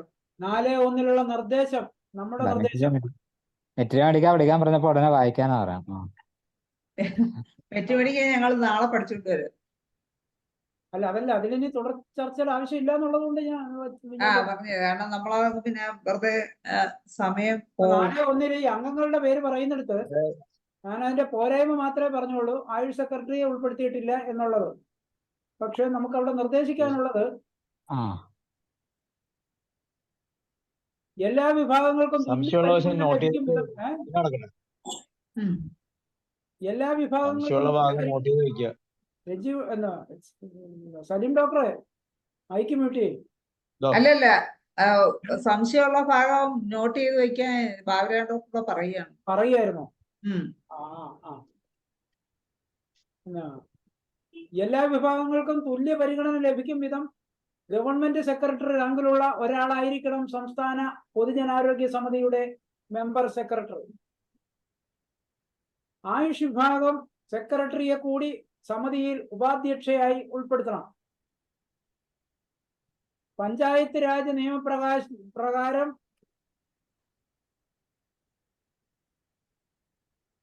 ആരോഗ്യ സംരക്ഷണ പ്രവർത്തനങ്ങൾ തദ്ദേശ സ്വയംഭരണ സ്ഥാപനങ്ങളുടെ പരിധിയിൽപ്പെടുന്നതാവുകയും അവിടെ ഹെൽത്ത് സ്റ്റാൻഡിംഗ് കമ്മിറ്റി ചെയർമാൻ ഉണ്ടായിരിക്കുകയും ചെയ്യുന്ന സാഹചര്യത്തിൽ അതാത് തലങ്ങളിലെ ജനപ്രതിനിധികളെയും സമിതിയിൽ ഉൾപ്പെടുത്തണം. പരിധിയിൽ അത് ആ വാക്ക് അതെ, പരിധിയിലും തദ്ദേശ സ്വയംഭരണ സ്ഥാപനങ്ങളുടെ പരിധിയിലാകുകയും എന്നൊക്കെ പറയേണ്ടത് ആധാര ഭാഷ വേണ്ട. ആധാരം നമുക്ക് ഞാനൊരു കാര്യം പറഞ്ഞോട്ടെ, നമുക്ക് ഈ ഭരണഘടനയിലുള്ള ആ കോട്ടിംഗ് ഒക്കെ ഇല്ലേ, അതായത് ചികിത്സയായിട്ടുള്ള അതെടുത്ത് വെച്ചിട്ട് അത് തന്നെ എങ്ങനെ ഇത് വയലേറ്റ് ചെയ്യുന്നുള്ളത് നമ്മൾ സൂചിപ്പിച്ചാൽ പോരെ. ഭരണഘടനയിൽ ഇന്ന പറഞ്ഞിട്ടുള്ള ക്ലോസ് എടുത്ത് വെച്ചിട്ട് അതിനെങ്ങനെയൊക്കെ ഈ ഇപ്പോഴും വെച്ചിട്ടുള്ള നിയമങ്ങൾ വയലേറ്റ് ചെയ്യുന്നു എന്ന് കാണിക്കുന്നതല്ലേ കുറച്ചുകൂടെ ഉത്തമം. അതേ ഭരണഘടനയിലെ ഇത്രാം വകുപ്പ് അത് വായിച്ച് നോക്കിയിട്ട് ഇത്രാം വകുപ്പ് കണ്ടെത്താൻ പറ്റുന്നത് ആ വകുപ്പിന്റെ ലംഘനമാണിതെന്ന് പറയാം. അങ്ങനെ വെച്ച് അതും ഉറപ്പിച്ച് വെച്ച് എഴുതി വെച്ചിട്ട് അതിനെ ഇന്ന രീതിയിലൊക്കെ ലംഘിക്കുന്നു. അത് അപ്പൊ അത് നല്ല സ്ട്രോങ് ആവും. നമുക്ക് അങ്ങനെ ശരിക്കുള്ള വകുപ്പുകൾ കറക്റ്റായിട്ട് അറിയാവുന്നുണ്ടെങ്കിൽ ആ വകുപ്പുകൾ അങ്ങനെ തന്നെ കോട്ട് ചെയ്ത് വെച്ച് ആർക്കും അറിഞ്ഞുകൂടാന്നുള്ളതുകൊണ്ടല്ലേ ആരും പറയാത്തത്. പക്ഷെ ആരെങ്കിലും ഒക്കെ എവിടെങ്കിലും ഒക്കെ ഒന്ന് വായിച്ചു നോക്കി തപ്പി എടുത്തുകൊണ്ട് വന്നാൽ ഇതൊക്കെ ഓരോ ഈ യഥാർത്ഥത്തിൽ ഇപ്പൊ ഇവിടെ ഇത് എഴുതി സംക്ഷിപ്തമായിട്ട് ഇവിടെ സമർപ്പിക്കുന്നതിന് ഇങ്ങനെ ഒരു സാധനം തയ്യാറാക്കുന്നതിന് 1-2 ദിവസത്തിനുള്ളിൽ നടക്കേണ്ടിയിരുന്നതാണ്. പക്ഷെ ഇത് പലപ്പോഴും ഇത്രയും ദിവസങ്ങൾ തന്നെ നീണ്ടത് ഇതിന്റെ ഓരോ വരിയും വാക്കും നമ്മളെടുത്ത് ചർച്ച ചെയ്യുന്നത് കൊണ്ടും പിന്നെ ഇത് റെഫർ ചെയ്യാനും മറ്റു കാര്യങ്ങൾക്കും ഒക്കെ ആയിട്ട് ഒരുപാട് സമയം വേണ്ടി വരുന്നത് കൊണ്ടാണ്. അത് മറ്റുള്ളവരും കൂടെ അതിനെ ഒന്ന് അവിടുന്ന് ഇവിടുന്ന് ഒക്കെ ഒന്ന് പറ്റുന്ന പ്രസക്തമായ പോയിന്റുകൾ കണ്ടെത്തി നൽകിയാൽ അല്ലെങ്കിൽ കൂട്ടിച്ചേർത്താൽ കാര്യങ്ങൾ എളുപ്പമാവും. ഇത് 1, 2, 3 പേര് മാത്രം ചെയ്യുന്നത് കൊണ്ടാണ് ഈ പ്രശ്നം വരുന്നത്. അല്ല, ഈ ബില്ല് ഇപ്പൊ നമ്മൾ എഴുതിയ ഈ തിരുത്തി കൊണ്ടുവന്നതുമായിട്ട് നമുക്ക് ഒരു അഡ്വക്കേറ്റുമായിട്ട് ഇരിക്കണം. ഇരുന്ന് കഴിഞ്ഞിട്ട് വേണം ഏതൊക്കെ ക്ലോസ് ആണ് ഇതിന്റെ കൂടെ ചേർത്ത് നമ്മൾ പ്രസന്റ് ചെയ്യേണ്ടത് എന്ന് ആ അഡ്വക്കേറ്റുമായിട്ട് ചേർന്ന് ഇരുന്ന് അതിന്റെ ആ ക്ലോസും കൂടെ ചേർക്കുന്നതാണ് അതിന്റെ ബുദ്ധി. ഇതിനകത്ത് നമുക്ക് എന്തെല്ലാം കൂടെ ആഡ് ചെയ്യാം, അങ്ങനെ വേണം. നമ്മളാരും ഈ ഭരണഘടനയുടെ ഒന്ന് വായിക്കുകയോ അങ്ങനെയുള്ള കാര്യങ്ങളൊന്നും നമുക്കറിയില്ല. അതേസമയം അഡ്വക്കേറ്റ്സിന് അറിയാൻ പറ്റും. അവർക്ക് പറയാം ഈ ക്ലോസ് അനുസരിച്ച് ഇത് ഇങ്ങനെ വരേണ്ടതാണ്. അങ്ങനെയാണെങ്കിൽ അതിനകത്ത് നമുക്കത് എഴുതി ചേർക്കാം. ജഡ്ജസിന് കൂടുതലും അറിയായിരിക്കും. ജഡ്ജസിന് കുറച്ചുകൂടെ കാരണം എന്ന് വെച്ചാൽ നമ്മുടെ ഇതിൽ പല വേദിയിൽ വന്നിട്ടുള്ള ജഡ്ജസ് ഒക്കെ ഉണ്ടല്ലോ, അവർക്ക് പക്ഷേ കാരണം എന്ന് വെച്ചാൽ അവരൊരുപാട് കേസുകൾ കേൾക്കുന്നത് കൊണ്ട് അവർക്ക് കൂടുതൽ നമുക്ക് ഏതാനും ക്ലോസ് ഒന്ന് നമ്പേഴ്സ് മാത്രം ഒന്ന് കിട്ടിയാൽ മതി, പിന്നെ അത് റെഫർ ചെയ്താൽ മതി. അല്ല, അത് അങ്ങനെ എന്തെങ്കിലും ചെയ്യാം. ഇപ്പൊ ഇത് വായിച്ച് അങ്ങോട്ട് തീർക്കട്ടെ എന്നാണ് ഞാൻ പറഞ്ഞത്. നമ്മൾക്ക് വേണ്ടി നമ്മൾ അന്വേഷിക്കുന്ന അത്രയും ഇതില് ചില അഡ്വക്കേറ്റന്മാരൊന്നും അന്വേഷിക്കാറില്ല. കാരണം നമ്മുടെ സൂമിൽ വന്ന് 1-2 അഡ്വക്കേറ്റുമാർ പറഞ്ഞ അനുഭവം എനിക്ക് ഓർമ്മയുണ്ട്. അവരൊന്നും മുന്നോട്ട് വെച്ച ക്ലോസുകളൊക്കെ അവർക്ക് അപ്പോൾ ഒരു കേസ് കിട്ടാൻ വേണ്ടിയിട്ടുള്ള കാര്യങ്ങളാണ് അവർ പറഞ്ഞത്. അവരൊന്നും യഥാർത്ഥ പോയിന്റ്സുകൾ ഒന്നും തന്നെ കണ്ടെത്തുകയോ മുന്നോട്ട് വെക്കുകയോ ചെയ്തില്ല. ഒരു അഡ്വക്കേറ്റുമായിട്ട് ഞാൻ കയറി ഉടക്കിയതുമാണ്. പിന്നെ ഇവിടെയുള്ളവർക്ക് ഓർമ്മ കാണും അത്. ഞാൻ കയറി ഒരു അഡ്വക്കേറ്റുമായിട്ട് ഉടക്കേണ്ടി വന്നു. അപ്പൊ എന്ന് വെച്ച് കഴിഞ്ഞാൽ അങ്ങേര് പറഞ്ഞത് നല്ല ഓർമ്മയുണ്ട്.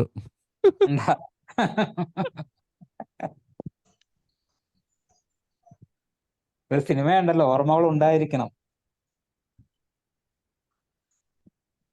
എപ്പോഴും സ്ട്രോങ് നമ്മൾ അവിടെ ആ രീതിക്ക് നമുക്ക് ഒന്ന് സെർച്ച് ചെയ്യണം. ചെയ്തിട്ട് അത് 1-2 പോയിന്റുകൾ പറഞ്ഞു തന്നാൽ തന്നെ ഇവർ ഉണ്ടാക്കി വെച്ചിരിക്കുന്ന സൗധങ്ങളൊക്കെ ഇടിച്ചു കളയാനായിട്ട് അതിന് കഴിയും. നമ്മൾ ഭരണഘടന വിരുദ്ധമായിട്ടുള്ള കാര്യങ്ങൾ ആണ് ഏറ്റവും പ്രധാനം. അത് നമ്മൾ കണ്ടെത്തിയേ പറ്റുള്ളൂ. ഒറ്റ ഇത് മതി, ഇവരുടെ ബില്ലൊക്കെ തെറിച്ചു പോകാനായിട്ട് അത് മതിയാവും. നമ്മൾ ഈ പറയില്ലേ, ഒരുപാട് കേസും അതും ഇതും എല്ലാം നടന്ന് കൊലപാതക കേസൊക്കെ നടന്നിട്ട് അവസാനം ഏതെങ്കിലും ഒരെണ്ണത്തിൽ തെളിവ് ദൈവത്തോട് സബ്ജക്റ്റ് വിട്ടു പോകരുത്. പിന്നെയും അല്ല, ഞാൻ ചോദിക്കുന്നത് ദേവരായ ഡോക്ടറെ, ആ പരിധിയിൽ എന്നുള്ളത് ഞാൻ അതാ ഞാൻ പരിശോധിച്ച് നോക്കിയത്. അത് യഥാർത്ഥത്തിൽ അതിനകത്ത് കാര്യമായ തിരുത്ത് വേണോ? ഇത്തിരി നീട്ടി തന്നെ പറഞ്ഞ് അവർക്ക് കാര്യത്തിലേക്ക് അടുത്തൊന്ന് വരട്ടെ എന്ന് വിചാരിച്ചിട്ടാണ് ഞാൻ അതൊന്നും കൂടെ വായിക്കാം. പഞ്ചായത്ത് രാജ് നിയമപ്രകാരം ആരോഗ്യ സംരക്ഷണ പ്രവർത്തനങ്ങൾ തദ്ദേശ സ്വയംഭരണ സ്ഥാപനങ്ങളുടെ പരിധിയിൽപ്പെടുന്നതാവുകയും അവിടെ ഹെൽത്ത് സ്റ്റാൻഡ് കമ്മിറ്റി ചെയർമാൻമാർ ഉണ്ടായിരിക്കുകയും ചെയ്യുന്ന സാഹചര്യത്തിൽ അതെ, പരിധിയിലാകുകയും എന്നുള്ള വാക്ക് ഒരു ആധാര എഴുത്ത് ഭാഷയാണ്. പരിധിയിലും പോരെ?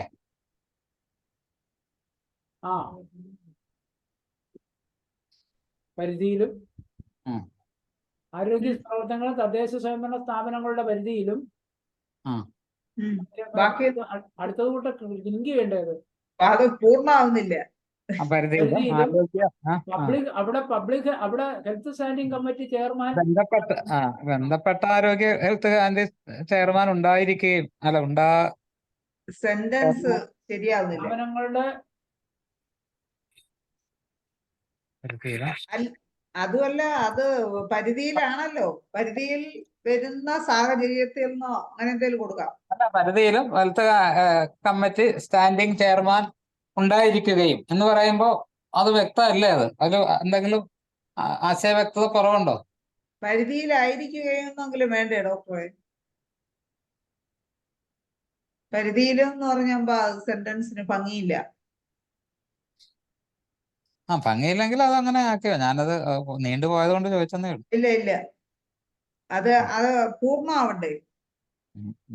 പഞ്ചായത്തിന്റെ അധീനതയിൽ വരുന്ന കാര്യമാണ് ഈ ആരോഗ്യ പരിപാലനം എന്നുള്ളത് പൂർണ്ണമാവണ്ടേ?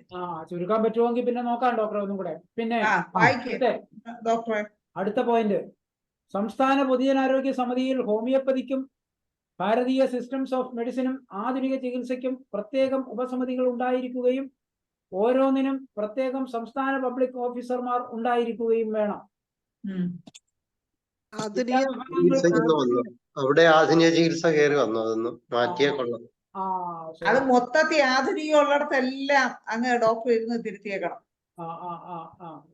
ആധുനിക സൗകര്യങ്ങൾ എന്നുള്ളത് തിരുത്തല്ലേ?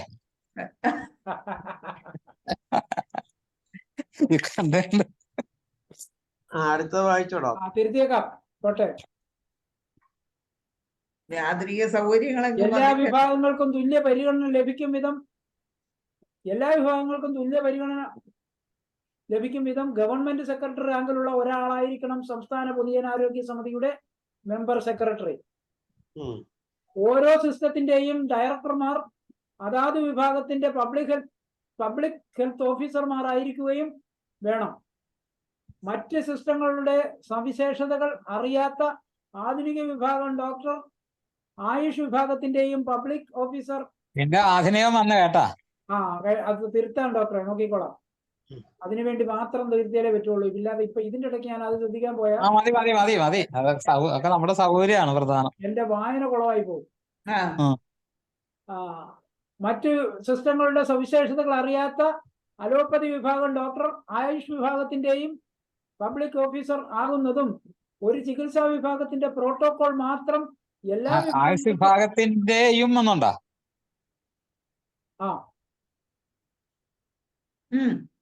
ആയുഷ് വിഭാഗത്തിന്റെയും വേണ്ടല്ലോ, അവിടെ വേണ്ട. അല്ല, മറ്റേത് ഇതുമായിട്ട് കൂട്ടിച്ചേർക്കുന്ന ആന്റ് വരുന്നുണ്ടല്ലോ, ആന്റ് ഒന്നും വരുന്നില്ലല്ലോ.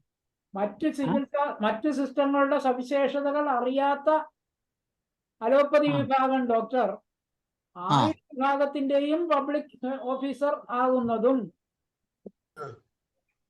അവിടെ ആന്റ് അല്ലല്ലോ വരുന്നത്, ആന്റ് അല്ല വരുന്നത്. അവിടെ ആയുഷ് വിഭാഗത്തിന്റെ മതിയായിരിക്കും. അതെ, ആയുർവേദവും ഹോമിയോപ്പതിയും കൂടെ ഉദ്ദേശിച്ചാണ് അങ്ങനെ വരുന്നത്. അതുകൊണ്ട് അലോപ്പതിയുടെയും ഇതിന്റെയും രണ്ടിന്റെയും എന്നുള്ള അർത്ഥത്തിലാണ്. അല്ലാതെ ആയുഷ് വിഭാഗത്തിന്റെ ഡയറക്ടർ ആയിരിക്കുക എന്ന് പറഞ്ഞാൽ ആയുഷ് വിഭാഗത്തിന്റെ ഡയറക്ടറായിട്ടല്ല, പബ്ലിക് ഹെൽത്ത് ഓഫീസറായിട്ട് അയാളെ തീരുമാനിച്ചിട്ടില്ലല്ലോ, എവിടെയും പറഞ്ഞിട്ടില്ലല്ലോ. അതുകൊണ്ട് ആയിരിക്കുന്നയാൾ ഇവിടെയും വരുന്നത്. ശരിയാണ്. അത് തൊട്ട് മുമ്പ് വായിച്ചായിട്ട് വേണ്ടെന്നുള്ളതാണ് ഞാൻ പറഞ്ഞത്. ആയുഷ് വിഭാഗത്തിന്റെയും പബ്ലിക് ഹെൽത്ത് ഓഫീസർ ആകുന്നതും ഒരു ചികിത്സാ വിഭാഗത്തിന്റെ പ്രോട്ടോകോൾ മാത്രം എല്ലാ വിഭാഗങ്ങൾക്കും ബാധകമാക്കുന്നതും അശാസ്ത്രീയമാണ്. വേണ്ടെന്നാണ് എനിക്ക് തോന്നണേ. കുഴപ്പമില്ല, വലിയ കുഴപ്പമില്ല, പോട്ടെ. ഡോക്ടർ ഇല്ലാതെ ഞാനൊന്ന് വായിക്കാൻ വേണമെങ്കിലെന്നാ. ഓരോ സിസ്റ്റത്തിന്റെയും ഡയറക്ടർമാർ അതാത് വിഭാഗത്തിന്റെ പബ്ലിക് ഹെൽത്ത് ഓഫീസർമാരായിരിക്കുകയും വേണം. ഓരോ സിസ്റ്റത്തിന്റെയും ഡയറക്ടർമാർ അതാത് വിഭാഗത്തിന്റെ പബ്ലിക് ഹെൽത്ത് ഓഫീസർമാർ ആയിരിക്കുക വേണം. അവിടെയും വേണ്ട, അത് സമ്മതിച്ചു. ആയിരിക്കുക വേണം, അത് ആയിരിക്കണം. ആയിരിക്കണം, എന്നാലും മതി. ആയിരിക്കുക വേണം, ശരിയാവൂല. ആയിരിക്കണം വേണം വന്നത് കൊണ്ടാണ് പ്രശ്നമാകുന്നത്. അല്ലെങ്കിൽ ആയിരിക്കുക ആയിരിക്കണം. മതി, അത്രയും മതി. അപ്പൊ ചുരുങ്ങി. ഓരോ സിസ്റ്റത്തിന്റെയും ഡയറക്ടർമാർ അതാത് വിഭാഗത്തിന്റെ പബ്ലിക് ഹെൽത്ത് ഓഫീസർമാർ ആയിരിക്കണം. മറ്റ് സിസ്റ്റങ്ങളുടെ സവിശേഷതകൾ അറിയാത്ത അലോപ്പതി വിഭാഗം ഡോക്ടർ, ആയുഷ് വിഭാഗത്തിന്റെയും പബ്ലിക് ഹെൽത്ത് ഓഫീസർ ആകുന്നതും. അവിടെ ആയുഷ് വിഭാഗത്തിന്റെയും എന്ന് വേണ്ടേ? വേണം.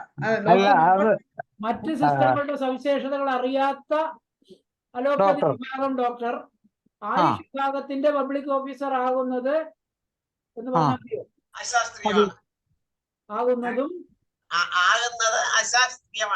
ആകുന്നതും ഒരു ചികിത്സാ വിഭാഗത്തിന്റെ പ്രോട്ടോകോൾ മാത്രം എല്ലാ വിഭാഗങ്ങൾക്കും ബാധകമാകുന്നതും. ഈ കുറച്ച് കുറയ്ക്കേ. കർത്താവായി വരുമ്പോൾ ഹോ ഹൈ വരും എന്നുള്ളത്. മറ്റു സിസ്റ്റങ്ങളുടെ സവിശേഷതകൾ അറിയാത്ത അലോപ്പതി ഡോക്ടർ, ആയുഷ് വിഭാഗത്തിന്റെ പബ്ലിക് ഓഫീസർ ആകുന്നതും. വേണ്ട, ആകുന്നത്. അടുത്തത് വരണ്ടേ?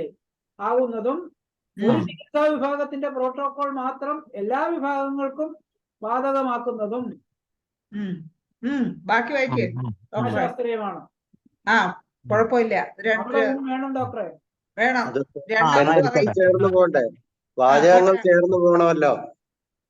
അടുത്തതിലോട്ട് പോട്ടെ ഡോക്ടറെ, കുഴപ്പം വലിയ അതിനാണ് കുഴപ്പമില്ല. എഗ്രിമെന്റ് എന്ന് പറയും. എഗ്രിമെന്റ്. ആ ബാബുരാൻ ഡോക്ടർ ശരി. ഇതോ പറഞ്ഞോ, ഞാനുണ്ട്. വേണ്ടാന്ന് വെച്ചിട്ട് കടന്നു പോകുന്നു. അത് കുഴപ്പമില്ല, ധൈര്യമായിട്ട് പറഞ്ഞു. ആധാരം എഴുത്ത് ഭാഷ ഇടയ്ക്ക് കയറി വരും. അല്ല, അത് ചിലയിടത്ത് ആവശ്യമാണ്. ഞാനിവിടെ രണ്ടു മൂന്ന് പ്രാവശ്യം ശരിക്കും കഷ്ടപ്പെട്ട് ഈ ആധുനികം എന്ന വാക്ക് കിടക്കുന്നിടത്ത് അലോപ്പതി കയറ്റി പറയാൻ. ഞാൻ അതുകൊണ്ട് ആ അലോപ്പതി അങ്ങ് തിരുത്തിയേക്കാന്ന് വിചാരിച്ച.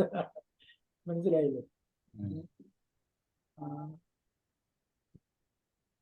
അത് അന്നേരം തന്നെ തിരുത്തിയില്ലെങ്കിൽ വായിക്കുന്നതിന്റെ പോയങ്ങ് പോകും. അതുകൊണ്ടാണ്.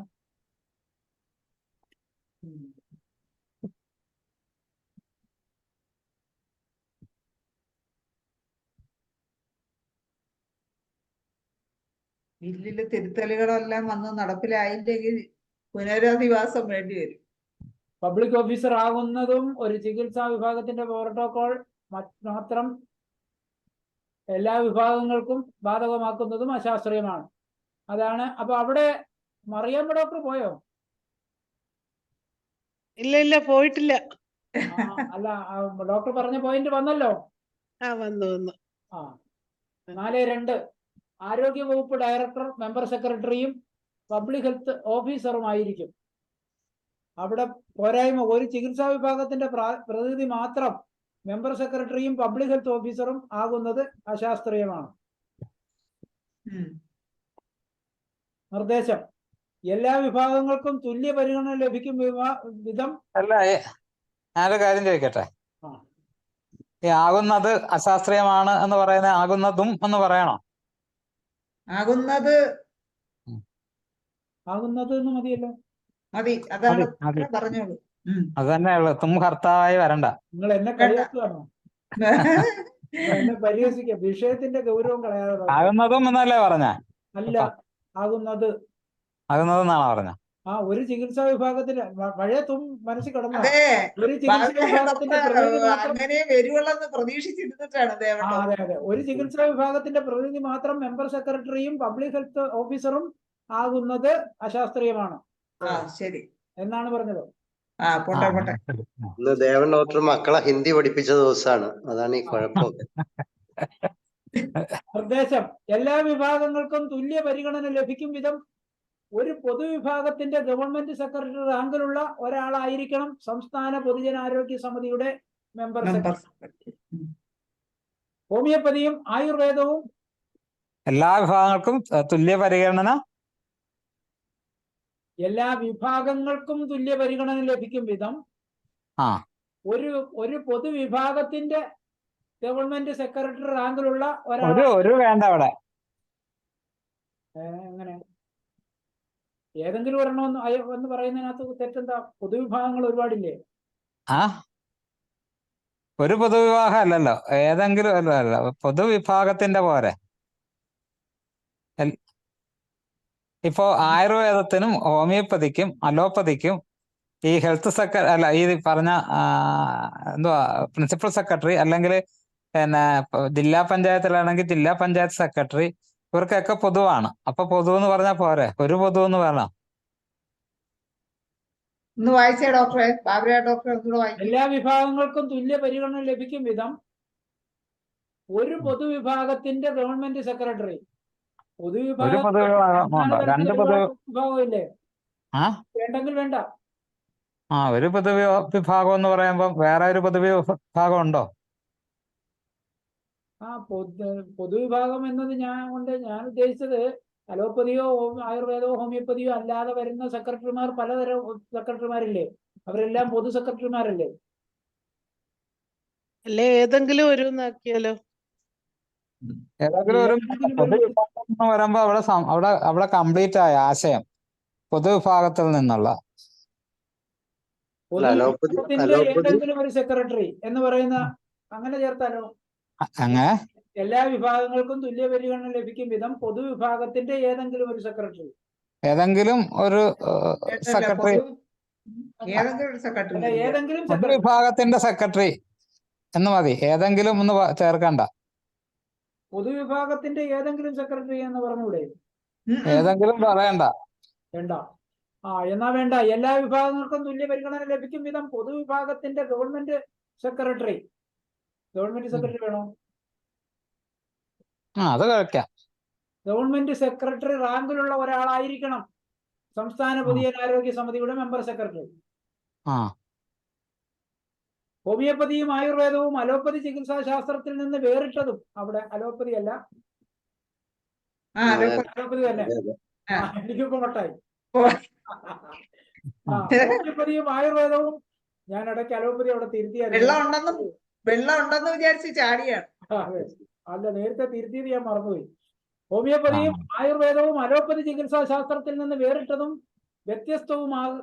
വ്യത്യസ്തവുമായതിനാൽ പൊതുജനാരോഗ്യ ആക്ടിലും പുത്തൻ ആരോഗ്യ സംരക്ഷണ പ്രക്രിയകളിലും തനതായ പ്രവർത്തന സ്വാതന്ത്ര്യം അനിവാര്യമാണ്. ആരോഗ്യ വകുപ്പ് ഡയറക്ടറെ എന്ന പോലെ ഹോമിയോപ്പതി ഭാരതീയ ചികിത്സാ ഡയറക്ടർമാരെയും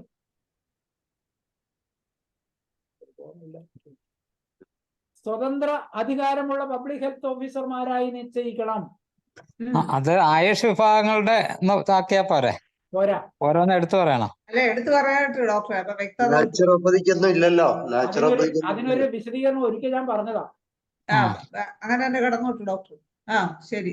ഭാരതീയ ചികിത്സാ ഡയറക്ടർമാരെന്ന് പറഞ്ഞത് ഈ ഹോമിയോപ്പതിക്കും ആയുർവേദത്തിനും മാത്രമല്ല, കഴിഞ്ഞാൽ മറ്റുള്ളതെല്ലാം ഈ ഭാരതീയ ചികിത്സാ സിസ്റ്റങ്ങൾ എന്ന് പറഞ്ഞാണ് പെടുത്തിയിരിക്കുന്നത്.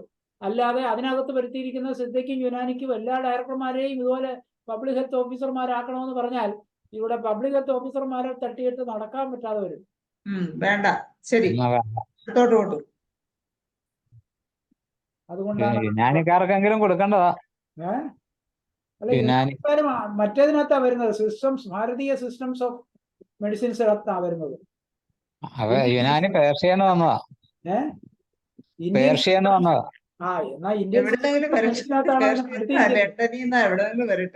ഇന്ത്യൻ സിസ്റ്റംസ് ഓഫ് മെഡിസിനകത്താണ് അത് പെടുത്തിയിരിക്കുന്നത്. അത് വിവേചനാണ്. പോട്ടെ. അത് അവര് ചോദിച്ചോളൂ. അവരൊക്കെ ഇരുന്ന് ഉറങ്ങിയില്ലേ ഇപ്പോ? അവര് തൃപ്തരാണ്. ഞാൻ സംതൃപ്തനാണ്. അവര് തൃപ്തരായിട്ട് അവിടെ ഇരിക്കട്ടെ ഡോക്ടർ. വായിക്ക് പെട്ടെന്ന് പോട്ടെ. ശരി തന്നെ. 10:26 4-3 സംസ്ഥാന ഹെൽത്ത് ഓഫീസർ ആവശ്യപ്പെടുന്ന പക്ഷം ആരോഗ്യ കുടുംബക്ഷേമ വകുപ്പിന് കീഴിലെ അക്കാദമിക ഗവേഷണ സാങ്കേതിക സഹായ സ്ഥാപനങ്ങളും വിദഗ്ധരും പൊതുജനാരോഗ്യ പ്രശ്നങ്ങൾ കൈകാര്യം ചെയ്യുന്നതിന് ആവശ്യമായ നടപടികൾ കൈക്കൊള്ളേണ്ടതാണ്. ഇത് ബില്ലിലുള്ളതാണ് വായിച്ചത്. 4-3 തിരുത്തല് നമുക്ക് നിർദ്ദേശം: കുടുംബക്ഷേമ വകുപ്പിന് കീഴിലെ അക്കാദമിക ഗവേഷണ സാങ്കേതിക സഹായ സ്ഥാപനങ്ങളെയും വിദഗ്ധരെയും മാത്രമല്ല, ഹോമിയോപ്പതി വകുപ്പിലെയും ഭാരതീയ ചികിത്സാ വകുപ്പിലെയും സ്ഥാപനങ്ങളെയും വിദഗ്ധരെയും സമിതിയുടെ പ്രവർത്തനങ്ങളിൽ ഭാഗഭാക്കാകുവാൻ നിഷ്കർഷിക്കണം.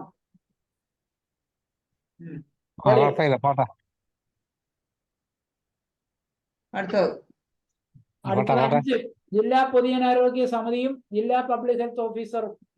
അതിലെ അംഗങ്ങൾ 5-1 അംഗങ്ങൾ: 1 ജില്ലാ പഞ്ചായത്ത് പ്രസിഡന്റ് അധ്യക്ഷ, ജില്ലാ കളക്ടർ ഉപാധ്യക്ഷ, ജില്ലാ മെഡിക്കൽ ഓഫീസർ ആരോഗ്യം മെമ്പർ സെക്രട്ടറി, ജില്ലയിലെ സർക്കാർ മെഡിക്കൽ കോളേജ് പ്രിൻസിപ്പൽ അംഗം, ജില്ലാ മെഡിക്കൽ ഓഫീസർ ഭാരതീയ ചികിത്സ അംഗം, ജില്ലാ മെഡിക്കൽ ഓഫീസർ ഹോമിയോപ്പതി അംഗം, ജോയിന്റ് ഡയറക്ടർ തദ്ദേശ സ്വയംഭരണ വകുപ്പ് അംഗം, അസിസ്റ്റന്റ് കമ്മീഷണർ ഭക്ഷ്യസുരക്ഷാ വകുപ്പ് അംഗം, പ്രിൻസിപ്പൽ കൃഷി ഓഫീസർ അംഗം, ജില്ലാ മൃഗസംരക്ഷണ ഓഫീസർ അംഗം, ജില്ലാ ഓഫീസർ ഫിഷറീസ് വകുപ്പ് അംഗം, ജില്ലാ ഓഫീസർ ക്ഷീരവികസന വകുപ്പ് അംഗം.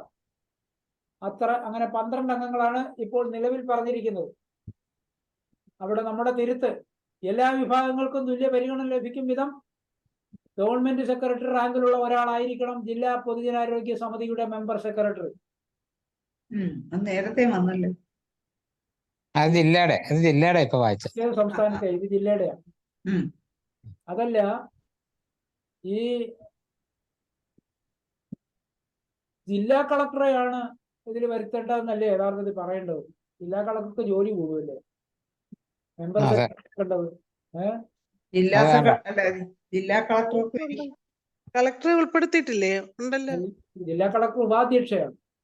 ഡോക്ടർ, ജില്ലാ പഞ്ചായത്ത് സെക്രട്ടറി IAS റാങ്കിലുള്ളവരൊക്കെ തന്നെ ഇരിക്കുന്നത്. ആണോ? ജില്ലാ പഞ്ചായത്ത് സെക്രട്ടറി ഇല്ലേ, അത് വെക്കാമല്ലോ. അപ്പൊ അവരെ എടുക്കാം. ശരി, സമ്മതിച്ചിരിക്കുന്നു സർ. അടുത്ത ജില്ലാ പഞ്ചായത്ത് സെക്രട്ടറി IAS കാരൊന്നുമല്ല. അല്ല, IAS-കാരുടെ മെയിൻ ആയിട്ടുള്ള IAS-കാർക്ക് നേരത്തെ കൊടുത്തിട്ടുണ്ട്. പക്ഷെ ഇപ്പം ജില്ലാ എപ്പോഴും അവര് തന്നെ ആയിരിക്കില്ല, IAS-കാരും വരാറുണ്ട്. വളരെ ചുരുക്കം. IAS തന്നെ വേണമെന്നില്ല, ജില്ലാ പഞ്ചായത്തിന്റെ സെക്രട്ടറി അല്ലേ. അപ്പൊ മതി മതി, കാരണം അവരൊക്കെ നല്ല നോളജും കാര്യങ്ങളും എല്ലാം ഉള്ളത്.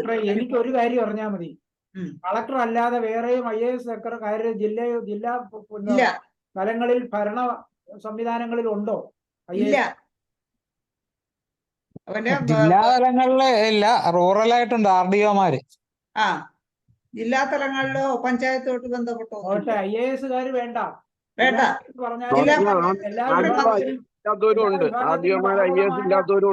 എല്ലാ വിഭാഗത്തിനും ബാധകമായ ഉണ്ട്, പക്ഷെ കൂടുതൽ പേരും RDO-മാര് IAS-കാരാ. എല്ലാ വിഭാഗങ്ങൾക്കും ബാധകമായിട്ടുള്ള സ്ഥാനങ്ങളുണ്ടല്ലോ അല്ലേ? ജില്ലാ കളക്ടർ ജില്ലാ പഞ്ചായത്ത് സെക്രട്ടറിയാണ് അതിന് സ്യൂട്ട് ആയിട്ടുള്ളതെന്നാണ് എനിക്ക് തോന്നുന്നത്. ജില്ലാ പഞ്ചായത്ത് സെക്രട്ടറി എന്ന് നമ്മൾ അത് മാത്രം ചൂണ്ടിക്കാണിക്കണോ? വേണ്ട, ജില്ലാ അധികാരികൾ കാണിച്ചാൽ മതി. അതെ, ഈ പറഞ്ഞ പോലെ അധികാര വികേന്ദ്രീകരണമായിട്ട് ബന്ധപ്പെടുമ്പോ പിന്നെ ജില്ലാ പഞ്ചായത്ത് സെക്രട്ടറിക്കാണ് പ്രാധാന്യം ഇങ്ങനെയുള്ള കാര്യങ്ങൾക്ക്. ഡോക്ടറെ, ഹെൽത്തിന്റെ കാര്യത്തിൽ എല്ലാ ത്രിതല പഞ്ചായത്തുകൾക്കും ഉണ്ട് ഹെൽത്ത് സ്റ്റാൻഡിംഗ് കമ്മിറ്റി ചെയർമാൻമാർ. അപ്പൊ അതുകൊണ്ടാണ് ഏറ്റവും ഒരു ജില്ലയുടെ കാര്യം പറയുമ്പോൾ ജില്ലാ പഞ്ചായത്ത് സെക്രട്ടറിക്കാണ് ഉദ്യോഗസ്ഥ തലത്തില് പ്രാധാന്യം.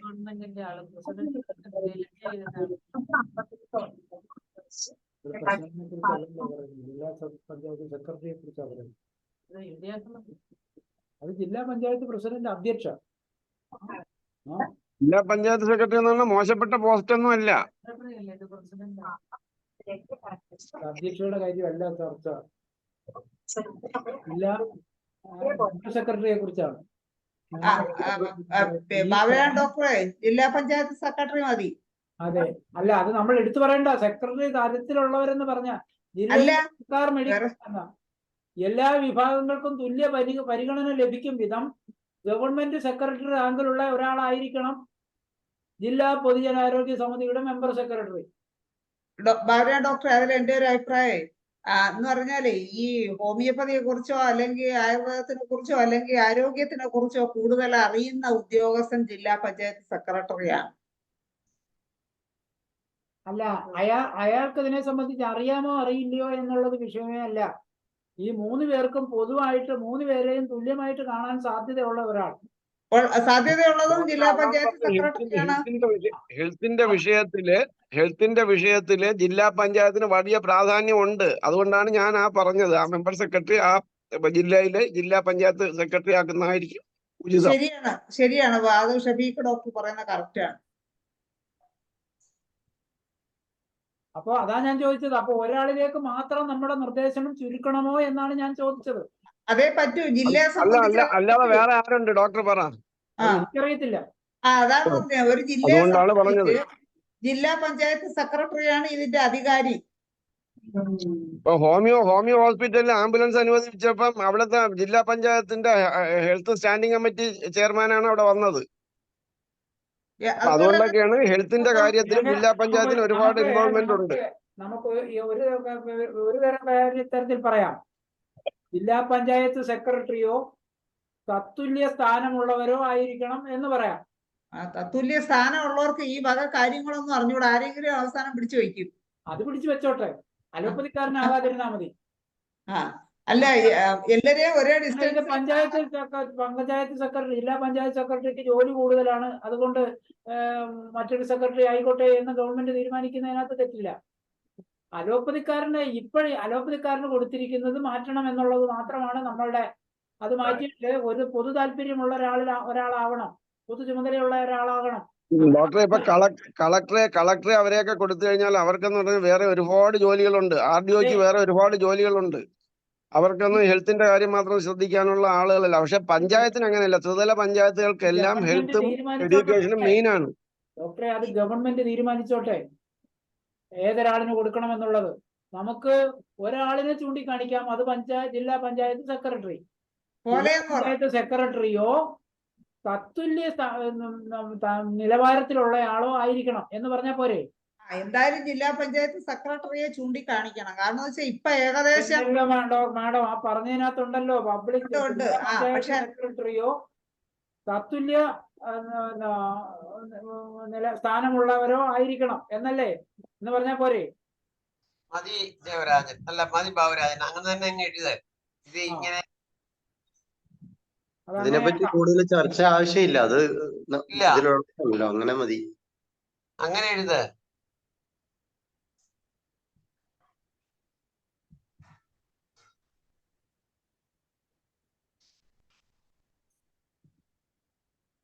യഥാർത്ഥത്തിൽ ഈ മെമ്പർ സെക്രട്ടറിയുടെ ജോലികളൊക്കെ ഒരു പകുതി ഭാഗം ചെയ്തുകൊണ്ടിരിക്കുന്നുണ്ട് ഈ ജില്ലാ പഞ്ചായത്ത് സെക്രട്ടറി.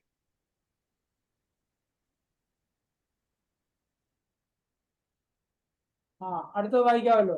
ജില്ലയിലെ സർക്കാർ മെഡിക്കൽ കോളേജ് പ്രിൻസിപ്പൽ സമിതിയിൽ അംഗമായിരിക്കുന്നത് പോലെ അതത് ജില്ലകളിലെ ഹോമിയോപ്പതി, ആയുർവേദ മെഡിക്കൽ കോളേജുകളിലെ പ്രിൻസിപ്പൽമാരെയും സമിതിയിൽ അംഗങ്ങളാക്കണം. ആരോഗ്യ വകുപ്പ് ജില്ലാ മെഡിക്കൽ ഓഫീസറെ എന്ന പോലെ ഹോമിയോപ്പതി ഭാരതീയ ചികിത്സ ജില്ലാ മെഡിക്കൽ ഓഫീസർമാരെയും സ്വതന്ത്ര അധികാരമുള്ള പബ്ലിക് ഹെൽത്ത് ഓഫീസർമാരായി നിശ്ചയിക്കണം.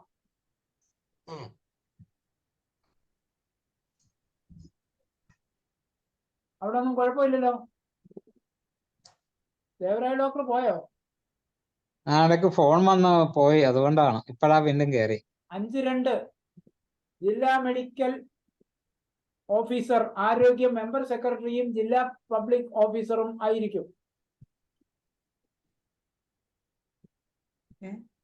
പോരായ്മ: സർക്കാർ അംഗീകാരമുള്ള വ്യത്യസ്ത ചികിത്സാ സമ്പ്രദായങ്ങൾ നിലവിലുള്ള രാജ്യത്ത് മറ്റു ചികിത്സാ ശാസ്ത്രങ്ങളുടെ സവിശേഷതകൾ ഒന്നും അറിയാത്ത അലോപ്പതി ചികിത്സാ സമ്പ്രദായത്തിന്റെ മാത്രം പ്രതിനിധിയെ ജില്ലാ പൊതുജനാരോഗ്യ സമിതിയുടെ മെമ്പർ സെക്രട്ടറി ആക്കുന്നതും അതേ ആളിനെ തന്നെ ആക്ടിന്റെ നടത്തിപ്പിന് അധികാരപ്പെട്ട ജില്ലാ പബ്ലിക് ഓഫീസർ ആക്കുന്നതും അശാസ്ത്രീയമാണ്, ജനാധിപത്യ വിരുദ്ധമാണ്. അതല്ലേ ഒരു കാര്യം പറഞ്ഞോട്ടെ. ഒരു കാര്യമേ ആകാവൂ, പറഞ്ഞോളൂ.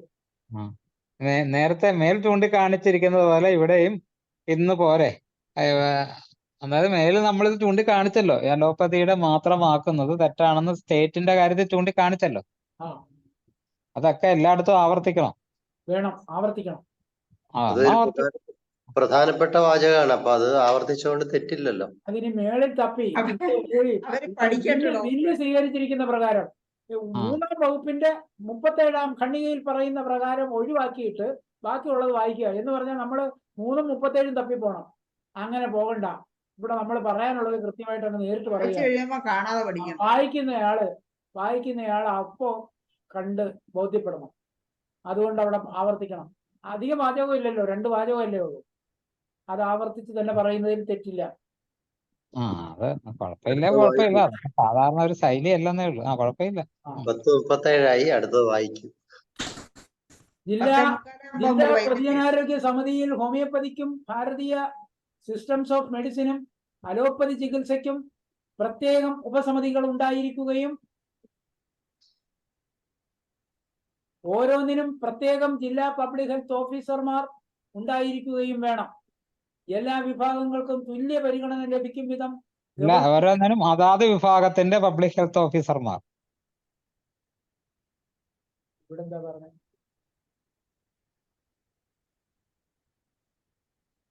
ഓരോന്നിനും പ്രത്യേകം ജില്ലാ പബ്ലിക് എന്നുള്ളത് അതാത് വിഭാഗത്തിന്റെ വിധം ഗവൺമെന്റ് സെക്രട്ടറി തുല്യ പരിഗണന ലഭിക്കും വിധം ഗവൺമെന്റ് സെക്രട്ടറി റാങ്കിലുള്ള ഒരാളായിരിക്കണം ജില്ലാ പൊതുജനാരോഗ്യ സമിതിയുടെ മെമ്പർ സെക്രട്ടറി. അത് മുകളിൽ പറഞ്ഞത് ഇവിടെയും ആവർത്തിച്ചേക്കാം. അത് കാരണം അവർക്ക് രണ്ടിടത്തും പറയാമെങ്കിൽ പറയാം. 6 പ്രാദേശിക പൊതുജനാരോഗ്യ സമിതിയും പബ്ലിക് ഹെൽത്ത് ഓഫീസറും. ഒരു കാര്യം കൂടി, അതിന് എല്ലാ വിഭാഗത്തിന്റെയും എന്നുള്ളതിന് പകരം അതിന് ഒരു വിഭാഗത്തിന് ഏകപക്ഷീയമാകാതിരിക്കാൻ വേണ്ടി എന്നാക്കിയാ പോരെ, മേധാവിത്വം വരാതിരിക്കാൻ വേണ്ടി എന്ന് പോരെ. ഒന്ന് രണ്ടായാലും പോരല്ലോ, എല്ലാ വിഭാഗത്തിനും വേണമല്ലോ. അതല്ല, ഒരു വിഭാഗത്തിന് ഏകപക്ഷീയ മേധാവിത്വം വരത്തക്ക രീതിയിലാണല്ലോ ഇപ്പൊ അലോപ്പതിയുടെ മാത്രമേ ഉള്ളൂ. അങ്ങനെ വരാത്ത രീതിയിൽ പൊതുവായിട്ടുള്ള ഒരാളെ എന്നുള്ളതല്ലേ വെക്കേണ്ടത്. അല്ലാതെ ഇയാൾ ഈ വന്നവൻ പൊതുവായിരിക്കണമെന്ന് അല്ല, എന്നുവെച്ചാൽ പൊതു സമീപനമുള്ള ആയിരിക്കണമെന്ന് നിർബന്ധമൊന്നും ഇല്ല. പിന്നെ നമ്മൾ പറയുമ്പോൾ അങ്ങനെ പറയണം. ഏകപക്ഷീയമായിട്ട് മറ്റവർക്ക് മാത്രം കൊടുക്കുമ്പോൾ അത് ഏകപക്ഷീയ മേധാവിത്വം ഉറപ്പുവരുത്തുന്ന രീതിയിലായിപ്പോയി. അല്ല, ഞാനൊരു എല്ലാ വിഭാഗങ്ങൾക്കും തുല്യ പരിഗണന ലഭിക്കും വിധം എന്ന് പറയുന്നതിനകത്ത് എന്താ തെറ്റ്? അതുപോലെ തെറ്റുണ്ടായിട്ടല്ല, അവിടത്തെ പ്രശ്നം എന്താണ്? ഏകപക്ഷീയമായി എന്നുള്ളതാണ് അവിടുത്തെ പ്രശ്നം. ഇപ്പൊ ദേവൻ ഡോക്ടർ പറയുന്ന ഏകപക്ഷീയമായി എന്നുള്ള വാക്കുകൂടെ അവിടെ ഉപയോഗിക്കണം. ഒന്നല്ല, ഏകപക്ഷീയമായ മേധാവിത്വമാണ് ഇപ്പൊ ഓൾറെഡി അവര് നടപ്പിലാക്കിയിരിക്കുന്നത്. എന്ന് പറഞ്ഞാൽ എല്ലാ വിഭാഗങ്ങൾക്കും തുല്യ പരിഗണന ലഭിക്കും വിധം എന്നതിന് പകരം ഒരു വിഭാഗത്തിന് മാത്രം മുൻതൂക്കം കൊടുക്കുന്ന രീതി മാറ്റിക്കൊണ്ട്, അല്ലെങ്കിൽ ആ രീതിക്ക് വിരുദ്ധമായി ഒരു വിഭാഗത്തിന് മാത്രം പരിഗണന കൊടുക്കുന്ന രീതി ഒഴിവാക്കി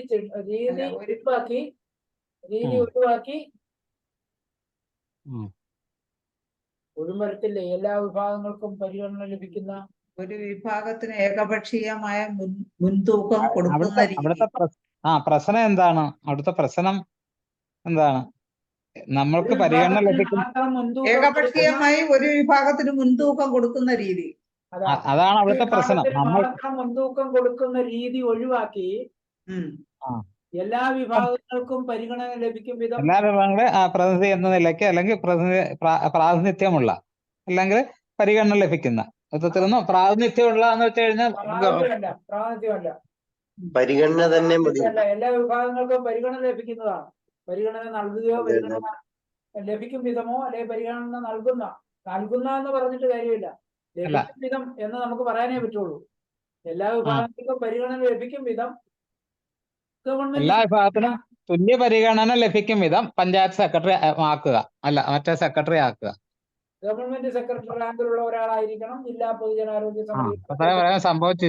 അത്രയും മതി ആയിരിക്കണം. അതെ, ചുരുങ്ങുകയല്ല നീളുകയാണ് ചെയ്തത്. എന്നാലും കുഴപ്പമില്ല. എന്നാലും കുറെ കൂടെ വ്യക്തമായി ഏകപക്ഷീയം വ്യക്തമാകുമ്പോ എന്ന് വെച്ചാൽ നമ്മുടെ പ്രശ്നം നമ്മളെ പരിഗണിക്കുന്നില്ല എന്ന് മാത്രമല്ല, ശരിക്കും ഏകപക്ഷീയമായിട്ട് അവർക്ക് അധികാരം കൊടുത്തു എന്നുള്ളത്. അതാണ്, അത് ശരിയല്ല. അപ്പൊ അവിടെ ഒരു വ്യക്തത വന്ന് അവർ ചെയ്യുന്ന പ്രവൃത്തി എന്താണെന്നുള്ളത്. അതെ, നമ്മുടെ ആരോപണം തന്നെയാണ്. ആരോപണം അല്ല, അത് ശരിക്കും നമ്മള് വസ്തുതയാണ്, ഫാക്റ്റാണ്. ചൂണ്ടിക്കാണിച്ചു. ഊന്നൽ കൊടുക്കേണ്ടത് ഊന്നുക തന്നെ വേണം. ഇവിടെ ഇപ്പൊ നല്ലപോലെ ഊന്നിയിട്ടുണ്ട്. ഇനി പൊയ്ക്കോ. ഇടയ്ക്കിടയ്ക്ക് വേണേ ബ്രാക്കറ്റിൽ ഊന്നലെന്ന് എഴുതിക്കോ, പ്രശ്നമില്ല. ഊന്നൽ വിദഗ്ധന് നന്ദി.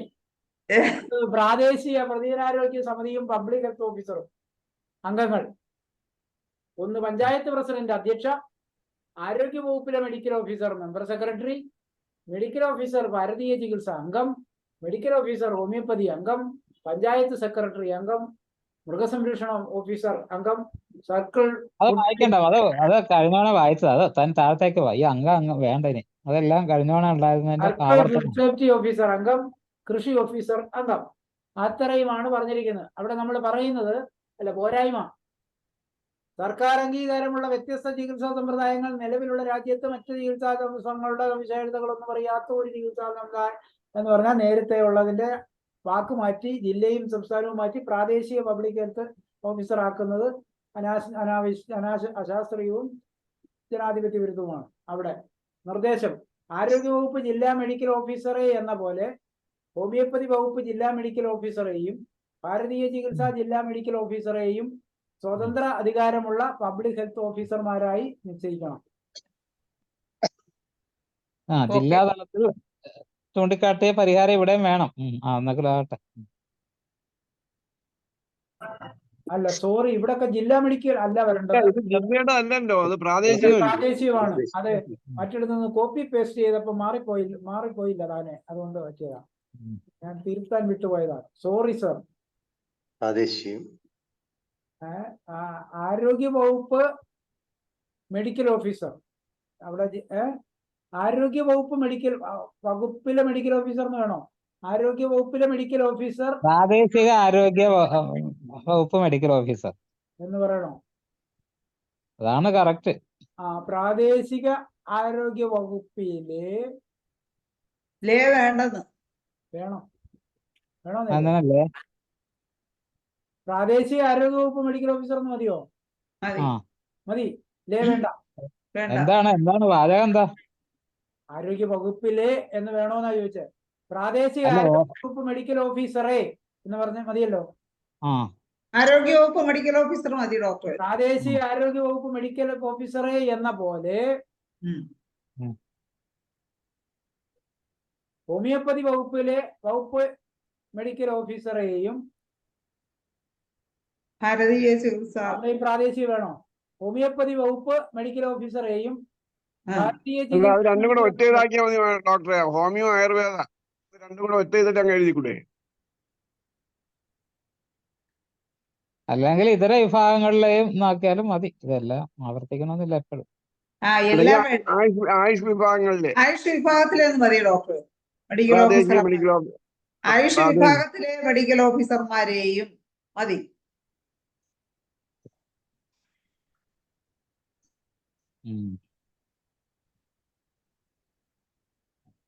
അല്ല, ഈ പ്രകൃതി ചികിത്സക്കൊക്കെ മെഡിക്കൽ ഓഫീസർമാരുണ്ടോ? ചില സ്ഥലങ്ങളിൽ ഉണ്ട്. സ്ഥലങ്ങളുണ്ട്, വർക്കലയുണ്ട്. ചില സ്ഥലത്തുണ്ട്. അങ്ങനെ ആവുമ്പം അതിവിടെ പറയാൻ പറ്റത്തില്ല. പ്രാദേശിക ആരോഗ്യ വകുപ്പ് മെഡിക്കൽ ഓഫീസറെ എന്ന പോലെ ഹോമിയോപ്പതി ഭാരതീയ ചികിത്സാ മെഡിക്കൽ ഓഫീസർമാരെയും സ്വതന്ത്ര അധികാരമുള്ള പബ്ലിക് ഹെൽത്ത് ഓഫീസർമാരാക്കണം. ഭാരതീയ ചികിത്സയെ പറയാൻ പറ്റൂ. മതി. ഓക്കെ. ആയുഷ് വിഭാഗം പറയാൻ പറ്റത്തില്ല. എന്താ? കാരണം ഭാരതീയ ചികിത്സക്ക് എല്ലാത്തിനും കൂടെ ചേർന്ന് ഒരു മെഡിക്കൽ ഓഫീസറെ ആകാവൂ. അത് നമുക്കെന്താ ഇത്ര നിർബന്ധം? അവര് ഒന്നോ രണ്ടോ വെക്കട്ടെ, സിദ്ധയുടെ ഒക്കെ വന്നിരിക്കട്ടെ. സിദ്ധന്മാര് നല്ല, അന്ന് ഒരാൾ വന്ന് പ്രസംഗിച്ച കേട്ടില്ലേ, എന്നാ ചൂടായിരുന്നു.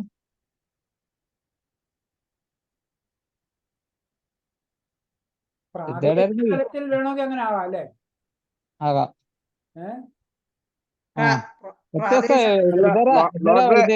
ഡോക്ടർ പ്രാദേശിക തലത്തില് ആയുഷ് എന്നുള്ളത് പറഞ്ഞിട്ട് ബ്രാക്കറ്റില് ഹോമിയോ ആയുർവേദ അന്നങ്ങ് വെച്ചാൽ മതി ബ്രാക്കറ്റില്. അങ്ങനെ എപ്പോഴും ഹോമിയോ എന്ന് മാത്രം എഴുതരുത് ഡോക്ടറെ, ഹോമിയോപ്പതി എന്ന് തന്നെ എഴുതണം. അതല്ല, അതെന്തിനാ അങ്ങനെ ആയുഷ് പിന്നെ ഡോക്ടറെ ആയുഷ് മാത്രം എഴുതിയാ മതി. എന്തിനാ അത് പിന്നെ അതെ, ആയുഷെന്ന് മാത്രം എഴുതിയാൽ മതി എന്നാണ് പറഞ്ഞത്. അപ്പൊ പിന്നെ അത് പോരാ, ഹോമിയോ ആയുർവേദം എടുത്ത് പറയണമെന്ന് പറഞ്ഞുകൊണ്ട് ഞാൻ പറഞ്ഞതാണ്. അങ്ങനെയല്ല. ജില്ലാ തലങ്ങളിലും സംസ്ഥാന തലങ്ങളിലും ഹോമിയോപ്പതിയുടെയും ഭാരതീയ ചികിത്സാ സമ്പ്രദായങ്ങളുടെ എല്ലാത്തിൻ്റെയും കൂടെ പ്രതിനിധികളായിട്ട് രണ്ടുപേര് മതി. അക്കാര്യത്തിൽ നമ്മൾ നിർബന്ധം പിടിക്കണം. കാരണം എല്ലായിടത്തും പബ്ലിക് ഹെൽത്ത് ഓഫീസർമാരുടെ എണ്ണം കൂടാൻ പാടില്ല. നേരെ മറിച്ച് പ്രാദേശിക തലത്തിൽ വരുമ്പോ കൂടിയതെന്താ പ്രശ്നം? അല്ല ഡോക്ടറെ, അവിടെ അങ്ങനെ ഉണ്ടോ ഡയറക്ടർ? മറ്റേ എന്തെങ്കിലും പ്രകൃതി ചികിത്സയ്ക്ക് അവർക്കൊക്കെ ഡയറക്ടറൊക്കെ ഉണ്ടോ? ഇല്ലല്ലോ. ഡയറക്ടർ ഇല്ല. നാളെ ഉണ്ടാകുമ്പോൾ, നാളെ അതിന് ഇതുപോലൊരു കോളേജുകളും നാളെ ഇതൊക്കെ വരാമല്ലോ. നാളെ വരാൻ പാടില്ല എന്നില്ലല്ലോ.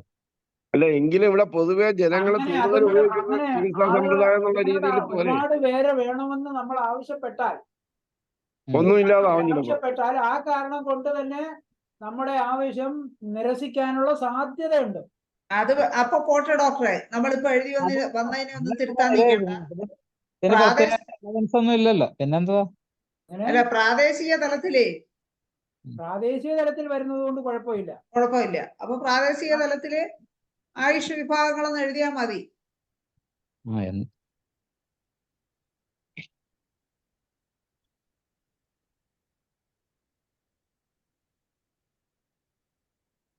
പ്രാദേശിക ആരോഗ്യ വകുപ്പ് മെഡിക്കൽ ഓഫീസറെ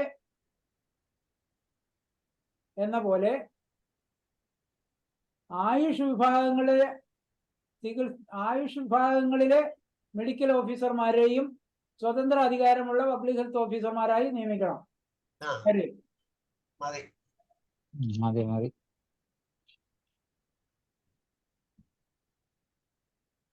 ലാപ്ടോപ്പിലെ ചാർജ് തീരാറായല്ലോ. നിർത്താം. എത്രേ? 10:50 ആവുമ്പോ 10:50. ഇനി ഒത്തിരി ഉണ്ടോ ബാബരയാ ഡോക്ടറെ? 6ാമത്തെ പോയിന്റ് ആയതേ ഉള്ളൂ. അയ്യോ, അപ്പൊ നാളെ കൊണ്ട് ഇത് തീരത്തില്ല. ഇനിയിപ്പോ എല്ലാ പോയിന്റിലും ഇല്ലല്ലോ, വളരെ കുറച്ച് പോയിന്റുകളിലല്ലേ നമുക്ക് അഭിപ്രായം പറയാനുള്ളൂ. ബാക്കിയുള്ളതൊക്കെ ഇനി ഇതും കൂടെ ഇത് എന്നാ ഈ 6 വായിച്ചു തീർക്കാം. 6-ലെ അടുത്തത് വരുന്നത് 6.2-ൽ മുനിസിപ്പാലിറ്റി കോർപ്പറേഷൻ തലത്തിൽ ആരോഗ്യ വകുപ്പിന് കീഴിലെ ഓരോ സ്ഥാപനവും കേന്ദ്രീകരിച്ച് സമിതി രൂപീകരിക്കണം. മേയർ അതിലെ ഓരോ ചികിത്സാ വിഭാഗങ്ങളുടെയും സ്ഥാപനങ്ങൾ കേന്ദ്രീകരിച്ചെന്നാക്കിയാൽ മതി. മേയർ, മുനിസിപ്പൽ ചെയർപേഴ്സൺ, അധ്യക്ഷയും ആരോഗ്യ സ്ഥാപനത്തിന്റെ മേധാവി, മെമ്പർ സെക്രട്ടറി. അത് ഇനി അംഗങ്ങളെ വായിക്കണ്ട. സ്ഥാപനങ്ങളുടെ പരിധിയിൽപ്പെടാത്ത നഗരപ്രദേശങ്ങളിലെ സമിതിയിൽ ജില്ലാ മെഡിക്കൽ ഓഫീസർ, ആരോഗ്യം ചുമതലപ്പെടുത്തുന്ന ഡെപ്യൂട്ടി ജില്ലാ മെഡിക്കൽ ഓഫീസർ, ആരോഗ്യം മെമ്പർ സെക്രട്ടറി ആയിരിക്കും എന്നാണ് അവർ പറഞ്ഞേക്കുന്നത്. അവിടെ നമ്മൾ പറയുന്നത് ആരോഗ്യവകുപ്പിന് കീഴിലെ ഓരോ സ്ഥാപനവും കേന്ദ്രീകരിച്ച് സമിതി രൂപീകരിക്കണം എന്ന് നിബന്ധന ചെയ്യുന്നിടത്ത് ആയുഷ് വിഭാഗങ്ങൾക്ക് കീഴിലുള്ള സ്ഥാപനങ്ങളെ ബന്ധപ്പെടുത്തിയും കേന്ദ്രീകരിച്ചും സമിതി രൂപീകരിക്കണം എന്നുകൂടി ചേർക്കണം. പോരെ? മെമ്പർ സെക്രട്ടറിയുടേതും കോർപ്പറേഷൻ മുനിസിപ്പൽ സെക്രട്ടറിമാരാ പറയണം. അതിൽ പിന്നെ ആരോഗ്യ വകുപ്പ് ഉദ്യോഗസ്ഥരെയാണ് പറഞ്ഞിരിക്കുന്നത്. അത് മാറ്റി അതാത് കോർപ്പറേഷൻ മുനിസിപ്പൽ സെക്രട്ടറിമാരെ ആക്കണം മെമ്പർ സെക്രട്ടറി. അതും പറയണം. കോർപ്പറേഷൻ, മുനിസിപ്പൽ, പഞ്ചായത്തല്ലേ ഇതില്? കോർപ്പറേഷൻ, മുനിസിപ്പാലിറ്റി, ജില്ലാ പഞ്ചായത്ത്. ഈ ഡെപ്യൂട്ടി DMO ഉണ്ടോ ഹോമിയോപ്പതിയില്? ഇല്ല. അപ്പൊ എന്ത് ചെയ്യും? ഇപ്പൊ നമ്മൾ നേരത്തെ പറഞ്ഞ പോലെ അവർക്ക് ഇല്ലാത്തത് കൊണ്ട് അവരെയൊക്കെ അങ്ങോട്ട് ഒഴിവാക്കിയേക്കാന്ന് പറഞ്ഞാൽ എന്ത് ചെയ്യും? DMO ഉൾപ്പെടുത്തണം. അല്ല, DMOക്ക് ഓൾറെഡി ചാർജ് ഉണ്ടല്ലോ. ആശുപത്രി സൂപ്രണ്ട് ആയിരിക്കും അടുത്ത സ്ഥാനം വരുന്നത്.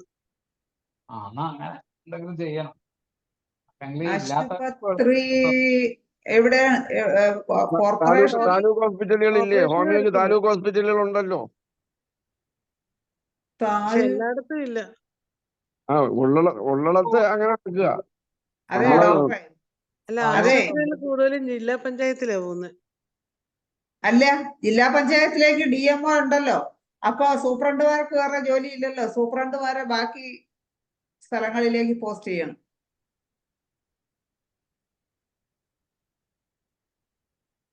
അപ്പൊ തത്തുല്യമായ എന്നുള്ളത് ചേർത്താൽ മതി. സ്ഥാനത്തിരിക്കുന്നവര് അതിനെ നിയോഗിക്കണം, അത് നിയമിക്കണം.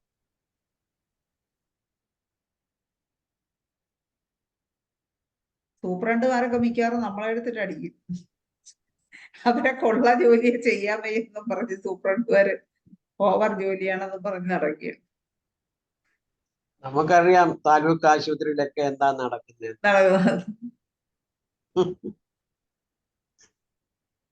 പഴയ രോഗികളെ തന്നെ പുതുക്കി. അല്ല, സൂപ്രണ്ടുമാർക്ക് രോഗികളെ നോട്ടം ഇല്ല. കൂടുതൽ വിശദീകരിക്കണ്ട.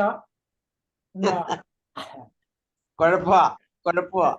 അല്ല, ഈ ഹോമിയോക്കാർക്ക് പൊതുവേ ഉള്ളൊരു കുഴപ്പം എന്ന് പറയുന്നത് നമുക്കാർക്കും ജോലി ചെയ്ത് ശീലമില്ല എന്നുള്ളതാണ്. ജോലി ചെയ്ത് ശീലമില്ലാത്തത് കൊണ്ട് ഓരോ ജോലികൾ വരുമ്പോൾ അതേതാണ്ട് മഹാജോലിയാണെന്ന് തോന്നുന്നതാണ്. അത് എത്ര കുറ്റം പറഞ്ഞാലും അലോപ്പതി ആശുപത്രികളിലും അലോപ്പതി സംവിധാനങ്ങളിലോട്ടും ഒന്ന് എത്തി നോക്കിയാൽ മതിയാവും ഇതൊക്കെ ഒന്ന് ബോധ്യപ്പെടാൻ. ഡോക്ടറെ അത് ഇപ്പൊ പറയണ്ട, നമ്മുടെ കാര്യം നടക്കട്ടെ. അല്ല, ഡോക്ടർ പറഞ്ഞാലും നമ്മുടെ പോരായ്മകൾ അല്ല, മറ്റാരോ പറഞ്ഞപ്പോ ഉള്ള പോരായ്മ വിളിച്ച് പറയല്ല, ഞാൻ ഉള്ള കാര്യം നമ്മളുടെ സ്വഭാവം പറഞ്ഞതേ ഉള്ളൂ. അപ്പോ 6.2 6.3 മെമ്പർ സെക്രട്ടറി പബ്ലിക് ഹെൽത്ത് ഓഫീസറുടെ ചുമതല കൂടി വഹിക്കണം. മെമ്പർ സെക്രട്ടറി പഞ്ചായത്തിലും മുനിസിപ്പാലിറ്റിയിലുമൊക്കെ. നിർദ്ദേശം മെമ്പർ സെക്രട്ടറിക്ക് മാത്രമല്ല, വ്യത്യസ്ത ചികിത്സാ വിഭാഗങ്ങളുടെ മേലധികാരികൾക്കും അതത് വിഭാഗങ്ങളിലെ പബ്ലിക് ഹെൽത്ത് ഓഫീസർ പദവി നൽകണം. പ്രാദേശിക പൊതുജനാരോഗ്യ സമിതിയിൽ ഹോമിയോപ്പതിക്കും ഭാരതീയ സിസ്റ്റംസ് ഓഫ് മെഡിസിനും ആധുനിക ചികിത്സയ്ക്കും പ്രത്യേകം ഉപസമിതികൾ ഉണ്ടായിരിക്കുകയും ഓരോന്നും പ്രത്യേകം പ്രാദേശിക പബ്ലിക് ഓഫീസർ ഓരോന്നിനും പ്രത്യേകം പബ്ലിക് ഹെൽത്ത് ഓഫീസർമാർ ഉണ്ടായിരിക്കുകയും വേണം. എല്ലാ വിഭാഗങ്ങൾക്കും തുല്യ പരിഗണന ലഭിക്കും വിധം അതായത് ഇപ്പൊ നേരത്തെ പറഞ്ഞ തിരുത്ത് ഞാൻ ഇവിടെയും വരുത്തിക്കൊള്ളാം. ഗവൺമെന്റ് സെക്രട്ടറി റാങ്കിലുള്ള ഒരാളായിരിക്കണം പ്രാദേശിക പൊതുജനാരോഗ്യ സമിതിയുടെ മെമ്പർ സെക്രട്ടറി. അങ്ങനെ 6 അവസാനിപ്പിച്ചു. 7 പബ്ലിക് ഹെൽത്ത് ഓഫീസറുടെ കടമകളും ചുമതലകളുമാണ്. അത് നമുക്ക് നാളെ വായിക്കാം. അത് വായിക്കാം, നാളെ വായിക്കാം. ഓക്കെ, എന്തായാലും അവിടെ ഒരു ആധുനിക വന്നിട്ടുണ്ട്. കറക്റ്റ് ചെയ്യും. പൈസ വാങ്ങിയിട്ടുണ്ട്. എന്തായാലും ഈ 11 മണി ആവാൻ പോണ സമയത്ത് 22 പേര് ഒരു സ്ഥലത്തും വരാതെ പ്രത്യേകം ശ്രദ്ധിക്കണം. അലോപ്പതി എന്ന് തന്നെ എടുത്തു പറയണം. ആധുനികം കറക്റ്റ് ചെയ്യാൻ വേണ്ടി മാത്രം ഒരു റൗണ്ട് ആദ്യം മുതൽ അവസാനം വരെ വായിച്ചാലേ അത് മാറത്തുള്ളൂ. 22 പേര് എന്തായാലും ആക്റ്റീവായി ഇതുവരെയും നമ്മളോടൊപ്പം പങ്കെടുത്തു. അതില് ആക്റ്റീവായി പങ്കെടുത്ത ഇതുവരെ നമുക്ക് വേണ്ടി ക്ഷമയോടെ സൂമിൽ തന്നെ തുടർന്ന എല്ലാ ഡോക്ടേഴ്സിനും നന്ദി പറഞ്ഞുകൊണ്ട് ശുഭരാത്രി നേർന്നുകൊണ്ട് ഇന്നത്തെ മലയാളം സെഷൻ പ്രോഗ്രാം വൈൻഡപ്പ് ചെയ്യുന്നു. നന്ദി, നമസ്കാരം. Okay, thank you. നമ്മുടെ കൂടിയേറ്റനെ കാണുന്നില്ലല്ലോ, എവിടെ പോയി? അത് സലീം ഡോക്ടറുടെ ഒരു അടവാ. ഞാൻ ഉറങ്ങിയിട്ടില്ല എന്ന് വരുത്താൻ വേണ്ടിട്ട് ഇതുവരെ കേൾക്കാതെ അവസാനം ബാബു ഡോക്ടറുടെ സ്റ്റേറ്റ്മെന്റ് കേട്ട് ഞാൻ കുളിരുകൊണ്ടിരിക്കുക, നേരത്തെ പറഞ്ഞ. അല്ല, ഈ ഡോക്ടർ കൂടിയാട്ടിനെ കണ്ടില്ല, അതുപോലെ നമ്മുടെ പ്രസിഡന്റിനെ ഇടയ്ക്ക് കാണുന്നില്ല. അവരൊക്കെ ഇതിനകത്ത് ഇൻവോൾവ്ഡ് ആവുണ്ടല്ലേ? അല്ല, ഡോക്ടർ ഷാജി കുടിയ ഡോക്ടർ യാത്രയിലാണ്. നേരത്തെ തന്നെ വക്കീലിനെ കാണാൻ വേണ്ടി തിരുവനന്തപുരത്ത് പോയി. അതെ.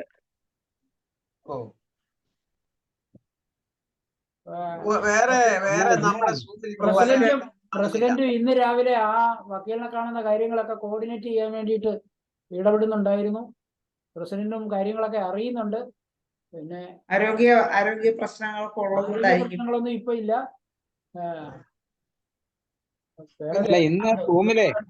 ഇതിനെപ്പറ്റി കുറച്ച് കാര്യങ്ങൾ അറിയാവുന്ന ഒരാളാണ് ഈ പരീത് ബാവാഖാൻ സാറ്. അദ്ദേഹത്തെ കാണുന്നില്ല. അദ്ദേഹം ഉണ്ടായിരുന്നെങ്കിൽ നമുക്ക് ചില കാര്യങ്ങൾ ഇതിനകത്ത് ഡിസ്കസ് ചെയ്ത് തീരുമാനിക്കാമായി. ഈ സെക്രട്ടറി അവർക്ക് അദ്ദേഹത്തിനൊക്കെ കുറച്ച് ഈ നിയമങ്ങൾ അറിയാവുന്നവരാണ്. അദ്ദേഹത്തെ കാണുന്നില്ല. നാളെ അദ്ദേഹത്തിനെ പേഴ്സണലായിട്ട് വിളിച്ച് പങ്കെടുപ്പിച്ചാൽ നമുക്ക് നാളെ കൺക്ലൂഡ് ചെയ്യാം എല്ലാം കൂടെ. ഇന്ന് കുറെ പേര് പങ്കെടുക്കുമെന്ന് പറഞ്ഞിട്ട് ആരെയും കണ്ടില്ലല്ലോ. നാളെ എന്തായാലും എല്ലാം സ്പീഡായി പോയി നമുക്കിത് വൈൻഡപ്പ് ചെയ്യണം. അല്ല, ഇന്ന് ഞാൻ അതിന്റെ ഈ ഇൻട്രോഡക്ടറി പാർട്ട് എഴുതി ദേവരാടൊക്കെ അയച്ചു കൊടുത്ത് ഞങ്ങൾ അതൊന്ന് കറക്റ്റ് ചെയ്യുകയും ചെയ്തായിരുന്നു. എന്നതുപോലെ നാളെ നോക്കുമെങ്കിൽ മുഴുവൻ ഭാഗവും നമുക്കൊന്ന് എഴുതി ഇട്ട് തന്നെ കറക്റ്റ് ചെയ്തിട്ട് അല്ലെങ്കിൽ ഒന്ന് പരിശോധിച്ചിട്ട് പിന്നെ വായിച്ചാൽ വേഗം തീരുകയും ചെയ്യും. അത്യാവശ്യം വേണ്ട ഭേദഗതികൾ മാത്രമേ വേണ്ടി വരികയും ചെയ്യുകയുള്ളൂ. അങ്ങനെ ചെയ്യാം. Okay doctor. തിരക്കുകൾക്കിടയിൽ സമയം വളരെ കുറവ്, ഓടിപ്പെട്ടൊക്കെ ഓരോന്ന് നടക്കുന്നത്. സാറേ, സാറ് വേർഡിലാണോ എന്തിലാ ചെയ്യണേ? ലാപ്ടോപ്പില്? ഞാനിപ്പോ വായിച്ചതെല്ലാം വേർഡിലാണ്. വേർഡിൽ ഞാൻ നേരത്തെ അലോപ്പതി എന്നൊക്കെ പറഞ്ഞില്ലേ, അത് അങ്ങനെ തന്നെ ഇംഗ്ലീഷ് ആണെങ്കിൽ അങ്ങനെ തന്നെ ഒന്നിച്ച് അത് കിടക്കുന്നിടത്തൊക്കെ പോയി മാറ്റാൻ സംവിധാനമുണ്ട്. മലയാളത്തിൽ എനിക്കറിയാൻ പാടില്ല. ഒറ്റടിക്ക് ഈ ബില്ല് തന്നെ എണ്ണിയാ തീരാത്ത എത്ര പ്രാവശ്യം ഞാൻ മൊബൈലിലിട്ടും കമ്പ്യൂട്ടറിലിട്ടും ആവർത്തിച്ച് എഴുതിയിട്ടുണ്ട്. പലതും എഴുതുക തന്നെയാണ് ചെയ്തിട്ടുള്ളത്, ആവർത്തിച്ച്. എന്തായാലും ഈ കാര്യങ്ങളില് ബാബുര ഡോക്ടറും ദേവൻ ഡോക്ടറും ഒക്കെ വേറെ ആരൊക്കെയാണെന്ന് എനിക്ക് അറിഞ്ഞുകൂടാ. അവരൊക്കെ എടുക്കുന്ന എഫർട്ട് നമ്മള് സമ്മതിച്ചേ മതിയാവും. ഇത്രയും പ്രാവശ്യം എഴുതിയത് ഹലോ ഇത്രയും പ്രാവശ്യം എഴുതി പഠിച്ചോണ്ടിരുന്ന സമയത്ത് എഴുതിയിരുന്നെങ്കിലേ ഇപ്പം 1ാം റാങ്ക് കിട്ടിയത്, ഫസ്റ്റ് റാങ്ക്. അല്ല, ആര് അല്ല ശൈല ഡോക്ടറെ മാഡം പറഞ്ഞതുപോലെ അങ്ങനെ ഒന്നോ രണ്ടോ വ്യക്തികളെ മാത്രം കേന്ദ്രീകരിക്കൊന്നും വേണ്ട. നമ്മള് എല്ലാവരും ഇപ്പൊ ഈ ഉറക്കൊഴിഞ്ഞിരിക്കുന്നവർ പോലും ഇതിൽ താല്പര്യമുള്ളത് കൊണ്ടും പലരും നേരിട്ട് അങ്ങനെ വാക്കുകൊണ്ട് ഇടപെടുന്നില്ലെന്നേ ഉള്ളൂ. ഇവരൊക്കെ ഇവിടെ ഇപ്പൊ ഈ നമ്മൾ 3-4 പേര് മാത്രമാവുകയും ഈ 10-30-40 പേര് ഇവിടെ ഉണ്ടായിരിക്കുകയും ചെയ്തില്ലെങ്കിൽ നമ്മൾ ഈ ചർച്ച ചെയ്യുന്നതിനകത്ത് വല്ല അർത്ഥമുണ്ടോ? അതുകൊണ്ട് വ്യക്തി കേന്ദ്രീകരണമാക്കണ്ട കാര്യങ്ങൾ. അർത്ഥമില്ല, നമുക്ക് ബോറടിച്ചേനെ. ഇവരെങ്കിലും ഇതിനോട് സഹകരിക്കുന്നല്ലോ എന്നുള്ളൊരു തോന്നലുണ്ട്. അതെ, എല്ലാവരും ചേർന്നാണ് ഇത് വരുന്നത്, അല്ലാതെ കുറച്ചു പേരുടെ മാത്രം എഫർട്ടൊന്നും അല്ല. അത് ഇത്തിരി എന്ത് കാര്യത്തിനും ഏറെയും കുറഞ്ഞും വരും എന്ന് കണക്കാക്കിയാൽ മതി. ഏത് കാര്യത്തിനും അതിന്റെ ഒരു പൊതു സ്വഭാവം തന്നെയാണ് നമ്മൾ കണക്കാക്കേണ്ടത്. അല്ലാതെ വ്യക്തി കേന്ദ്രീകൃതമായിട്ട് കാര്യങ്ങളെ കാണുന്നത് ഒരു ശരിയായ രീതിയായിട്ട് എനിക്ക് തോന്നാറില്ല. ഡോക്ടർ പറയുന്ന പോലെ എത്രയും ബുദ്ധിമുട്ടുന്നെങ്കിലും അങ്ങനെ കാണാനുള്ള മനസ്സ് അതും നല്ലതായിരിക്കും. ശരി, അങ്ങനെയുള്ളവരാണല്ലോ IFPH ആയിട്ട് നടക്കുന്നവരൊക്കെ. ഈ ബില്ലൊക്കെ ഇങ്ങനെ കൂടുതൽ വായിച്ചാണോ സാറിന്റെ ഭാഷ തന്നെ അച്ചടി ഭാഷ ആയി പോണത്? അതെങ്ങനെയാ? ഞാൻ സംസാര ഭാഷയിലൊന്നും പറയുന്നില്ലെന്നാണോ? എനിക്കറിഞ്ഞൂടാ. അല്ല, അതെ, കുറച്ച് ആളുകൊണ്ട് സംഘടനയുടെ സെക്രട്ടറി ആയിട്ട് ഇരുന്നു. അപ്പം മിതത്വവും വഴിമാറിപ്പോയ ഒരുപക്ഷെ നാളെ ഇനി കുടുംബത്തില് ഭാര്യയോട് നീ ഒരു ഗ്ലാസ് ചായ കൊണ്ടുവരാൻ ഞാൻ താല്പര്യപ്പെടുന്നു എന്നൊക്കെ പറയോ? അതൊക്കെ ചിലപ്പോ വന്നിരിക്കും. അത് ഭാര്യയോട് തന്നെ അഭിപ്രായം ചോദിക്കാം. ഭാര്യ ഇത് കേട്ടോണ്ട് അടുത്തിരിക്കുകയാണ്. നമ്മളുടെ ഈ മറ്റുള്ളവരിൽ നിന്ന് വ്യത്യസ്തമായിട്ടുള്ളൊരു, നിങ്ങൾക്ക് എല്ലാവർക്കും അറിയാവുന്ന പോലെയാണ് നമ്മള് ഞാൻ ഇടപെടുന്ന എല്ലാ കാര്യങ്ങളിലും എന്റെ കുടുംബം ഒന്നൊത്തുണ്ട്. എല്ലാ കാര്യങ്ങളിലും അവരും ചുറ്റും ഭാര്യയും മക്കളും ഒക്കെ ചുറ്റിന് കേട്ടോണ്ടും ശ്രദ്ധിച്ചോണ്ടും തന്നെ ആയിരുന്നു നിൽക്കുന്നത് എല്ലാ കാര്യങ്ങളും. ഓക്കെ ഡോക്ടറെ, നമുക്ക് എൻഡ് ചെയ്യാം. Okay, good night.